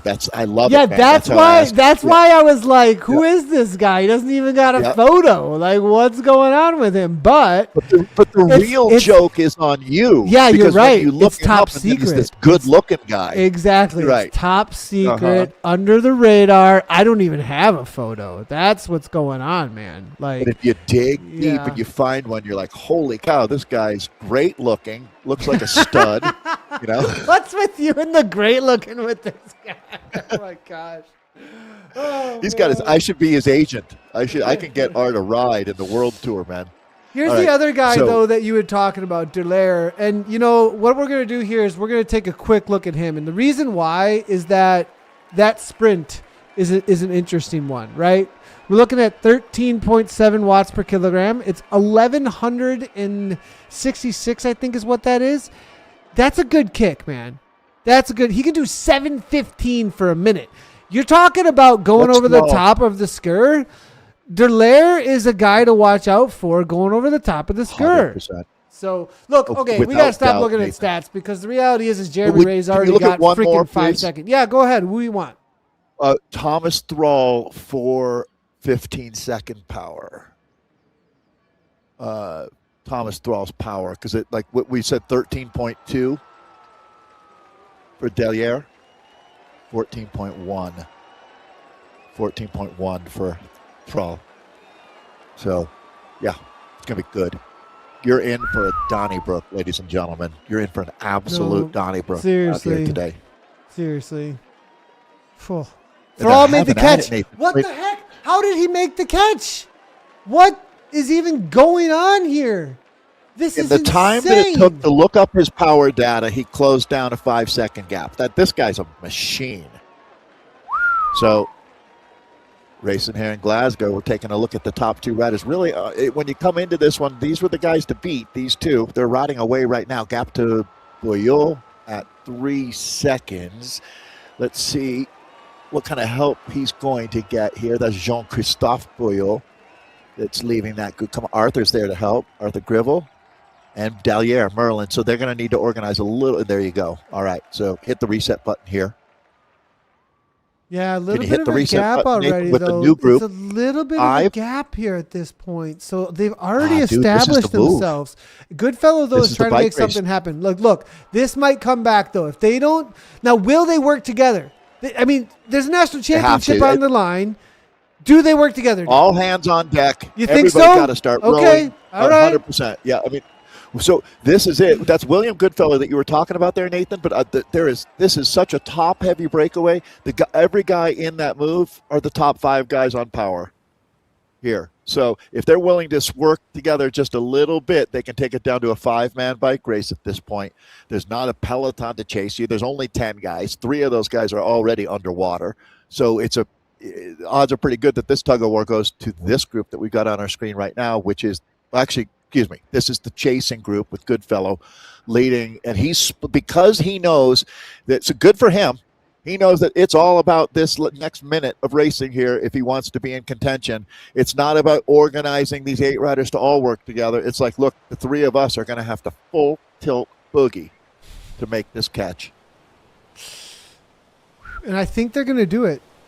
Everybody's going to do it, which is blowing my mind. I can't believe those 5 up front sat up like they that. did I it. guess They did it. They made the catch. That's a crazy. And Yeah. look at this U17. What the heck is he doing? William who? William Oile. This is awesome to Yep. see. You got to love this, man. Making the move over the top in the elite race, getting his TV time in. Wow. And there he is, William Oulet. And I think he's a mountain biker from what I remember. He likes the punchy riding. That's for sure. So, looks like he's a hot tubes racer. Or no, I'm sorry. That color is the same as hot tubes, but it must be another junior kit. The juniors, there's the cadet level. So junior cycling isn't just U19s, right? There's the 2-year group that's the U19s, and then the U17s as well. And they have the best stage race for juniors, Tour La Bideby, which Canada takes pride in that event, as it's basically the junior Tour de France, Nathan. Every year, the best junior riders from around the globe show up in Quebec. It continues the tradition there. And I bet you William will be a part of that. The other William is William Goodfellow that we're looking at, who helped lead that, bring the split back together. So shout out to him. We got a lot of racing ahead of us. There's one of our favorites today, or long list favorite, Benjamin Brignall. Yeah, he just got upgraded in the last couple of months to Cat 2 and SRC. Definitely a really strong rider. I know he had to take a little bit of a break from the bike for a little bit. Needed a little bit of recovery. Was training like 30-hour weeks, really, really motivated. And I think he just maybe overdid it a little bit. So maybe he's going to come back stronger, though, today and have a solid race here.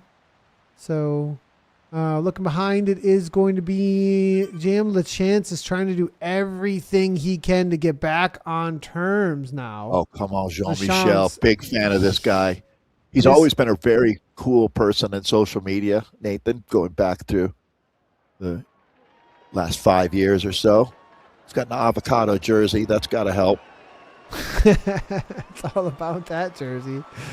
Yeah. It looks like he's going to do it. I think he's going to do it. I do see just a little bit behind here as we jump back in with. Look, there you can see him just in the distance, right there on the downhill. I think he's just going to start getting the draft, and he'll get a little bit of a reprieve. Now, if he fell off that early, though, maybe it was just wrong spot, wrong time. We'll have to wait and see.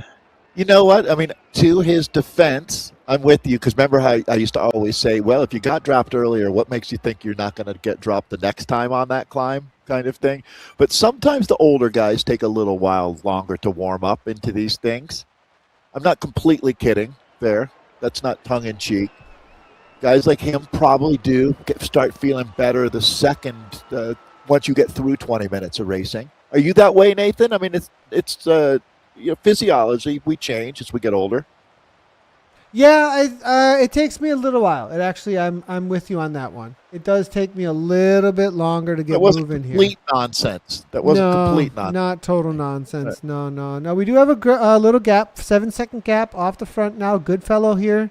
Greivel's leading the chase. It looks like our man Elias Smith off the back there by 29 seconds. Kohlenberg followed up by Sametz there, just hanging out at the very back of the race now at this point. So back in with Greivel, though, as he presses the pace to try and bring Goodfellow back. The chance is falling off now at this point, it looks like. Oh, boy. But this is going to be Goodfellow. Nice kick coming from him. All right. And I feel like this is a little bit of the prelude to the nightmare for some of these riders right now. Because the nightmare. Well, it's going to really hot up. You know what I'm saying? I mean, there's when you look at the quality with Thomas and Jeremy, I can't believe they're as chill as they are right now. I mean, they went out pretty hard, didn't they? They threw some, I wouldn't call them haymakers. That was full gas, man. Yeah. Like full tilt boogie, dude. Like they were not messing around. What was the point? If you want to look back on that, right? What was the point? Oh my gosh, that's really funny, actually. Well, Goodfellow now, though, taking advantage of a moment in the race to roll off of the front. I think Goodfellow is one of the coolest last names that a person could have. The name William Goodfellow just feels solid to me. Did our man Mates like have a dropout? You see, he's just hanging way back, like Jean-Michel. No. The mate, what is it? Michael Sametz. You see him way back there. He might have had a dropout or some kind of technical. Technical issue or something like that. So. Interesting. Now, Goodfellow's got a little bit of a gap. 5 seconds now at this point. About to hit, coming up over the top of the breakaway break. Nope. My when I was growing up, my dad had a friend at the Geological Survey he worked with named Steve Maids. And how about the law firm of Goodfellow and Many Deeds? That would be great, actually. Yeah. Goodfellow is putting a lot into this right now. Or actually, you know what I should say? Just enough into this right now. He's not going ballistic, Nathan, but he's making enough of a wattage differential from the chase group that he's starting to open up a 10, 11-second advantage here. Yeah. Huh. But you see his power he hasn't gone over 5 watts per kilo, really. Or he has, but not in this No, it's just consistent. And I think the idea here is that they know there's going to be a monster attack. And so everybody's kind of just waiting for that moment, and they're going to sit in. This is how you build up a buffer, is I guess my point. You take advantage of that. You take advantage of that moment, right? Yeah, just go. I mean, it's not like he's going to be, he's not going completely mental right now. So when he hits the bottom of the climb, he won't be gassed. He should be able to settle into a rhythm. Good racing from William Goodfellow here. Again, he's riding within himself, but taking advantage of a moment here. We have a lot of racing ahead of us. Best way, basically, they're down to about 30 kilometers of racing remaining. We're doing 2 laps on this circuit. It's called break. I always had such a tough time with this one, Nathan, back in the Zwift days of pronouncing this right. Break fast crits and grits. Same. I have a really difficult time. I can never say that one for some reason. I always thought that was me. I'm glad you acknowledged that one. Seems a little weird to roll off the tongue. But anyways, it's a great course. Challenging course. About 200 meters of climbing per lap, which makes 400 meters. A little more than that because there's a long lead-in. That's where these guys went mental in this race. The women were aggressive in the elite race. The guys were off the charts. This is Thomas. Well, they're sitting in 20 seconds that they've given him as they calm down. Looks pretty calm here at this point, as you can see. So, Thomas man who takes pride in his garage, his organization of his garage. This man is no slob. He is the legend, actually. Winningest. He's the only person that's got 3 in a row like this out of Canada. And the inaugural one, he got second place to Usborn, Matt Usborn. So, yeah, I would say that the team next, presented by Insured, has been one of, if not the greatest esports collective of the history of the sport. And he's been the biggest star, or one of the biggest stars on that team, for sure. So if you had an esports hall of fame, Nathan, not Canadian esports, but global esports, I'd put this man in it. Oh, yeah, 100%. Big attack here from him. Look at this. Here we go. Going full gas. Look, and this is what I was talking about. Looking to go across. Full gas. Jeremy Ray makes the cover real quickly here. We can see that Ray's coming across, so danger is going to be averted. As Thrall, though, the jump over the top. Now, why is he doing it at that point, Dave? And I think it's because of the speed. Differential? The speed, right? Right. Mm-hmm. Exactly. So this is a new moment in this bike race. To tell the truth, what happens here in the next 5 minutes is going to tell us a lot about what we have in the finales, who survives going through the thresher now.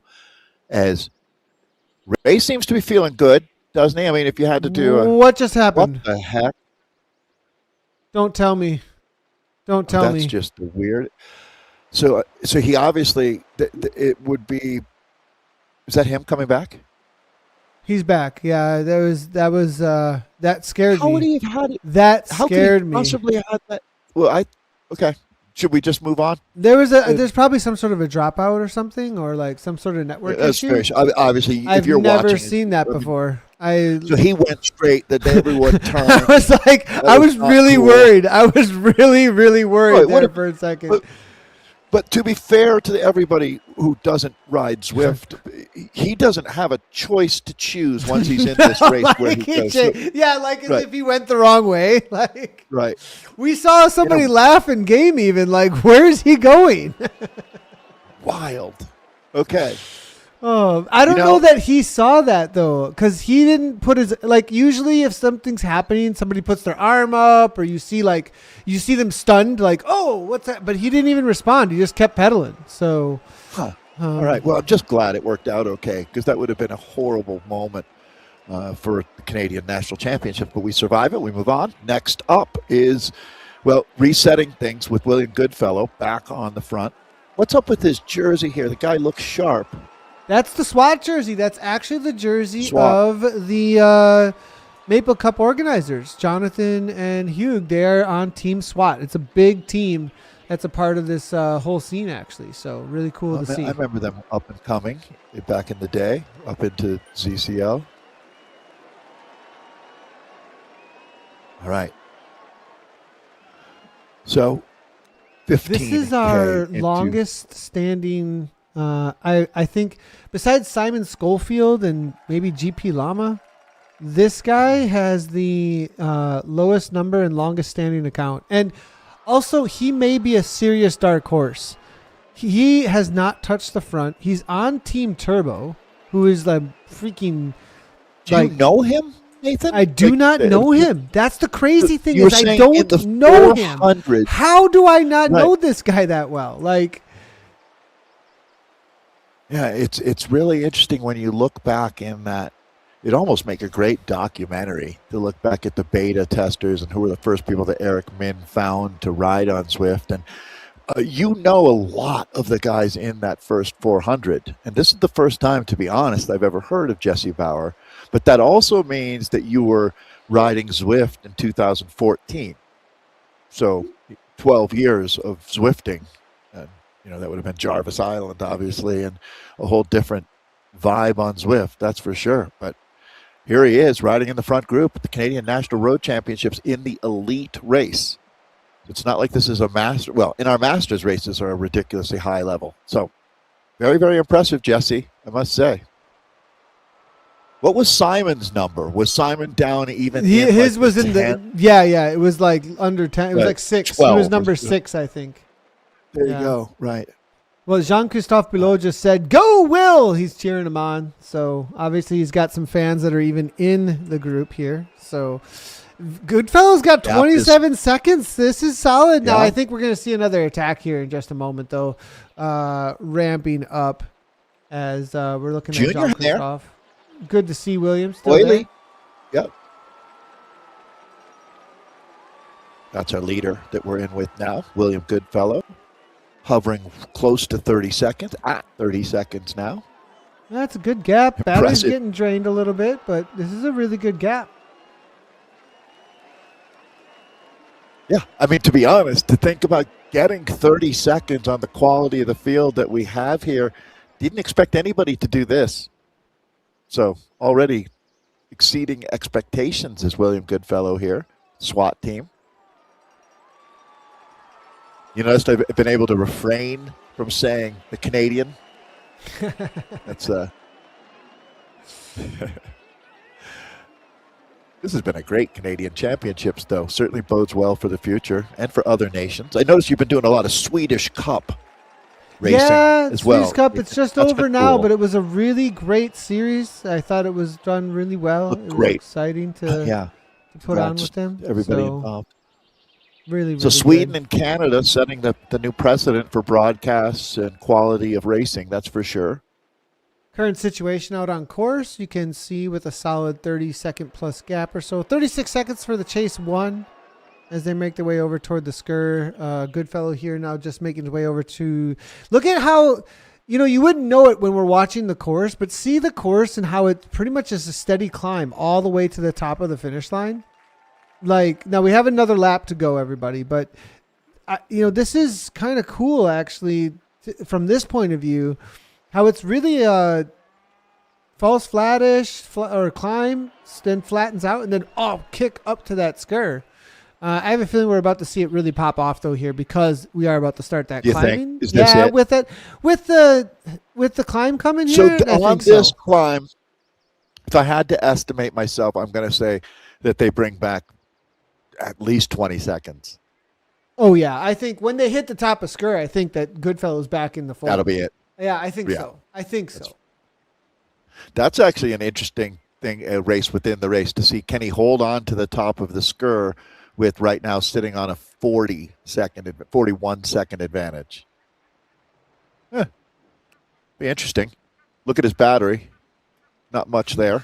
About 30% left, maybe. Something like that. He needs one of those pocket chargers. That would be a goo, I guess. Energy gel.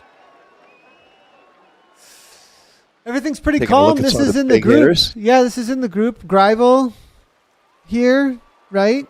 I mean, he's one of the ones. Arthur down there looking solid in the black. Up on the top two spots there. Here we go. Yeah, you can see it ramping up. Look at Thomas Thrall now. like a chicken eating breakfast there. That's my thing. That's what people I say remember I that do. one. Wait, it's Bauer. It's Jesse Bauer. He's been sitting in. Look at this guy. Loving it. Turbo OG. on the front. Look at this guy with the rocket in there. He's rocketing away. All right, and going to cover that is Ben Brigno, who we just had on screen there a moment ago. Looking good, Ben. So nice to see. He's got to have good sensations right here. But that's Jesse Bauer in full effect. Living up to that Bauer name, Steve Bauer, the Canadian legend. And let's see what we've got here, Nathan. There's Dalliere, connected, stylish. Everything remains intact, actually. No damage done. Well, Bauer's got a good kick if he can hang out all the way to the end. 6 watts and the 12.3. I mean, this guy plays it smart. Watch out for him. It's definitely. So those were the two that brought things back. Now it's going to be Ray over the top, though. Ray on the push. It looks like, and this is what Ray wants to do. He wants these bottom to top climbs. That's really his wheelhouse. And if our cards will settle down here, I really want to give an idea of just the outstanding level that Jeremy Ray really is. He's just got an insane. Does he do Sunday Race Club? No, he doesn't actually. Interesting. That's the crazy thing is Jeremy doesn't. I actually asked him if he was going to join us, and he said not right now. He likes racing outside and for his team and everything, and so he's really focused there. And he just really wants to get this national championship, and I mean, just and really, I've seen him come up over the last year to year and a half. I actually told him, man, your fitness level has just gone absolutely insane in the last year or so. He's really, really strong 2 years ago, but in the last year and a half, it's hit another level, half a watt to a full watt per kilogram from what I'm seeing. Yeah, you can see that he's got real world cycling ambitions. That's for sure. I saw he raced at Battenkill in the U.S. last year, and top 30 result there. Interesting mix. Definitely a guy who's out there living the cycling dream. That's for sure, Jeremy Ray. It estimates his VO2 max at over 80. That's the estimate. Zwift gives an estimate of VO2 max. That's insane. I mean, and that's kind of like what they would say Lance Armstrong. Yeah, world tour. World tour level. Yeah. 13.1 for 15. Now, Thrall's got the better kick to the line, but at 9.5 for 1, whew. Watch out, guys, when we come to that line. Seriously. He was 42nd in the Canadian Road National Championship last year. Jeremy Ray. 42nd. We're talking about moving back to. See what he can do this year. I want to see him take a double. Let's do double, Jeremy. Come on now. First ever esport and road national champion. Jesse Bauer holding on. You see him tagging right into this group. There's Ray right in the middle of that group. This is the Tête de la Corsa, the front of the bike race with William Goodfellow. Holding on to 8 seconds here, Nathan. Whittled it down. Not giving up. Yeah, good on him. Good on Goodfellow. He's got something left in the battery there, just enough to get over the top maybe. And maybe this was a plan the whole way is like, look, I'm not making it over the Skur the second time. Sag climb it. You're right. Yeah, make the Sag climb happen. Koos can't believe it. It's like, whoa, that's Goodfellow off the front. I mean, he's settled into a nice effort here. Gotta be. I mean, the battery still has a little bit of orange on it. Keep it going, William. Race time fixed there, just so everybody knows. We're back to 30 minutes in. We're not 2 hours into racing. Go. So Arthur's still there. Thomas still there. Ben is still there. I'm looking for a junior. Yeah, William is still there.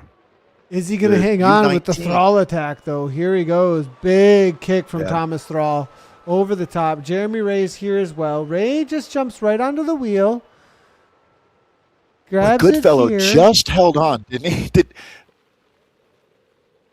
That is right there. And here we go. Your front group, like a roller coaster ride, back down now. Everybody's still there too. And you're right. Goodfellow just held on. He did it. I mean, did he make it or not? Yeah, he made it. He made it over Yeah. the top. He's there with him now. Just There as he is. goes over the Yeah. top, they caught him. Boom. He's Yeah. wow. Good for him, though, because that Oh, means William, he catches though. this train.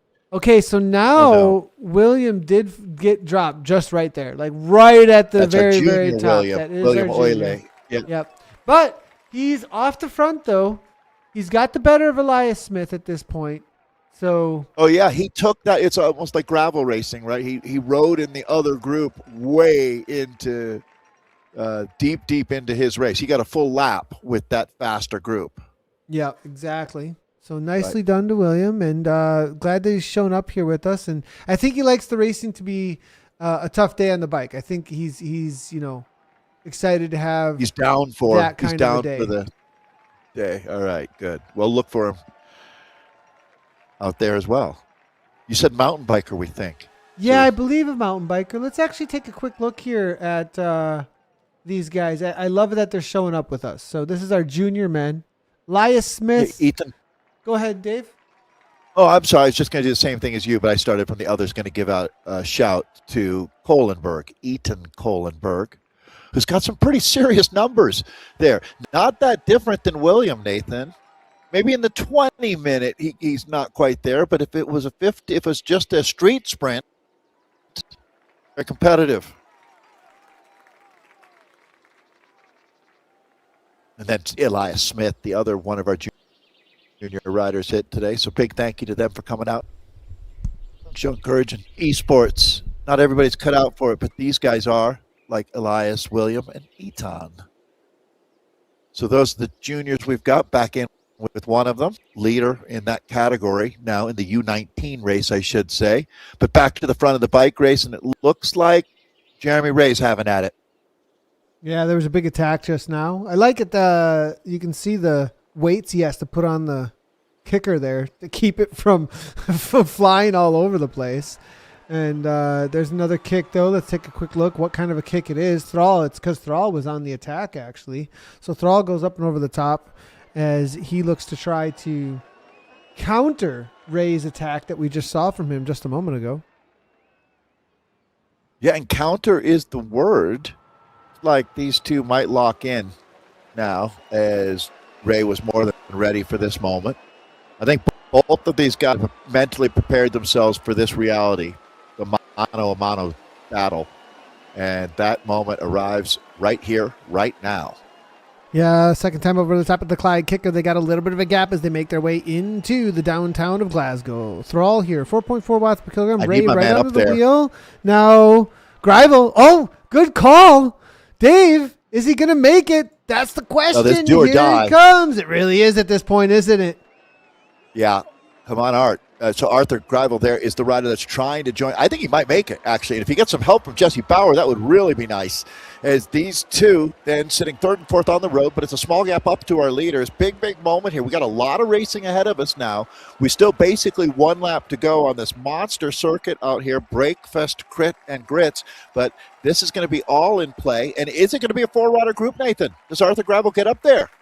Greivel's almost there. Bauer's there as well, trying to make the chase. He's taking the roll-through speed. Bauer now really smart. He's got the draft there on Greivel. It's 3 seconds, 4 seconds. The split is happening, and Thrall and Jeremy, they know it. But the question is, do either of them want to do any work for the other because they know they're the main contenders for them, right? So it's like, Right. I'm So, not doing nothing. I love it. It's almost like the finish of the race. If I make the split, I don't win the race. And right now, neither one of them wants to give everything to hold off Arthur and Jesse. And it looks like Arthur and Jesse just might. They're going to have to really dig deep here. And the problem is once they catch what comes next. But you got to live in the moment in this type of race. I love it. Live in the moment. Is there a song? I need a song. Isn't there some sort of Taylor song Swift that goes has got with something this? for you, I'm sure. I was thinking like something like Bruce Springsteen or something. I was thinking like There you some go. like Generational. or like appropriate Journey. music. Didn't you send me like a Journey? No, it Sent wasn't you Journey. a, What was it? Band. It was the band, and it was how does it go? The Weight was the song. Yeah. Take a yeah. load off, Yeah. Annie. Take a load for free. Yeah. That's You it. guys, it was But nobody hilarious. You wouldn't believe what it was the best, actually. Oh, my gosh. That was so good that you sent that to me. It was really good. But that is not what we were talking about. We were talking about... No. Well, actually, they made the catch. They did, so they're taking So a load Jesse off. Bauer, That's what's going on. take a load for free. So Jesse Bauer there and Arthur Greibel have made the catch. New front group of 4. So I think that was a bit of a passive-aggressive slugfest there on the front where neither All one right, of this them is wanted my to do man. more work. This is my dark horse. Come on, Jesse. I really like. wow. I'm All right. in his corner now. Oh, did he crash? I wonder if he had a crash recently. You see that on the leg there? That's funny. So that jersey that he has hung up there is the Latvian national champion Tom Skoinj Trek Segfredo jersey there. So I don't know if Jesse Bauer has Latvian roots or is a Trek fan, but that would be that jersey. Pretty cool. Oh, that is really cool. I feel good about my cycling knowledge knowing that. You know what I mean? Well, now That's the Latvian. All right, what do we got? What do we got for his setup, Nathan? We're talking about one of the OG Zwifters. He's one of the first, let's say, inside the first 500 people to ever Zwift, is by our estimation. What is he on? He's on his own bike. Or no, is that his, what is he on? Yeah, what is that bike? That's a good question. No, it's a regular What's bike. weird It's is a I thought it was a bike. Zwift ride because I thought his controllers No, it's a looked like regular bike. Look, it's got brakes in the back there. It's got rim Yep. brakes. It's got rim brakes on There you it. go. So, yeah. It might be the bike going all the way back to 2015. Rim brakes. That's I mean, rim come brakes on. probably put you pre-COVID. At No, least. see, like, and you got people who like brag about rim brakes now, but that's the secret to esports. Actually, is rim brakes. It's not about outdoor anymore. The rim brakes are for indoor. There's a special tactic with them. That's interesting. Yeah. There you go. That's a great way to sell your rim brake. Yeah, exactly. There's a special tactic, everybody. Come buy my rim brakes. Can't reveal the secret No, to you. no, you have but- to buy it first. 100%. what's It'll be going on. revealed to you once you complete the purchase. All right. Come on, Arthur. All right, let's get a good comparison here of who's made it, though. Let's get a good look at who's here. The reset well, the the big race. hitters- This is where we're at, right? Like top everybody two, that's not Jeremy involved anymore. Okay. So in our front group, you've got the instigator, the man who started it all, who held on over the top, is William Goodfellow. Then you have Arthur Greibel, the young upstart. Merlin Dalliere is here. Thomas Thrall is here. Ben Brignall is here. Jesse Bauer made it. Jeremy Ray is there. Now, I'm saying to William, he's 30 seconds back, is William Oile, the U19 leader. He's got a bit of a gap behind him, back to Boyot and the other junior Kohlenberg, Oosterhoff, Smith, and J.M. Lachance. So that's where actually, that's not quite in that order, but that's okay. Right now, on your, they're down to call it 15K of racing. The lion's share of a lap remaining out here on Break Fast Crits and Grits. I say it when I'm reading it, Nathan, rather than if I just think it. So, it's my tip. Let's see Break if, fast, crits and grits. Break fast, grits and grits. That sounds pretty. I think you got. I also don't like grits, so that also doesn't help me with this name of the course that I we're don't on. even know if I've ever had grits. I doubt you even had them, right? Yeah, I don't even know And if I'm. Yeah. In Canada, you'd be hard pressed, I would think, find a place that served grits. That would not be, but they'd be good with maple syrup on them. All right, back to the group here. Goodfellow's still riding on the front, but everything kind of chilled out for a bit here. Bit of a reprieve, Nathan, until that next flurry of attacks that comes from, well, I would certainly expect to be one of the big two out here, Thomas or Jeremy. Nice little move. I like what I'm seeing here for Brignall. You know, he's pushing the pace. Up over the top here, looking for some speed. And this is a section where if you do get things rolling, Goodfellow wants to go with him. This is interesting. We might see a little bit of a separation from two that have the power to make it happen if they're smart. And Thrall can see that that's a danger. So Thrall jumps right on it there. And no, not overly aggressive. Just that's what you call controlling the race. It really would be exactly that. Just shutting it down. That's that, boys. Back in the front group, rolling pretty comfortably right now, Nathan. I don't think anybody's right now over on the mental or the physiological part of things. If you made this group kind of settle in, you recognize it's going to be a brutal run into the finish. So right now, just settle. Yeah, 12.9K to go. Chill zone. Pretty chill now. They're going to be taking on the, they're coming down the hill at that 8K marker section. That's where they're coming down right now. And then they're going to take on. It's actually the longest descent. That's the last decent, real long descent they have. Yeah, that's a good point. Yeah. And then they got the 1, 2, 3, 4 brace. And then the long, steady climb up after a little castle bump there. So what's your prediction here, Dave? Is it going to come down to the final kick, or is we going to have a break? I think Ray is going to make another move. Actually, you know what I think is going to happen? You know what? I think in the back of their heads, those who really want to make some serious moves, they're thinking 4 times over Bray. Thank you very much. That's where I'm going. Interesting. I'm going to get right to the chase, and I think you're going to see something similar to the women's race, actually. It'll be 2. They'll go back and forth, and the one that is willing to dig the deepest will win. His name will probably be either Thomas or Jeremy. Yeah, and speaking of, do you get what I'm saying? Are you picking up what I'm putting down?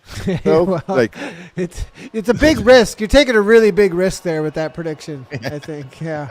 I'm not going to get good odds, or I'm not going to make any money betting on that. Is it maybe a good way to put it? Because those two are world class, no question. Thrall just countered that Canadian move by Jeremy. I like how they're really dictating the race here, though. One goes, the other one comes back. One goes, the other comes back. The one counters, the other comes back, over and over again. What's crazy to me? Have you felt the commitment, though? I mean, that's what Jeremy's heart rate and his battery, how quickly it comes back. It comes so quick. Boom. Like it's like nothing. What is that based on? If you a 15-second explanation so on what is it? Yeah, real quickly. For? So actually, the way that we developed that is Jeremy kicks again. Watch how fast his battery comes down. Well, okay? let's I'll let you answer that when it's time. But this is a big move from him. Look at him just really jamming right now. Thrall trying to make the chase back. There's Thrall now in the lower left. You can see him behind there. Thrall now up and out of the saddle as well. There's the kick from Thrall trying to come back. And will he be able to do it? Able to get just on turns. Brignall now suffering, though. The reality is, can Brignall come back? This might be the two of them. But again, they neutralize each other, Dave, every time. At some point, they're going to break the field, too. You're right, though. Every time, Nathan, they've neutralized it. And they are this time again as well. Unbelievable. So credit where it's due, the field showing real resilience here, because these guys, a normal group, they just ride away from with these kind of efforts. But here they realize that if they extend themselves, trying to make this break happen too much, all of a sudden they're in a dangerous place. They're exposed. So full respect here as we reset things one more time in our Canadian National Championship. This one is thrilling now, how this one sets up. How about this ride from Arthur today, Nathan? He's certainly living up to it. I am really, really on board with you with the Arthur Greivel. It's good to see. Nicely done. You know, It's a name Bauer, now. You'll Greivel. remember, we expected Merlin Dalliere to be good because he's always good.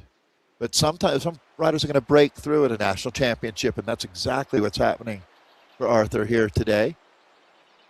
Good So fellow. the battery is based on W prime and threshold. Actually, I did a mixture of the two of them. I felt that the W prime measurement was too heavy on VO2 and didn't drain enough when over threshold.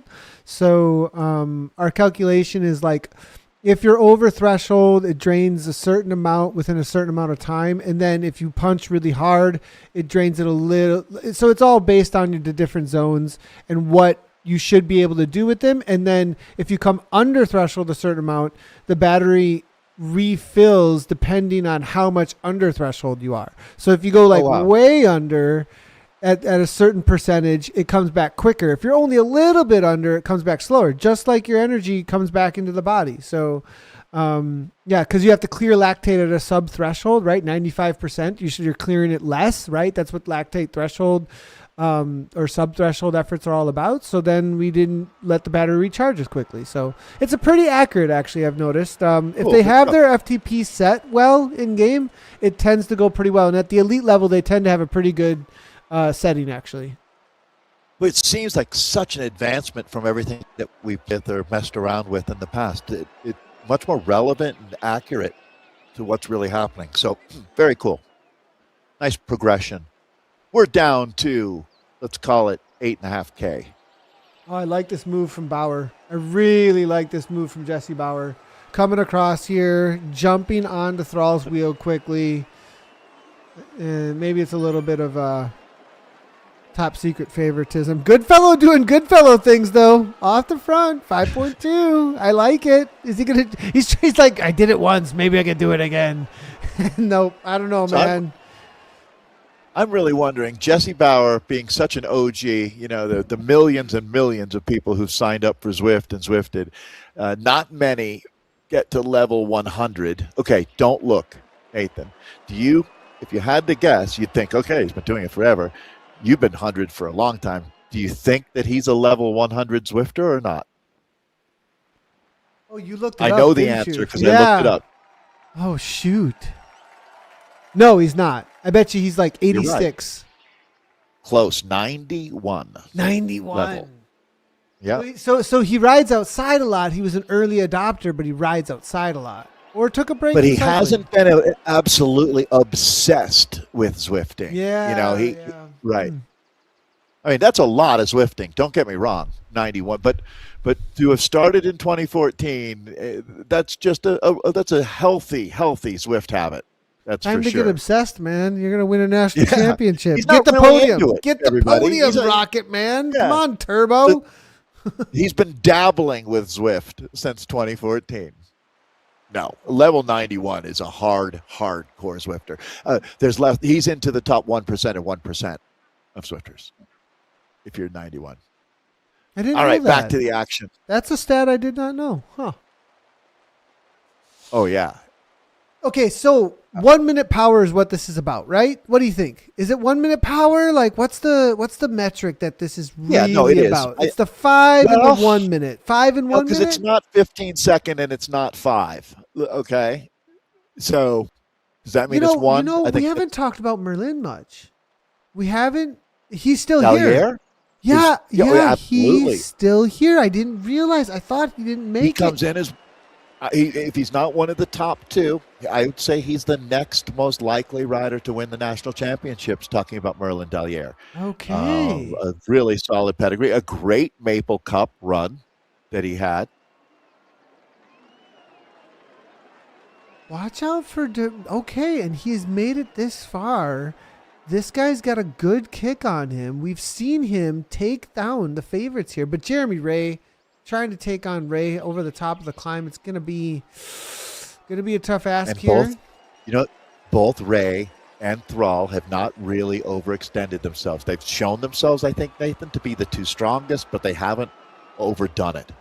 They haven't overcooked it at any point. I think you're going to see the best from both of them. So it's not like these other guys are going to get a chance to take a shot at a battered or weary champion here. I think both of these guys are locked, loaded, and ready to rock. Talking about Thomas Thrall and Jeremy Ray, where Merlin Deliere would be the next best, maybe on paper, but you don't know how these things are going to play out. I mean, when I say next best on paper, he's actually even better than that. Don't bring Thrall to... Look at that. 1170. 14.1. Don't bring him to the line. That's the thing. And you're right. Look at this. Look at the progression.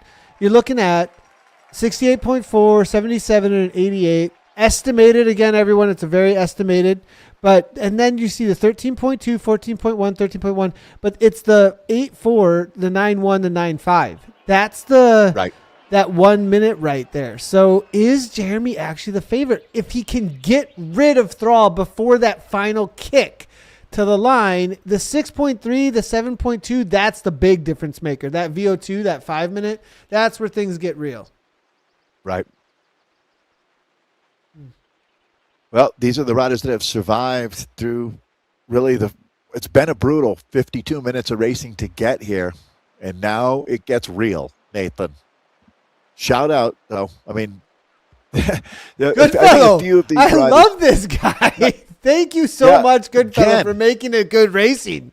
The good man with the good racing, and it's Goodfellow. There's got to be a special accommodations going to him, William Goodfellow, today. For the way that he's raced, the amount of time he spent off the front, certainly ambitious, what bike racing's all about. What he that was the personifies. one scene we were going to get going, the most work or most aggressive rider, and we were going to show how much work. Yeah. Like, that was one of the things we were going to make. And this, I think he would win this, actually, with how much he's been pushing the pace here. I absolutely love what this guy's doing. Like he would.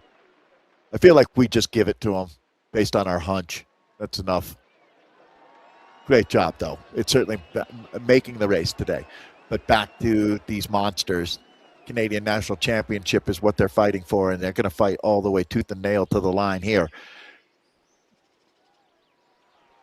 Going to make the catch here. Looks like right now. Not one more time. This is the last time around, I believe. So, as they go over the top here. We really are at 5K to go, just inside of 5K to go. LeChance is lapped, just so everybody knows. He's 244 down, Thank you. He has not made this front group. But we do appreciate him jumping in with us. Always been somebody who's really awesome to see here. Probably at this point in the race, he's not going to take a lap back, so he won't be scoring in the top. Pretty hard to take a lap back on this course. 2-lap race.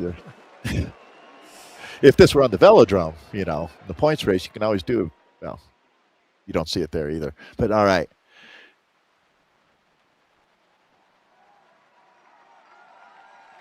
Yeah, I mean, it's interesting when you look at the group right now, Nathan, how you wonder what's going through the mind of a Jesse Bauer. He's shown that he's been so competitive today. Is there a path to victory with these two absolute weapons that, we've talked a lot about Jeremy Ray and Thomas Thrall. And there's a reason, is they back it up time after time. But you never know when two dogs are fighting that a third will come along and take the bone. And Jesse's shown himself to be ambitious. We've mentioned William Goodfellow off the front about 80 times. That's ambitious end. Jesse Bauer has been a little more calculated about things. Ben Brignall also hasn't seemed to show much trouble staying in the wheels and covering moves. Maybe he's got some special something for the finale. It's been relatively calm, hasn't it, for a while? Well, I think the reality of that last time up the skirt is starting to hit everybody, right? Like, even the big dogs, huh? I think so. Yeah. I think you could lose the race if you do too much, and the reality of how hard that final climb is going to be, that is not for all going the wrong way. No, that's LeChance. He's got to do another lap. That's really funny. I am so glad that Thrall went the right way earlier. That would have been so bad. Greivel now, good fellow. Good to see a little bit of a push now. And, I do think, though, they're saving everything for this last push. This is it. It's going to be all about that final time up over the skirt. And the way that this course is, there is a reality that you made it this far. It really does favor the strongest man in some ways when it comes to just a 1.5 or 1 minute climb full gas. And that's really what something like the Skur is all about, right? You either have it or you don't. Go ahead and make the watts. Let's see what you got.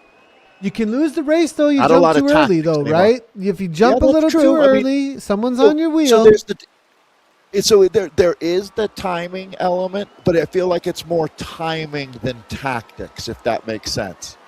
Yeah. It's good. Very, very good point. That is a really good point, actually. Look at these energy bars. Everybody in the green. Everybody just really letting the race come to them at this point, not wanting to stick their nose in the wind, knowing.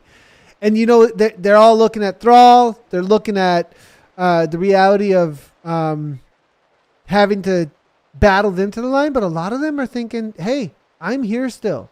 Anything can happen, and there's a bronze on the line if I don't beat those two, right?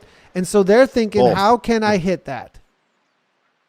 Boy, and that's a really interesting point while we have just a moment to catch our breath, Nathan.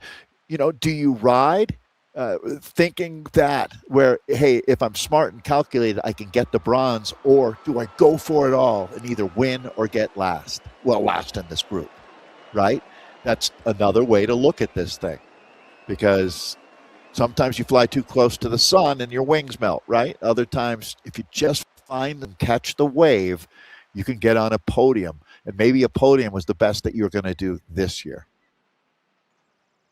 And you should get the result that's the best you can this year.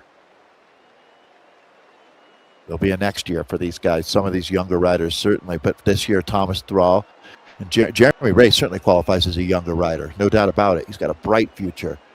Here he is going against one of, as we said, Hall of Fame material with Thomas Thrall. All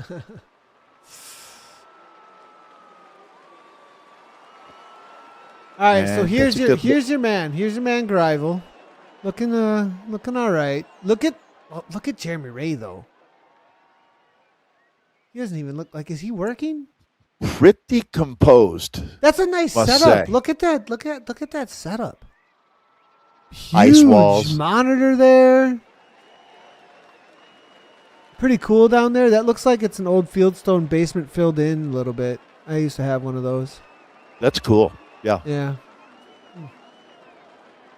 Trying to get an idea of where everybody's at, how they're feeling. Those two look calm. Those two look really calm, honestly. To be honest, they've had a lot of repetitions, a lot of at-bats in this scenario. Thomas Thrall is one of, you don't get in the Hall of Fame without being incredibly experienced. Grivel does look like he's hurting a little bit, to be honest. I would agree. Yeah. I mean, I think it looks a little deeper in the pain cave than the other guys. Bauer, looking pretty good, I think. Looks very focused as well, Bauer. So maybe watch out for him. Out of all of them, now we don't have a Merlin camera. So we don't know where he's at. Now Goodfellow's going to make a move here. Very mysterious. Yep. We are almost into the last K here. So 1.2K to go, and Goodfellow makes a move. Thrall now on it immediately. Boy, you almost telegraphed that. As Goodfellow, of course, he made the first move. The old school fury is about to come, and you can feel the energy from Thomas Thrall starting to elevate here. This is it. This is for a national championship. One time up and over the top, and as they pass through the little village at the bottom of the skirt to the top, and it's let out here by Thomas Thrall. Right here, right now. I feel like we drew a line in the sand at the bottom of this climb. They said, start here if you're in this group. National Chip will be waiting for you at the top. And Nathan, this is going to be a lot of fun to call. Lock in. Here we go. Again, now we talked about the timing. This is the timing moment. Going too early and you're going to be exposed, they will certainly cover and kill. So unless you time that one perfectly, Thrall to the front. All right, Nathan. Nobody's willing. This is crazy. They knew that it was going to flatten out. That's why. Because of this flatten out section, they knew that it's going to be a bad move. Waste their bullet. No, but it's around the corner. Got to have it. Oh my gosh, we got 400 meters. Ramp. 400 meters to line. Gravel's going to be the first one. Gravel. Looks like Art. Now Thrall goes. Big kick, Thomas Thrall. Push the table, Nathan. Oh my goodness, and he's got a gap. He's got a gap. I think it's already over. It's over before it even started here. It's going to be Thomas Thrall, 14 watts per kilogram. Game over. They got the jump. They let him go first. And will it be Dallaire? Merlin to the line. Merlin takes second. Greivel third. Greivel third. What? No way. Crazy. Wow. Oh my There's gosh. your champ, though. I tell you what, like a human rocket ship. When he ignited, that was it. Thomas Thrall was gone. He would have lifted off planet Earth if they didn't put triple gravity in at the top of that climb. Nathan, that was a classic Thomas Thrall performance. Meet your Canadian national champion. And there they are. Celebration coming. I bet you they were watching in the house. They're coming out to congratulate. Dad is the Canadian national. Look at even the dog going bananas. Time to celebrate. Amazing job. But I mean, walking it off. That move was insane. Like, he had a massive kick to the line. Now wait, I got to say though, congratulations. I think our man here, got third across the line. Huge ride. That was a tremendous ride. Yes. Nice job. So sweet. What a championship. What a special day of racing. Yes, it's great to see Thomas Thrall win, but how about that? Our man Arthur Greivel getting up there on the podium, and Marilyn Dallaire takes silver today. Yeah, is that right? Fantastic racing. Was it Dallaire? I thought he did. No, I think you're right. I'm double checking. No, I'm checking it right now. I'm going to bring these results in. And if you're right, that is a massive result. No, I think you did. But I mean, when you look at that, the level of racing was so incredibly high. The fact that he really didn't start that sprint or really the finale started about 450 meters to go, that's incredible. You went too early. You weren't going to win that one. There's the champ's protege up on the bike with him. He had some wind in his sails. Congratulations, Thomas. Great guy, great champion. Classy podium here. Benjamin Bignall bringing in that 5th place. Nice job to him. Jesse Bauer, next one across line. But Thomas Thrall takes the win. Merlin Dallaire, he really impressed me this whole series. I really did. Arthur Greivel, the dark horse, no picture.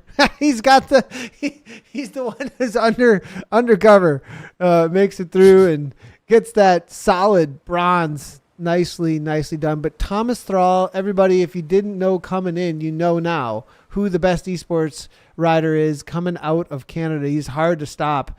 And we saw it earlier. He goes with that 3 consecutive. Let's go ahead and make it 4. That's the reality here. Nicely done. We saw 14 watts per kilogram, I think it was, that we saw with that kick there all the way to the line. And it was felt like it had to be higher than that, to tell you the truth. That was such impressive separation that he got. There was no question. Very rarely when you have a finish like that, Nathan, at 100 meters, do you feel that confident that he's holding on? But he was gone. Yeah, that's true, actually. The reality of how he went for that one, there was just they all waited too long. If they would have went with him. 4 seconds at the finish. Did he really? No way. Yeah. Was it that much? Okay, excuse me. 4 seconds back to 4th. I apologize. So a little less than that. But still, it wasn't a photo finish, which I kind of expected today. Yeah, well, let's take a quick look at it here because this it's was interesting. Insane. This was really... You know what, Nathan? Yeah. If I had told you before the broadcast that Tiffany Penner and Thomas Thrall were going to win today, and that's that, I think you would have agreed with me to say, nothing surprising there. That does not sound like it's going to be an incredibly exciting day of broadcasting, does it? And I would say, no, it doesn't. It sounds like we're going to have a lot of just boring time of people racing around. That's the exact opposite. Even though those 2 winners were correct, the racing was thrilling from start to finish, every category. That was really well worth everyone's time. Yeah, it's so amazing. Thanks a lot to the racers actually for putting on such a good show. Really, really cool. And Thomas Thrall here, 14 watts per kilogram all the way to the line. Full second with that kick. I wore him down. He obviously was the man. Strongest man wins on the day. Comes across the line. Big kick. Not almost easy. a full second. 2 seconds even. Then we look back a little ways and it was Merlin Delaire followed up by your man Greivel. What a call, Dave, that you were able to say Greivel was the one. That's so awesome. Yep. You like you called that one I somehow. manifested that. Yep. How did you get that one is going to be my question. Seriously. These Like- techniques remain with the masters. This is So- Jeremy Ray trying to make it to the line. Really, really That's the- pushing in the final. Yeah, that's Ray to the final. That's Brignall to the final. Yeah, all the way to the line with those guys. Zerlayer across the line there. Phew. All of them pushing it, that's for sure. So, well, great racing all around. We've had our results. We've got our national champions. And we've had a great broadcast here, Dave. Blast. Absolutely awesome. Can't wait till Canada's 2027 Esports National Championships. Now, these don't disappoint. Something about the Canadian one, it's like maple syrup. You want the Canadian stuff, not the watered-down American kind. Yeah, I like that. I like that. Well, if you are looking for results, the preliminary results, I think we'll have those up over at Leadout Esports in the next 12 or so hours, maybe even sooner. But we do need performance verification and everything. These are all provisional that we have shown at this point, but we will head on over to leadoutesports.com, sign up over there. We've got more coming at you, more announcements about national championships actually on the way, as well as a new league that's going to be coming your way. And Dave will have some emails in his inbox about that. So we're going to have a lot of fun coming into even the summer, everybody. So head on over to leadoutesports.com.